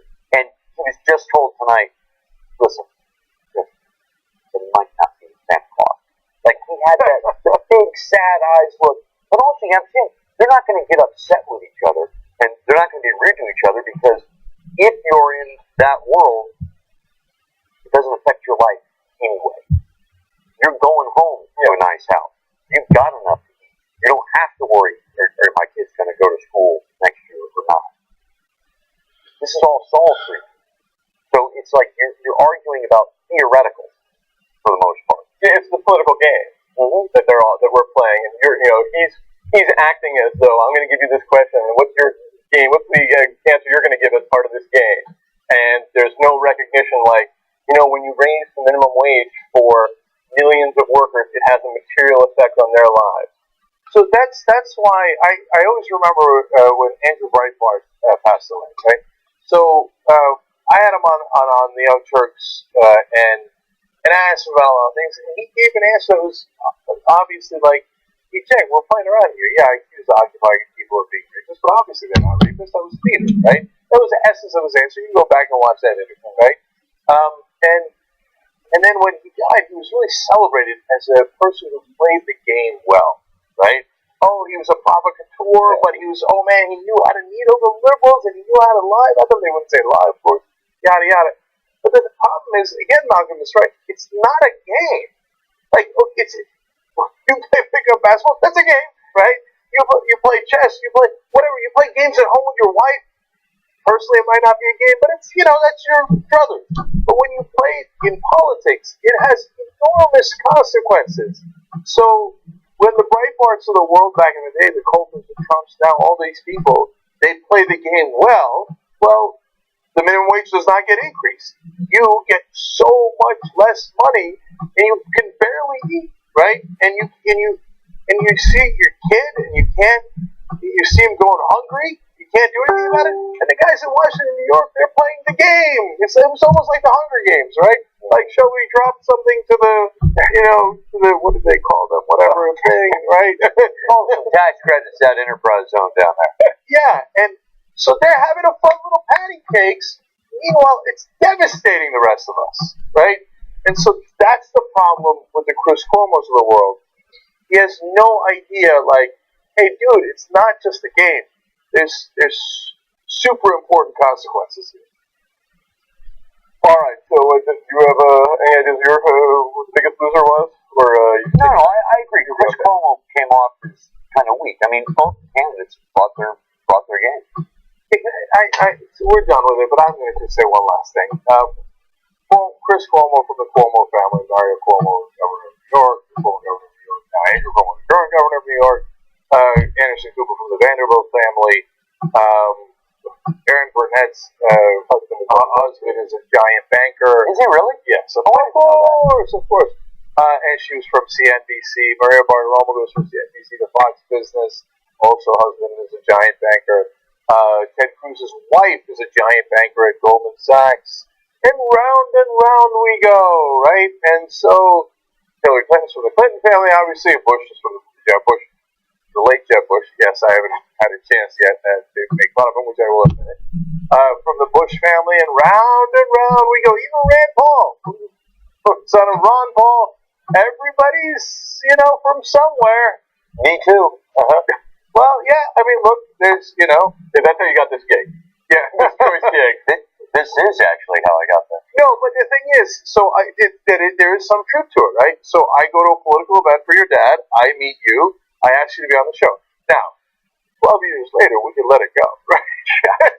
we of course. And a big difference is when your dad's in the military, you don't have any capital. Yeah. Like, there's no capital you're going to inherit. There's no land it's like you work for a wage. That's it. Yeah. Your job as a retired general is to protect the vested interest. That's it. Wait, if you don't, retired general, you go to work for Northrop Grumman or. Well, that's it. Or you go to work for Stevens or any. Yeah, to ensure your children, so they don't have to go to those public schools that Hillary was really thinking about sending Chelsea Clinton to. Because she's saying that her kids and Donald Trump's kids can go to public schools, public universities for free. Because they Stanford, or maybe she was going to go to, Chelsea was going to go to East Carolina. Yeah, either one or the other. All right, so I'm sorry, one last thing. I don't want people to, I know, here I go again, right? I don't want people to mistake what I'm saying. Like, I'm not holding that against them. I hope this never amused by the idea, like, Prometheus Huger. Jake Huger's son. Easy, right? I'm very amused by that idea. Ben Mankiewicz, son of Frank Mankiewicz and grandson of Herman Mankiewicz, etc. Of course, what do you do with it, right? But that's not why I brought up this issue. I brought it up because they don't know that with the fish in the water thing, the fish doesn't know he's in the water. That's the thing he's been in his whole life, right? So Wes knows, Ben knows, we know, but Chris doesn't know. Like, he doesn't know that he is bathed in privilege, and that the things that he thinks are within the acceptable bounds of thought, right, were fed to him within that bubble, right? And he doesn't realize that, hey, wait a minute, maybe there is something outside this bubble that actually is acceptable, but I never considered it, right? So if you were in that bubble, you got out of that bubble or whatever, right? Great, that's awesome. But just a little bit of recognition of that, but I don't get any of that from Chris. I get the big eyes, like those big stunned eyes. All right, let's move on. Okay, so we're going to go on to the best line from the Democratic town hall in South Carolina. We're going to go to video clip number 6, if that's ready. People in the booth? Yes. Go. Senator Sanders has a question. Hi, Secretary Clinton. So my mom supports you, and I've been leaning towards Bernie for several reasons, including that he's not corporately funded. I feel like he really understands my generation's problem with student debt and, how much pressure we're under with that. My question for you is, what do you think has been causing this common generational gap that I see so many places between your supporters and Senator Sanders supporters? Well, I'm not sure, to be honest. I really don't know, but I want you to know that whether you end up supporting me or not, I will support you.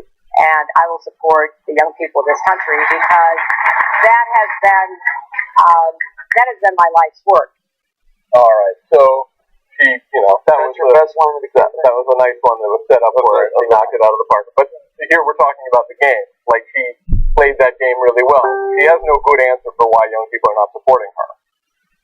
I just don't want to give the answer.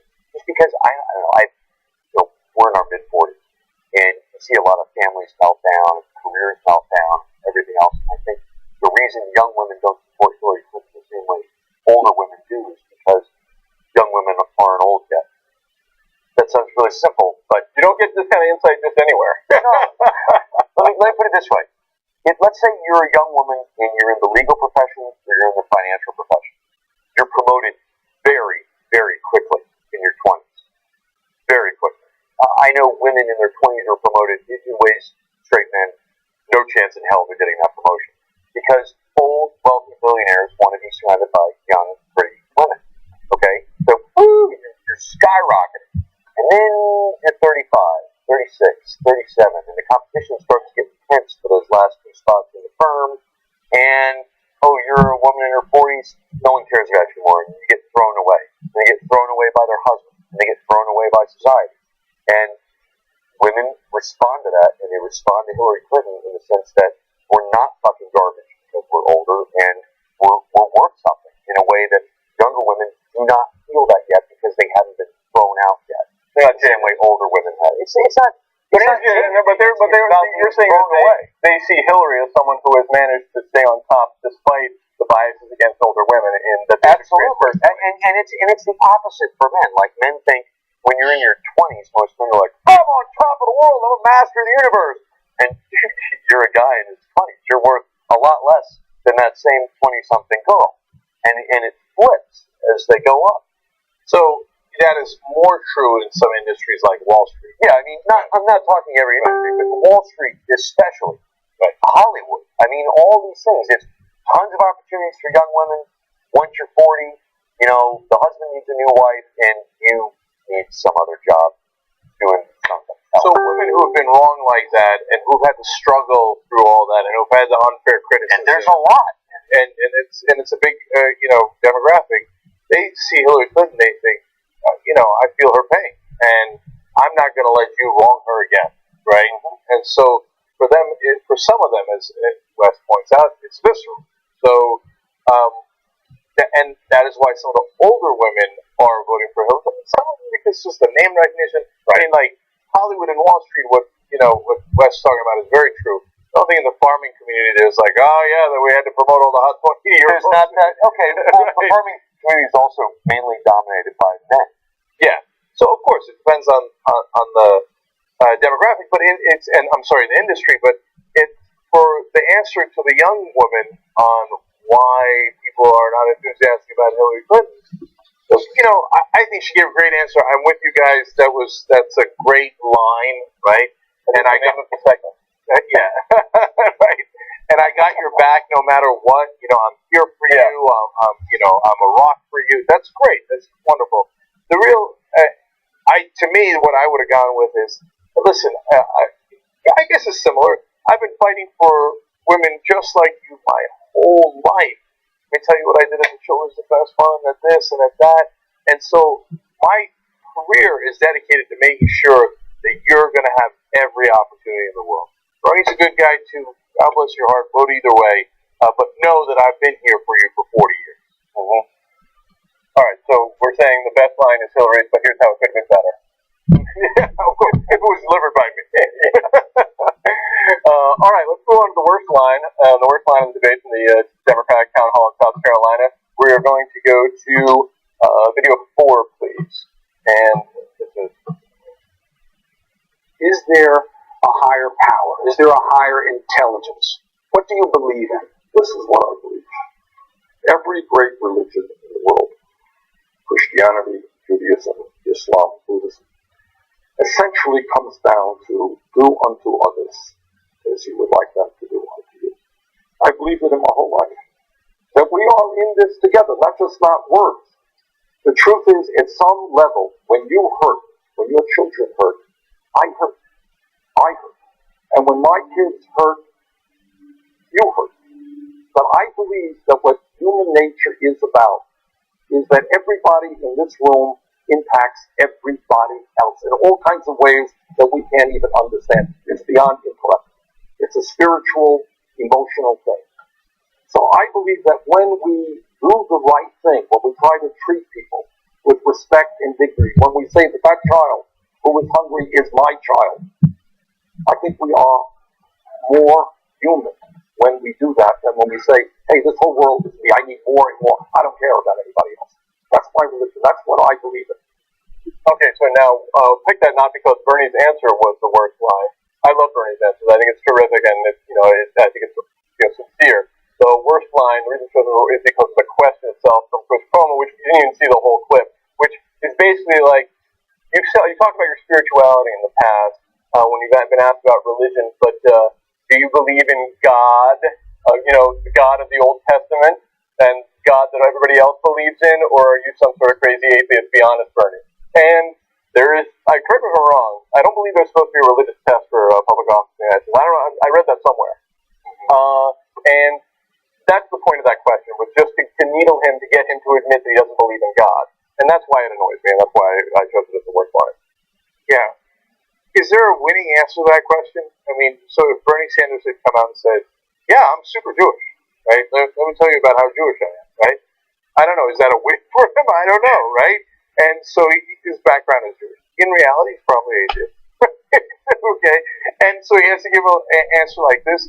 Like, Cuomo thinks, like, why is that not called a gotcha question, right? I mean, I don't think there is a thing as a gotcha question. You can ask anything you want, right?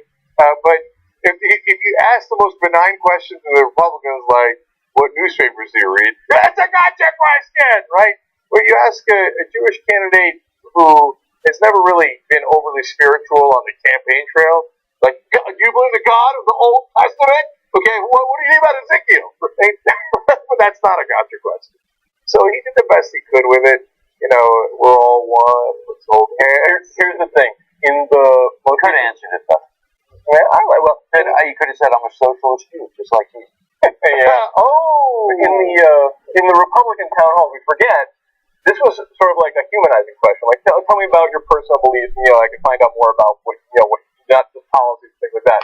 But the humanizing question here was the gotcha religion question. Whereas in the Republican town halls, it was what's your favorite musical, what song? I hear you sing songs to your wife, and just all these things that are just butter laid out for them. And there were none of those for either of them tonight. There were none of those questions from Chris Cuomo about tell me how strong your bond of love is with your wife. Yeah, and when I criticized Anderson Cooper during the Republican town halls, she was like, whoa, Jay. Anderson Cooper was much tougher during the debates because I showed up the table. It was indisputable. But in town halls, that's when you're super soft. Yeah. Remind me again where Anderson Cooper and Chris Cuomo were. Oh, right, CNN. And they were both town halls. But there were none of those super softball questions like there were for the Republicans. Even the humanizing questions were not solved. So that's I don't think the purpose of that question is a humanizing question. No, but it could be. And if I were a paranoid person, which I'm not fully, I would say that's the clearest evidence you have that Cuomo is being led by the nose by the Clinton campaign, because in South Carolina, to come out and say, I do not believe in God, will cost you votes in the Democratic Party. No question. Will cost you votes. And the people who listen to that nuanced answer were saying, why doesn't he just say he believes in God? No, I know, but why does God dance around it like that? Right, let's go further with that. Let's be honest about it. In South Carolina, saying I'm an atheist or I'm a Jew is going to cost you votes. Right? And there's this whole thing about, no, everybody's pro-Israel, everybody loves Jews in the country, except there are more hate crimes against Jews than there are against Muslims or anyone else in the country. Right? So there's a lot of Ted Nugent recently with a stupid conspiratorial Israeli flag thing. It's South Carolina. There is no good answer. Like whoever came up with that question smirked as they wrote the question. Because they thought, we got him. There's no good answer. What I mean about it being a humanizing question is it's not a question about policy or what you're going to do. Anyway, it's one of those questions about what your personal beliefs are and something about you. So the audience and the people at home can learn more about you. But it turns out the thumb is totally on the scale, and it's a no-win scenario for him. And so whereas with Ted Cruz finding out about how he sings to his wife these terrible songs, if it was possible to humanize Ted Cruz, that would have been the effort. of course, since he is some sort of reanimated corpse of some sort, vampire, awful. But in theory, that kind of question would have given us. And this, yeah, Bernie is a setup to fail. There's no way he can win. So that's why I chose it as the worst. What do you like to listen to on the radio when you're done eating, Dave? I mean, that kind of stuff. Boy, that's not like a baby eating. I got it. That's the number one thing. If you're going to be the president, you have to be willing to eat a baby because you're going to kill a lot of people's children as a president of the United States. Yeah. In some countries, you're going. Well, see, that would be a really. Here we are again as an aside, but that would be a really tough but fair question to ask Bernie Sanders, right? Because I'm not sure how I would answer that question. Because when you're president, you have to press the button every once in a while. I would press it 1,000 times less than even Obama, right? And I'm sure Bernie would press it a lot less than Obama would. But there's going to be a moment. We've got Zawahiri, right? Using a whole school of Al-Qaeda reference. Current leader of Al-Qaeda, right? Or Big Daddy. He's in Raqqa. We got him. It is enormously important to do a decapitation strike on the leader of ISIS. But there are 3 civilians, right? There's 17 bad guys, including al-Baghdadi, 3 civilians, one of them appears to be 6 years old. But you have to answer. You'll kill it. You'll push a button. I don't know how I answer that question. Well, but you would never be running for president if you can't answer yes to that question. Well, think about this insanity. As an American president, what the press and the voters and the establishment are going to want to hear is, if a nuclear weapon is ever used in anger, we're going to unleash all our nuclear weapons. I mean, the big question you have to ask yourself is, as a country, couldn't we save an enormous amount of money by not even having missiles for our nuclear weapons? Why not just have them on the ground and just blow them all fucking up anyway? Because the whole world's destroyed if you're going to use them. So why even worry? I have to get them over the ocean. No, you don't. You just blow them up in place. The world's still going to be finished. Think of all the money we'll save. Think of all the money we're going to save on that. Okay, neither of you is getting elected to any of that. Okay, that's probably fair. All right, let's move on to the biggest fail from the Democratic town hall in South Carolina. Let's go to video 1.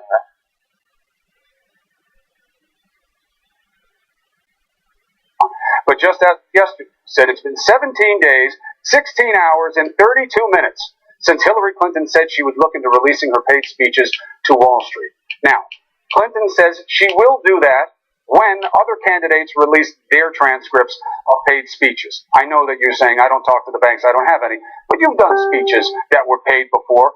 Why don't you go first, say, here are my transcripts? All right, so I chose that not because it was him asking Bernie that, but because the question about the transcripts is the one that I think Hillary does the worst with. She keeps having the same answer about everyone should release all their speeches, which makes no sense. And then she pivots and says, well, the real question is, am I going to be doing the bidding of Wall Street? And no, that's not the real question. The real question, because we know you're going to, the real question is, what did you say to them when you didn't think anybody else was listening? Because that's the truth. And that is why you will not release the transcript. I think you'll be disappointed by what she said, because I guarantee when she made that speech, you really think she's like, fucking no one's ever going to hear this again.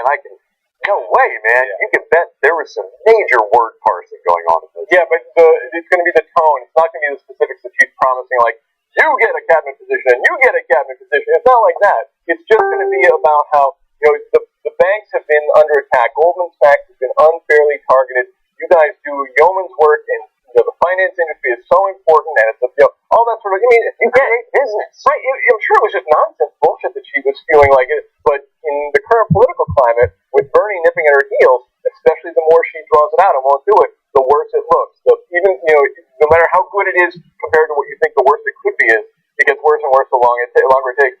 And then the question is whether someone releases it after she gets the nomination. Someone else the transcripts, transcripts. President, whoever the RNC here, right? You want these transcripts? Why do you? And then you release the transcripts, and she's purported typically hypocrite. So this is a weird defense of Hillary Clinton, but I bet that if you looked at those transcripts, and she said, I agree with you on the tone. I'm sure her tone was like, you're misunderstood. We already had reporting on that all the way back in 2013, right? as she was giving the speeches, it was reported out that she was saying you're misunderstood, I understand you better, etc. And Wes is right, she's not going to say, like, you guys are always right, I'm secretly on your side. Yeah, Way too savvy to say that, right? But it'll be clear from the context of her speech. So, what is my defense of my slight disagreement of her and slight disagreement with you, Malcolm, is that what she told Goldman Sachs is not any closer to the truth than what she's saying now. There is no truth with Hillary Clinton, right? It depends on her audience. She's a politician.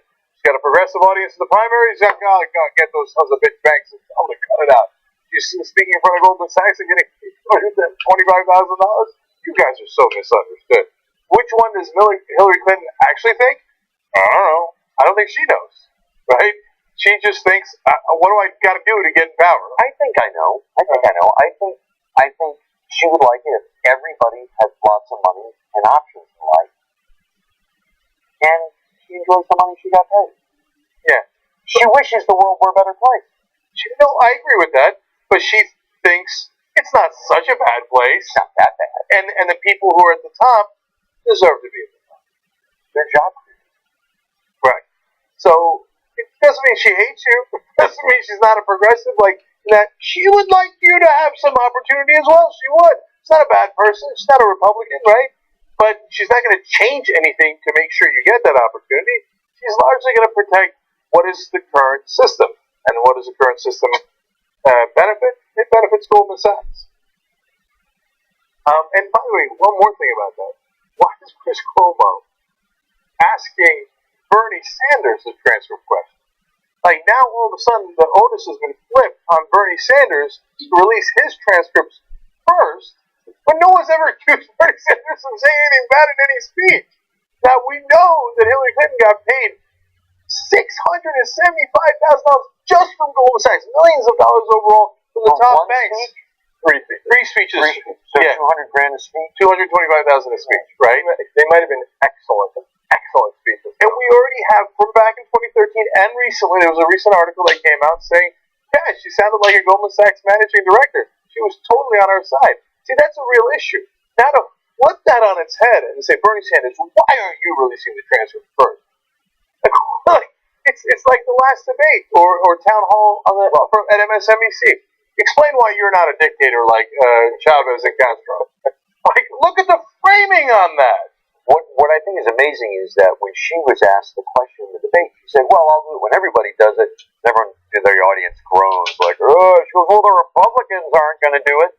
No, but Ted Cruz's wife worked for Goldman Sachs. You don't think she's got a copy of your fucking speech that's going to come out right before the general election? Of course. Yeah, the October surprise. Of course. You might as well release it now. Let everybody see it. Well, she's not going to do it. Well, I'm surprised some Republicans would do it. They think that she's harder to beat than Bernie Sanders. So I'm surprised. They want to save as much as possible for the next. And I got to tell you, look, if she's the nominee, I'm voting for. I don't care what's on that tape. I don't care if it's a sex tape with her at Goldman Sachs. I'm like, she's got my vote. Based on who she's running against. Okay. All right. So last thing, let's move on to the biggest controversy of the debate. We don't have a clip on this one, but I'm going to go with the question that was asked of Bernie. But they played a clip. They played Hillary's ad referring to or describing Bernie as a single issue candidate. This has been the big controversy around Bernie. Is he a single issue candidate? And I think playing her ad to him and having him respond was designed to really put him on the spot a little bit. But I felt like he was able to respond to it well by saying, I give speeches that are an hour and a half long, they're super boring, and I talk about all sorts of things. And just because you show a cherry-picked ad where you clip out answers to various questions where I talk about these things, well, income inequality is a huge issue. And it actually, I think it gave him an opportunity to talk about how he does have an expansive set of policy positions, and that sort of attempt to undermine him, which might have even, as you were saying, suggesting earlier, Wes, been fed by the Clinton campaign to Chris Cuomo or whatever. But that they might have thought they were carrying water for the Clinton campaign a little bit. I think that it didn't, lead balloon. It wasn't the bombshell it was supposed to be. And I think that giving him an opportunity to respond to it in a public forum was a mistake, or at least worked in his advantage. I thought the ad was a mistake. Watching the ad, it had like a catchy little Curb Your Enthusiasm kind of soundtrack behind it. Well, I've talked about that ad before, and I think it's Bernie Sanders. He keeps saying, Bernie Sanders keeps saying, I'm going to go against the millionaires and billionaires. People are like, I didn't know that. That sounds pretty good. Right, his policy is, I got to keep repeating this, and he's always like, just keep repeating that. Like, yeah, I do. Hear it some more. People need to hear it. Right. If one person's theme of the campaign is tax, and they've gained 30, 40 points on you in the polls, I wouldn't do an ad having them say tax. You see what I'm saying? That's not really a good political idea, but okay, you can spend your money anywhere you like. It reminds me of when Obama, for a little while, the Republicans in 2008 tried he's a celebrity. He's idea, the biggest celebrity on the planet. Right. Yeah. And I watched the test and I was like, do the Republicans not know people love celebrities? They're like our favorite people in the whole world. Well, if they didn't know back then, they know now. Look at who their leader is. That's right. They were criticizing Obama for being a celebrity, and now they're going to nominate Trump. It's as if the Republicans are hypocrites. No. Shocking. Could be. Yeah, no, they're just jealous because all their celebrities are like Ted Nugent, watch of nobody. Yeah. But anyway, so I think that does play to Bernie's strengths, I think, and I don't see why Hillary continues to hit that note. All right, I think we're done with the town hall, right? There you have it, man. Okay, now hold, we're not going anywhere. Hold. We have the Nevada caucus. Okay, so we're going to look into this. Now, I haven't been on this show in kind of a day and a half, but check out my Facebook.com/Jen Kruger official. That's how you spell it right there. Paper and pen on that. Because when Jeb Bush went down, I immediately jumped on my Facebook page and did a live stream on it. But why won't you give him a break? Okay? It's all he's asked for over and over again. The whole campaign, all he wanted was a break, and you still won't give it to him. Somebody sent him a tweet to me of a local book or paper or something in the library that he found. Where it was Jeb Bush with a little bubble that said, "Come on, give me a break." Did we do that? Did we sing I know that people say that about him, but did we popularize "Come on, give me a break"? I think so. I didn't hear it anywhere else before us. Yeah. Goddamn Jimmy Dore. And, even better than Jeb will fix it. Jeb can fix it or whatever. Nobody give a break. Yeah. Okay. That on the board. So let me officially say, down goes Jeb! Down goes Jeb! And no, he cannot fix it. He proved completely incapable of fixing it. So, it proved one thing to me about Jeb Bush's the debacle of a campaign that he was. It's an ironic proof of it, that money in politics matters a lot. You say, wait a minute now, guys, Jeb Bush had the most amount of money on the Republican side, and he still got slaughtered because he's such a bad candidate. He wasn't willing to eat a baby. Well, that's part of it, but my point is that the presidential election is the exception that proves the rule. There's so much free media in the presidential election that you can't swarm other people with just your money, right? Because Donald Trump's going to go, hey, I'll eat a baby, I'll kill Muslims with pig blood or whatever, right? He'll say all these different things and gather all the attention, and so he'll get hundreds of millions of dollars of free media, and your $120 million in ads isn't going to be able to beat him on it. But look at how terrible a candidate Jeb Bush is, and how easily he won as governor of Florida several times, because that pathetic, bungling candidate, come on, give me a break, that guy won easily in Florida because he had more money. And Florida's a very expensive state. Right. When you don't have the free media that you have in a presidential election, which you have in almost no election, all the state elections, local elections, all you have is money. Whoever's got more money will get in the media. And name recognition.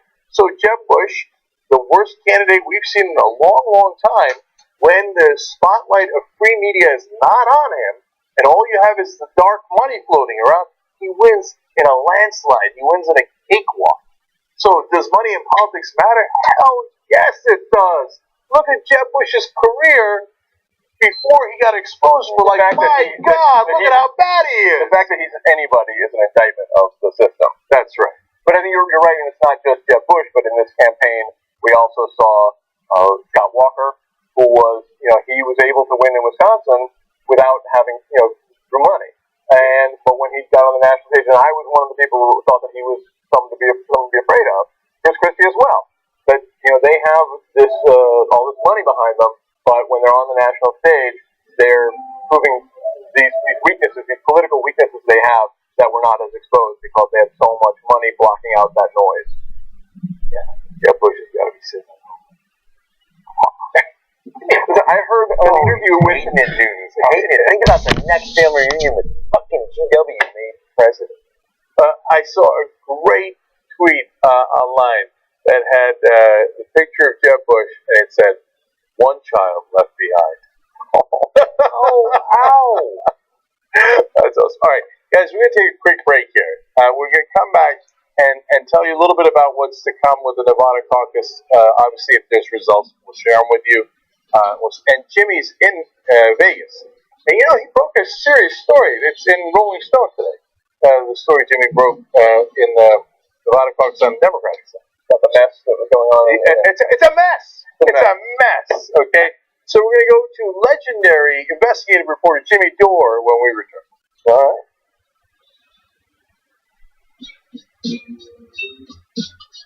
Are you going to fire me? Sometimes I'm being a dick. Back in 05, we almost went under, but members rescued us. Once the only method of success is going the athletic route, it tends to be the more preferred way to pick your body. Nothing good in the world is ever happening. John Harvey, that all they want to do is fight. It's totally cool. Don't do drugs and don't shoot people. TYT is all in a good mood today. I know I'm a weirdo if I read books, but fuck people. I have a stack of pages here. Believe it or not, this is how Jack used to be when he did the radio show. Wait till you see these huge things. I'm going to go with your tricep. Size very impressive. The quads. That's for the members. That's the post games together. We're too strong.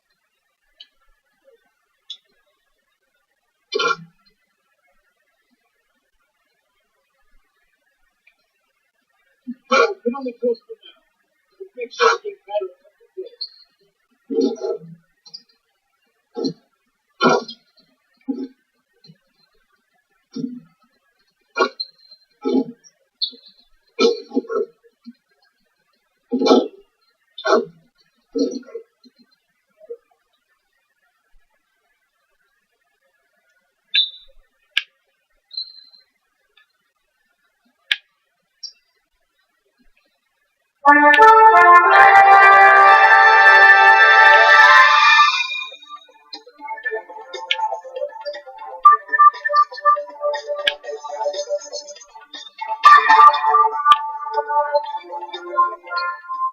right, we're back on the Echo's coverage of now the Nevada Republican caucus. I'm going to go straight to Jimmy. Again, if you're on pins and needles on who's going to win, don't be. It's going to be Donald Trump. It is going to be slightly interesting to see who comes in second and how big a victory it is for Donald Trump. And I actually have some polling from some other states that I looked at today. That's an interesting topic. But first, our intrepid comedian / reporter Jimmy Dore is in Las Vegas again, where he recently broke a huge story about the Nevada caucus on the Democratic side. It is a Rolling Stone today, not a big deal. Jimmy, how many stories have you broken today? You know what? I'm getting a little feedback here. Let me see. I might have you open in another window. You should have me open in many windows. I think I might. Let me close all my safaris. Oh, that was it? Okay, now we're good. Hey, Cenk, I couldn't hear your question. Could you ask me? Okay. Jimmy, I was bragging about how you're in Rolling Stone today. Oh, wasn't that nice? That was very nice of them. Yes. So the story was the caucus. You know, I had bad feelings about the caucus when I was in Iowa because I realized when I got there that all the people who I would see working at restaurants couldn't go, you know, because they had to work. And I'm like, of course, the owners get to go, but the workers don't get to go. And so how really representative of the you know, is this of the people's will? And then, of course, the same thing here.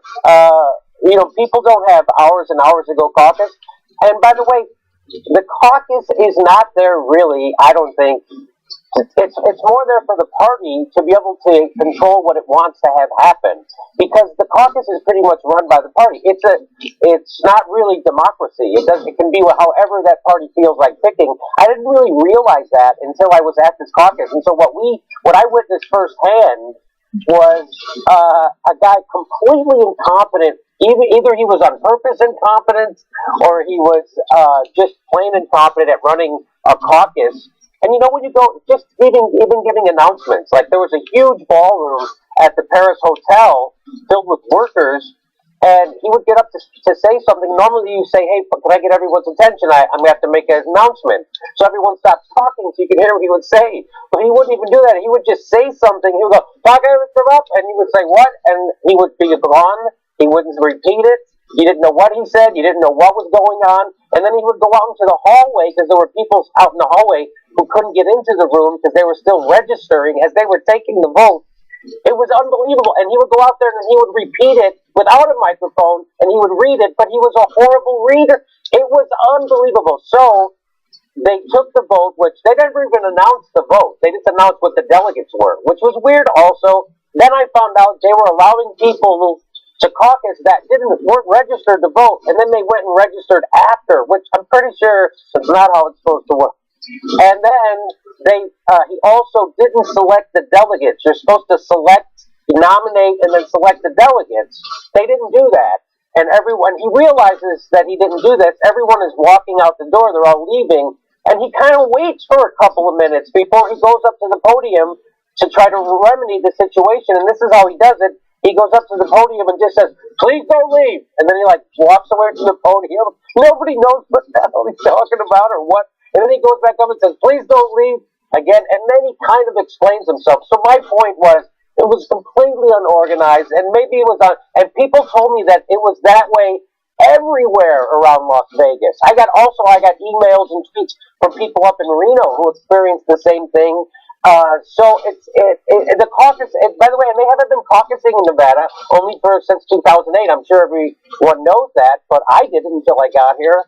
Anyway, it's not a good system. I went to a Republican caucus tonight, and we got kicked out. Once they found out we were with the Young Turks, but we got in for like a half an hour. And we were asking a lot of Trump voters. I saw some Filipino Trump voters, which was surprising to me. I went to a table filled with the least amount of white people there, and I expected them to be for Ted Cruz or Marco Rubio, and they were all supporting Donald Trump. And the one guy was a 21-year veteran, and he was Filipino, spoke with a heavy accent, and he was upset that Mexicans come into this country illegally when his family back in the Philippines, he can't get them here. He said it would take him like 2 years to get them here. And I'm like, well, why don't you take the 2 years and get them? I don't know, so go ahead. I don't know what's the problem. So it seems like, and then we were at a Ted Cruz event yesterday, and the similarities are, it seems like they're angry at poor people. It's that thing, I say if you ever find yourself being angry at someone lower on the economic ladder than yourself, you're being manipulated by someone higher on the economic ladder than yourself, and it's all over the place there. I also, go ahead. Hold on. So, first of all, I'm in favor of a giant wall between us and the Philippines. Okay, let's be clear about that. Okay. How are you going to get it? Who's going to pay for it, Jay? Well, I'm going to make the Filipinos pay for it. Damn straight. That's okay, I'll tell you that right now. And then, okay. And Jimmy, no, in all seriousness, why did they kick you out of the Republican caucus? Did they say, oh, you're with the Young Turks, or did they thought you were asking inappropriate questions to Filipinos? So it was mostly. No, when I came in, I wasn't trying to be stealthy. I went right up to the information table, and one of the people knew me from the Young Turks. As I came up, he turned to his friend. He said, "Oh, the Young Turks." And I went up and I asked them how does the things work here? And they were like, everyone's not really sure how stuff is supposed to work. And even the people at the information table. So how it works at the Republican caucus is you come in, you get a ballot, you fill it out, you stand in line, and you vote. They make sure you are who you say you are, and then that's it. And then they have these tables in the back of the room where you're supposed to sit down and, try to convince people to vote for who you want. But nobody's doing that. No one. They just get there, they get in line, they vote, and they leave, which I think is a better system. They all agreed, but then we got kicked out before they selected their delegates. And what happened was we interviewed probably 3 or 4 tablesfuls of people. Everybody was really nice, and, I'm not confrontational or anything. We were just talking to some people about why they liked what they liked and how they felt about things. I did talk to a senior citizen who was for Donald Trump, and I said, who did you support in 2012? Mitt Romney or Obama? And she said, John McCain. and I said, well, how do you feel about, now here's some of the mental gymnastics they do. I said, well, how do you feel about Donald Trump trashing John McCain's war record because he wasn't a hero, he said, because he was captured. And she said, well, that was bad, but I just don't think he knew what he was saying. So she's just I'm always voting for the guy who doesn't know what he's saying. Yeah, to me, that's the most important quality a presidential nominee could have. I'm sure they give the same pass to Obama or any Democrat who would make the same mistake. Yeah. So the reason all of a sudden, I didn't know this, unbeknownst to me, as I'm interviewing the Filipino guy who says he's angry at Mexicans for coming here, and he's a veteran. she was talking to Hank, my cameraman, Hank Thompson, and she was like, "Who are you guys?" And he's like, "We're with the Young Turks." And she was like, "Well, what are you doing here?" And what? And Hank said, "Hey, I'm just the camera guy. Talk to him." But she didn't want to get on camera, so she wouldn't break into the shots. And I guess she was saying things to me, but I didn't hear her because I was focusing on the person I was talking to. So then she went away after Hank said we were with the Young Turks, and then she came back even angrier. She had these eyes. She had those eyes. And so all of a sudden she just put her hand over the table. It was a round table. She goes, "That's it. You're done. You're out of here." And I was like, "Uh-oh, what did we do, right? What happened?" And she said, you're out of here. And I'm like, is the press not allowed in here? Does that go for all press? And she goes, "You got to get out of here." So, like that. It was crazy, kind of. And so then I think it was because she found out who we were, and maybe they were afraid of being embarrassed. I don't know, but because as we were interviewing people, we were telling people who we were, and they can Google right away who we are, so on their phones, and maybe that's what she did too. So I don't know, maybe, but she wanted us out of there. She wanted us out of there. It was pretty. So that's why we got kicked out. Maybe she prefers Turks who aren't young. But there were four 20-something young 20 black kids outside the caucus, and they were actually getting signatures to help. I guess the power in Nevada is all by one company, Nevada Power, I guess, according to these, and they want to bring in more companies so there's more choice that's their issue right now. And they're progressives, and they're black, and of course they recognize me from the Young Turks. Everywhere I go, Jag, if there's a black kid at a Republican event, he's going to come over and say hi to me, and he's going to know me from the Young Turks. That has happened at Ted Cruz events in Iowa. The only black kid there knew me. Hey, it's the Young Turks. So it's always a good feeling. Jimmy, I joke around with JR about that. I say every black person in America knows me. I think so. Especially the guys. I'll be in an elevator with a black guy, and after a while, I'll be like, "You're that dude!"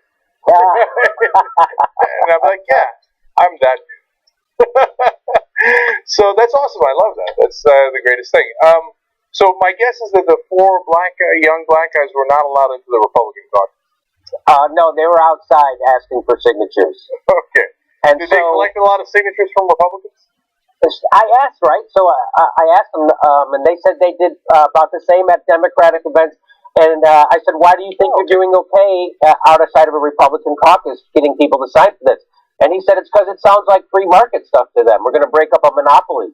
And so they're on board. And I was like, "Wow, look at that. You guys came at it with the right angle. They're like regular Alan Graysons."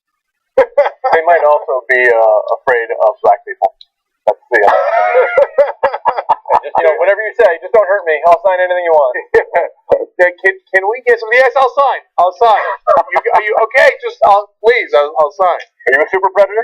No, that would be in front of a Hillary. Right. So, it's not just Hillary. It's Republicans too. Yeah. No. To be fair, seriously, a lot of the Republican voters, I'm sure, don't like monopolies. They don't like crony capitalism. They're just getting misled by their candidates. Okay. So, Jimmy, all this stuff from today is also going to go up on TYT Politics, right? Yes, correct. Okay. So, can I tell you what the craziest thing I heard from a Ted Cruz person? There's a lot of stuff.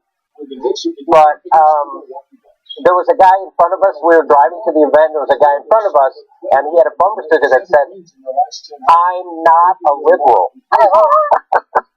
I just think that's so funny. Instead of saying I'm a conservative, why do you go the negative way to say it? Also, we had on Hillary lied and 4 people died, all that kind of stuff. I'm like, look, this is the kind of people who are going to be there. The guy ended up sitting right next to us. And how did I find out? Because when we were interviewing him, he said, I had that bumper sticker on my car. I'm like, that's you! He's right behind me. But the craziest thing I heard, I was interviewing this one guy, and I always asked everybody about Obamacare. And he said that it's all about they don't want lazy people to be able to get stuff for free. That's what they think Obamacare is. Lazy people who don't want to work getting stuff for free, and that drives them crazy. So I said, well, why don't you like Obamacare? I said, have your rates gone up? He said, 2 years before Obamacare, my rates went up 30% each year. And I said, how about since Obamacare? And he said, no, that really hasn't gone up. And I go, so why don't you like Obamacare? He goes, oh, the insurance companies did that because they knew Obamacare was coming. So that they did that because of Obamacare. So he's mad at Obamacare for stopping insurance companies from being able to raise their rates willy-nilly like that. But that's what I'm talking about, the mental gymnastics that people do. That was crazy to me to hear him say. I had him repeat it. The video will be up at TYT Politics. I had him repeat it 3 times for me because I really was. I'm like, are you saying? And he would say it again, and I was like, okay, I guess this is what you're saying. Yeah. Well, okay, that's interesting. Now, we know that a lot of politics is about emotions rather than logic. And so you're either a person who is more adept at change, is open to things, and that makes you more of a liberal, or you're a person who likes the old ways of doing things, tradition, to be fair to them, right? And you're a conservative. And so you're emotionally one way or another, and then you're going to try to find an excuse to go in one direction. And then when money is so overwhelmingly on one side, they'll give you plenty of excuses. They'll invent excuses of think tanks and all that stuff. So, but seeing that in person as you're out there talking to those Republican voters is fascinating. But I would ask them your question. I would often ask the Ted Cruz supporters about, he famously received from 4 billionaire donors $36 million, and what is he going to owe them for that? And they were like, oh, I don't think he's going to, you just need money. He goes, if I won the lottery, this guy said, if I won the lottery, I give him $10 million to help get his message out. That is all about helping him get his message out. So this is the mental gymnastics, and to really see it face to face, it's fascinating. So one last thing about that, Jimmy. As you talk to those Republican voters, are they good guys? I mean that it's kind of a funny question. That's so funny that you say that. Yeah. Yes, because I without breaking the shot today, as I was interviewing these people, when I would say thank you and turn to the camera, I go, another great person, really nice, warm. They're concerned about America. They have genuine concern about America. This guy was a veteran. He cares about veterans. This one old guy, and they're overly religious. They're all about. They like that Ted Cruz has a prayer group on Tuesdays, and he's the only one who has that. But they're all good people. And the guy who said that stuff about the 30% 2 years before Obamacare, he seemed like, I don't know, like I've known him all my life. Like I'm going to go have a beer with this guy, like from my old neighborhood. He seemed like salt of the earth, good guy, hardworking, really wants to make the country better, and he really thinks that Ted Cruz is going to be that guy. And when it's sincere, it just takes away all the evilness. Yeah, see, I know because the Republican voters that I've talked to, I have the same exact experience.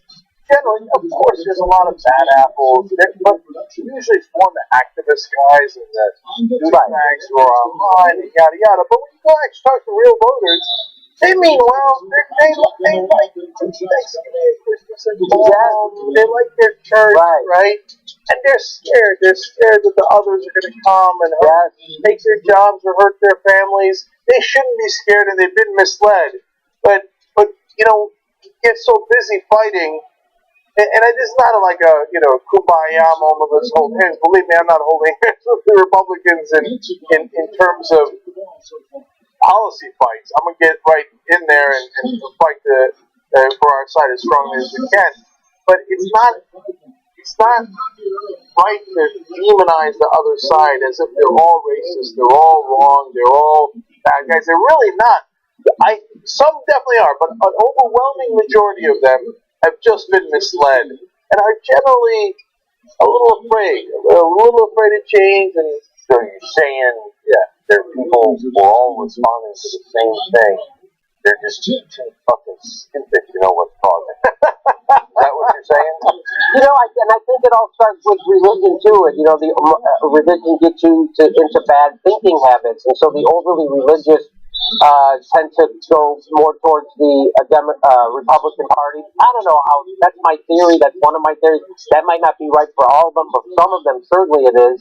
But look, I just want to say, there's that study that was done. Again, the idea that emotion drives which way you're going to vote, and you're a liberal conservative more than logic does.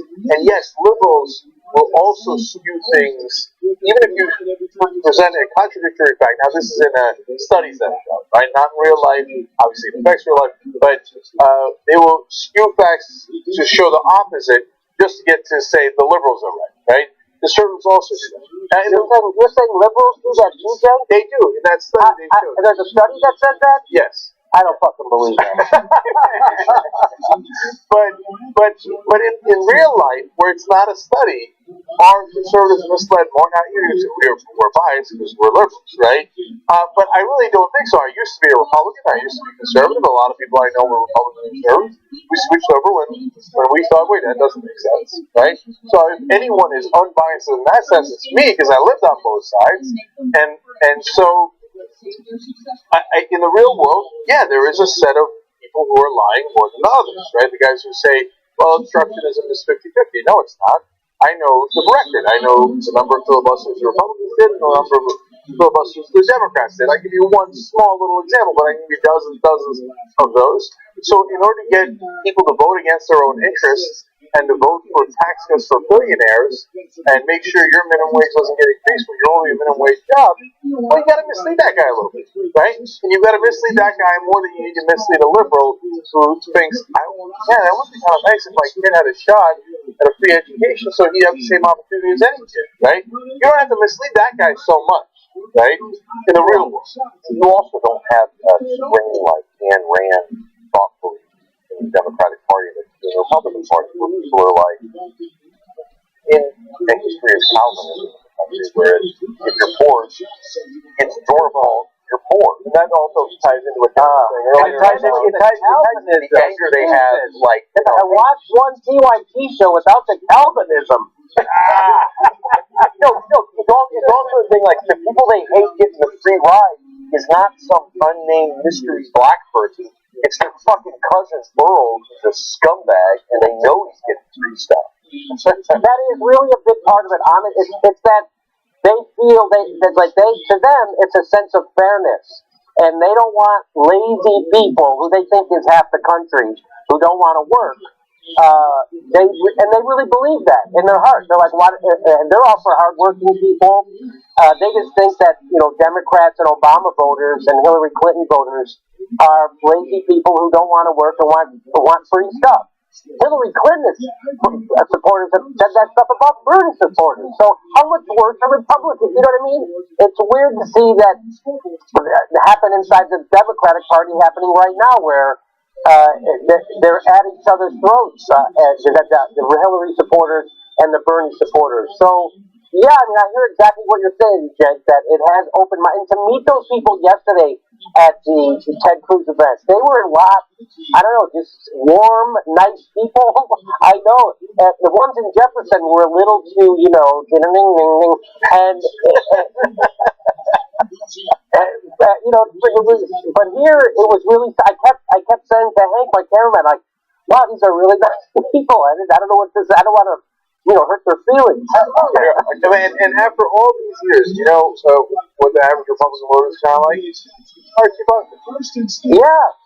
That's kind of who he is, right? What I thought was interesting, Jimmy, what you were saying about the guy with the bumper sticker is really telling because it didn't say, I am a conservative. Although, if he's got the bumper sticker that says, Hillary lies, more people die, you can assume he's not a liberal. And, that bumper sticker is redundant. But to a lot of, sort of the tribal identity of being conservative, it's not about being conservative, it's about being against whatever's liberal. And Obamacare is such a perfect example because they were not railing against Obamacare back when it was the Heritage Foundation care or Romney care. It's only because Obama supports it. It has nothing to do with the actual policy, what it consists of. It's because it's Obama, and so we oppose it. And which is true. It's why the Republicans, it doesn't matter who Obama nominates, if that person is going to be unacceptable by definition because Obama nominated him. And the way they define themselves, many of these people, is as not liberal, not as conservative, but I'm against that. And so that's why that's a telling bumper sticker. That's a great point by Malcolm, because we hated him as a lot of them are nice guys and stuff, but there is a anger inside, right? There's fear, there's anger, and of course it's in all of humanity, right? But a little bit more on that side, and that's why they're driven by that. As much as a lot of liberals, like here in LA, hate conservatives, call it what it is. Here and there, right? I have never seen a bumper sticker that says I'm not a conservative. right? Because they don't define themselves that way. You don't define yourself by what you're not. You define yourself by what you are. That's why I said the same thing. I'm like, that is what a weird way to say it. I'm not a liberal. It's like you just wanted to be mean. Yeah. Well, that's because, as you guys are both saying, that's what drives them.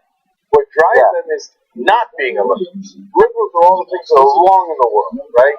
The guys who want the handouts and the offended by everything, etc. Yeah. People don't like the conservatives either. They don't like their politicians that much either. Often. But I feel like the only people who are more contemptible towards Republican voters than Democrats are Republican elites. I mean, they really do not think much of their own voter base. They dislike them more than the rest of us do. Yeah. I'll tell you though, that's a great point again, Malcolm, because the Ted Cruz event, it was all filled with people talking about how much they don't like the Republican Party.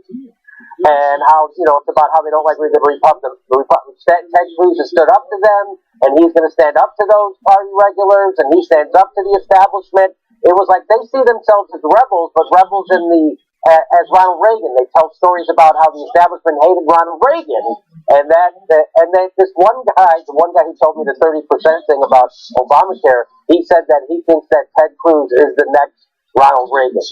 Yeah. And that's, my head was spinning. Nice. He sounds like a nice guy. Not a great understanding of history. But that's my point is that they really do see that, like he's saying that they don't like their politicians either. They really don't like their politicians either. Yeah, and Glenn Beck opened, by the way. Oh, I have a great story about that.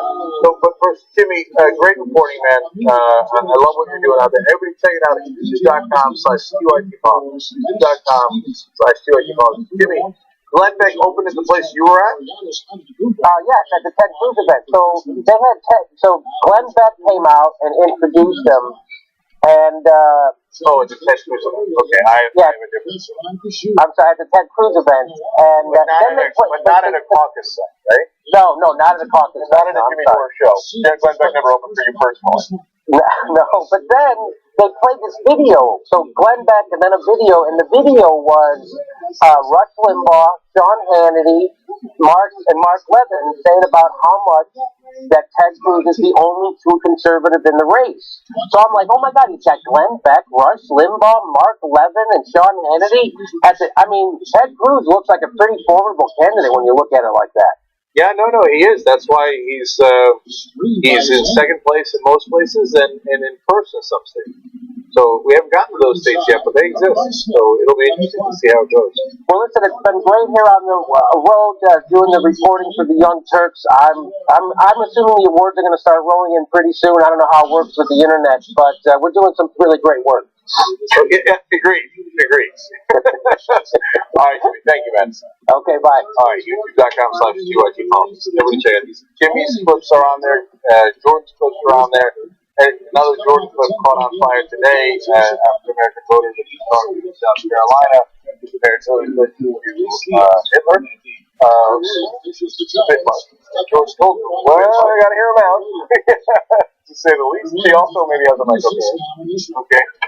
I don't want to get into that either. But you can check that out on. I've heard reports. I'm just saying that I've heard stories. So let's back me up. True about Hitler. It's worth having a micropenis check on all candidates to make sure we don't get stuck with Hitler. Ask questions. We just ask questions. Does Hillary Clinton have a micropenis? I don't know the answer. I'm just putting it out there. Who's going to release the micropenis? Yeah, I will release mine when everyone else releases theirs. How would you know if they did? Alright, so last couple of things here. First off, Jared just handed me this breaking news. Glenn Beck was doing a speech at a caucus in favor of Penn State when Donald Trump won. Okay, now, Glenn Beck hates Donald Trump, right? Trump came in and just put his spot. Hey, rodeo club. Nice. He's got 10. Move along, son. Okay, you're done. And then everyone is Trump and it's raucous, etc. And that isn't going. That is, old school wrestling where somebody walks in from behind the curtain. Oh, no! Here comes Hulk Hogan! Right? And he's got a 2x4 or a chair or something. And like meanwhile, Glenn Beck's out there like like getting like over us like the Washington Peppers. Oh no! So he literally Trump Glenn Beck. Man, the guy's got a flair for the dramatic.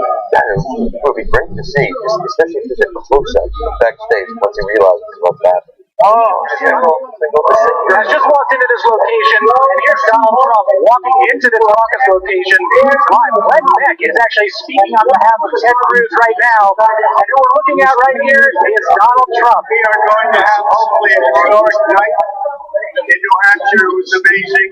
And as you know, South Carolina last week. Get over there and vote. Make America great again. Remember that. Make America great again. Oh, that was great. I know the video. Yeah. I know. So MSNBC, nice job there on that footage. And I think that was Jacob Soboroff, an old friend of TYT. And the part of the video that I love is Beck is speaking here. Trump walks in and the crowd goes, whoa. Like a magnet. Yeah. I'm a more powerful magnet than you are. Go ahead. I just wish they had a camera in that corner where watch his face go, what? Look at the magnet! Look at the magnet work! Sucking them all in there. The giant sucking sound. Rossborough warned us about. Oh, it's awesome! Oh, God, to see Beck's face as all of his audience left would have been awesome. A single tear rolling down his face. A sad rodeo play. Sad emoji. Okay. So, now, Black, polls. Yeah, polls. Yes, the most recent polling on the Nevada GOP race has Trump up by 16 points. So this is from over a week ago, and had Trump at 39, Cruz at 23, Rubio at 19. Before that, the CNN poll from February 10th to 15th had Trump at 45, Rubio at 19, and Cruz at 17. So that's a range of 10-point difference between Trump 16 points up to 26 points up. I want to bet on the spread right now. Yeah, I'm required as a newsman. You mentioned, although I'm not a newsman, that caucuses are notorious for difficult polls. Yes, okay, standard obligatory output. That's right. Trump by 21. By 21? Yes. I'm being honest about how I. Yeah, what do you think? Trump by 24. A little high. Oh, yeah, I think he's going to fall out. Okay, higher or lower? I'm going to bid $1. I would say I'll say Trump by 19 with Rubio feeling half through. I don't know. Okay, so you guys want to crush me, so I got very little room to win here. You got about 24, you got 19 and below. Okay, I got a really. Why don't you just take everything in the middle, Rubio? So I'm going to go with Cruz in second place. That's slightly more interesting question. I'm going to go Cruz. I'm going to say Rubio to place. Rubio to place. Okay, 2-1 Cruz. Okay, it's about half an hour before the polls close. We'll see who was right. And now, one more question in that regard. Does who comes in second matter at all? Okay, so there's no drama is who's going to win. It's going to be Trump in a landslide in Nevada. Okay, so the question is Rubio coming in second, and maybe I don't even know if it's an upset of Cruz or Cruz coming in second again. Like, does it matter? It doesn't matter. Let's say we get to the Republican convention. Trump's ahead by five delegates, and the party goes, you got to take this second place guy. He's got to be your running mate. Trump's going to be like, fuck you in your second place. He's not going to take whoever the party puts on him. I'm going to pick Shaq. Sam, bitches. So he's going to Bigfoot the rest of it. Okay, no, here's the reason. Okay, if you're Donald Trump and you're thinking, I got away with it. Yeah, I'm the Republican nominee for president. The establishment hates me. They control both houses of Congress. They'd like to see me impeached and have their person on the throne. And I'm going to pick that guy as my running mate? Shaq. Because they don't want President Shaq. And Shaq will bring out new voters. What kind of voters did Shaq bring out? Very calculated play by Trump. Okay. It's calculated play because also Shaq, it's not verified he's Muslim, but he thought about going Muslim. Yeah. He's like, hey, Muslim American. Trump's like, dude, I'm neither racist nor anti-Islam. Look at Shaq here, watching Shaq throw. Yeah. Well, I'm like, but I am amused that we have now, it's definitely the first media organization to put on the table President Shaq. I'm putting it out there. It's like, do you think Sarah Palin threw her support behind Trump because she's making a play for the DC No, she's no chance. She's just trying to, some of the reflections are still relevant. Yeah. She's falling towards that spotlight. Wait, I'm not done yet. That's the play that was going on with Sarah Palin. But Wes is right, though, that he's not going to make an establishment guy. Because he's vulnerable if he does. He's crazy. And he always looks at the downside of the deal. Yep. So, overall, I agree. It doesn't matter if Rubio or Cruz comes a second here, which makes you wonder why we're on the air right now. Because this is not going to affect anything else. Like, for example, Cruz all at okay. Cruz has a giant lead in Texas, which is unsurprising. That's his home state. But, Trump's really strong in a lot of places, beating Rubio in his home state of Florida, but not Cruz in Texas. Texas is a big state, right? So Cruz ahead in some states, but I don't think Rubio beating Cruz in Nevada affects how Rubio does in Florida or Texas or anywhere else, unless, Trump only beats him by 9 points and Rubio beats Cruz by 7, 8, 9. Like it's a clear difference. That's right. It makes it two-man race. Right. Then it becomes more of a story. It's barely a story, but that won't happen anymore. Yeah.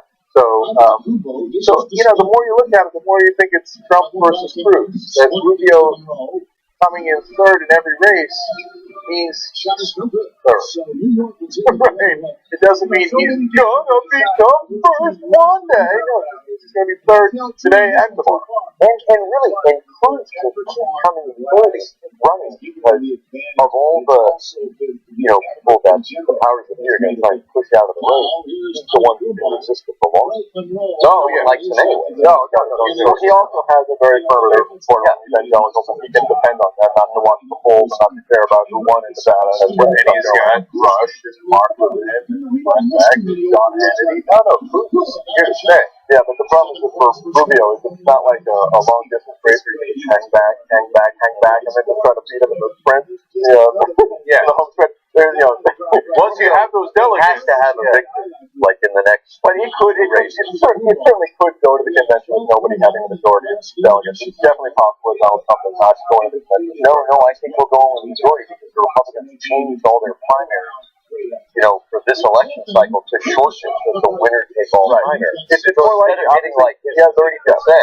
He's taking them all. It varies from state to state, but that's true. Like in South Carolina, I believe Cruz and Rubio got about their show. So it's awesome that the Republican establishment, in an effort to weed out people like Donald Trump, have instead empowered them.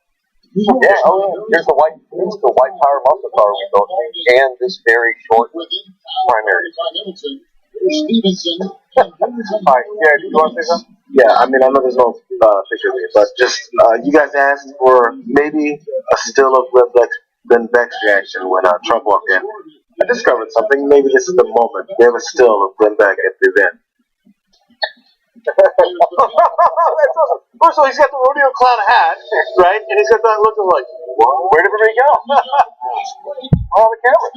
What happened? I thought it was just going to be like an old shot of him blubbering and I'm not what to talk to. I can't tell what I'm looking at behind the camera there, but it's like a man with a beard. See what I'm saying? Yeah. I definitely do not wish to comment on that and will preemptively denounce the rejection. The concept of a man no, you can't see. Alright, cool. Yeah. Zach's not the only one that's confused. I don't know if you guys seen it, but the woman behind the camera, you told me that I think that's Ben Carson's wife, right? No. It is. It's Ben Carson's wife. From what I can see from that, still. No. It's like her, yeah. No, but what seems unlikely? Sitting next to Glen's back. No, got a headset on? I don't just okay, so you see with the lip on, and then there's a full beard under there. I don't think that's a shadow. If it's more likely to be, if there is a beard, it's more likely to be.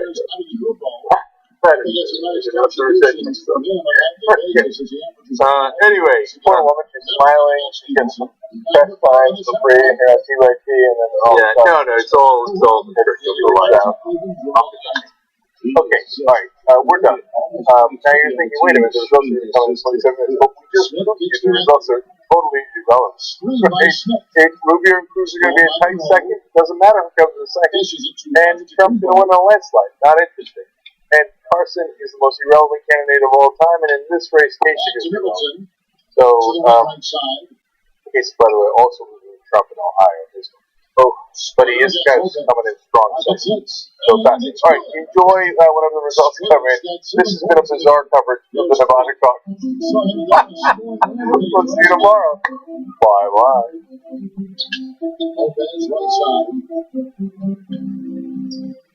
Stevenson, this is the Oakland.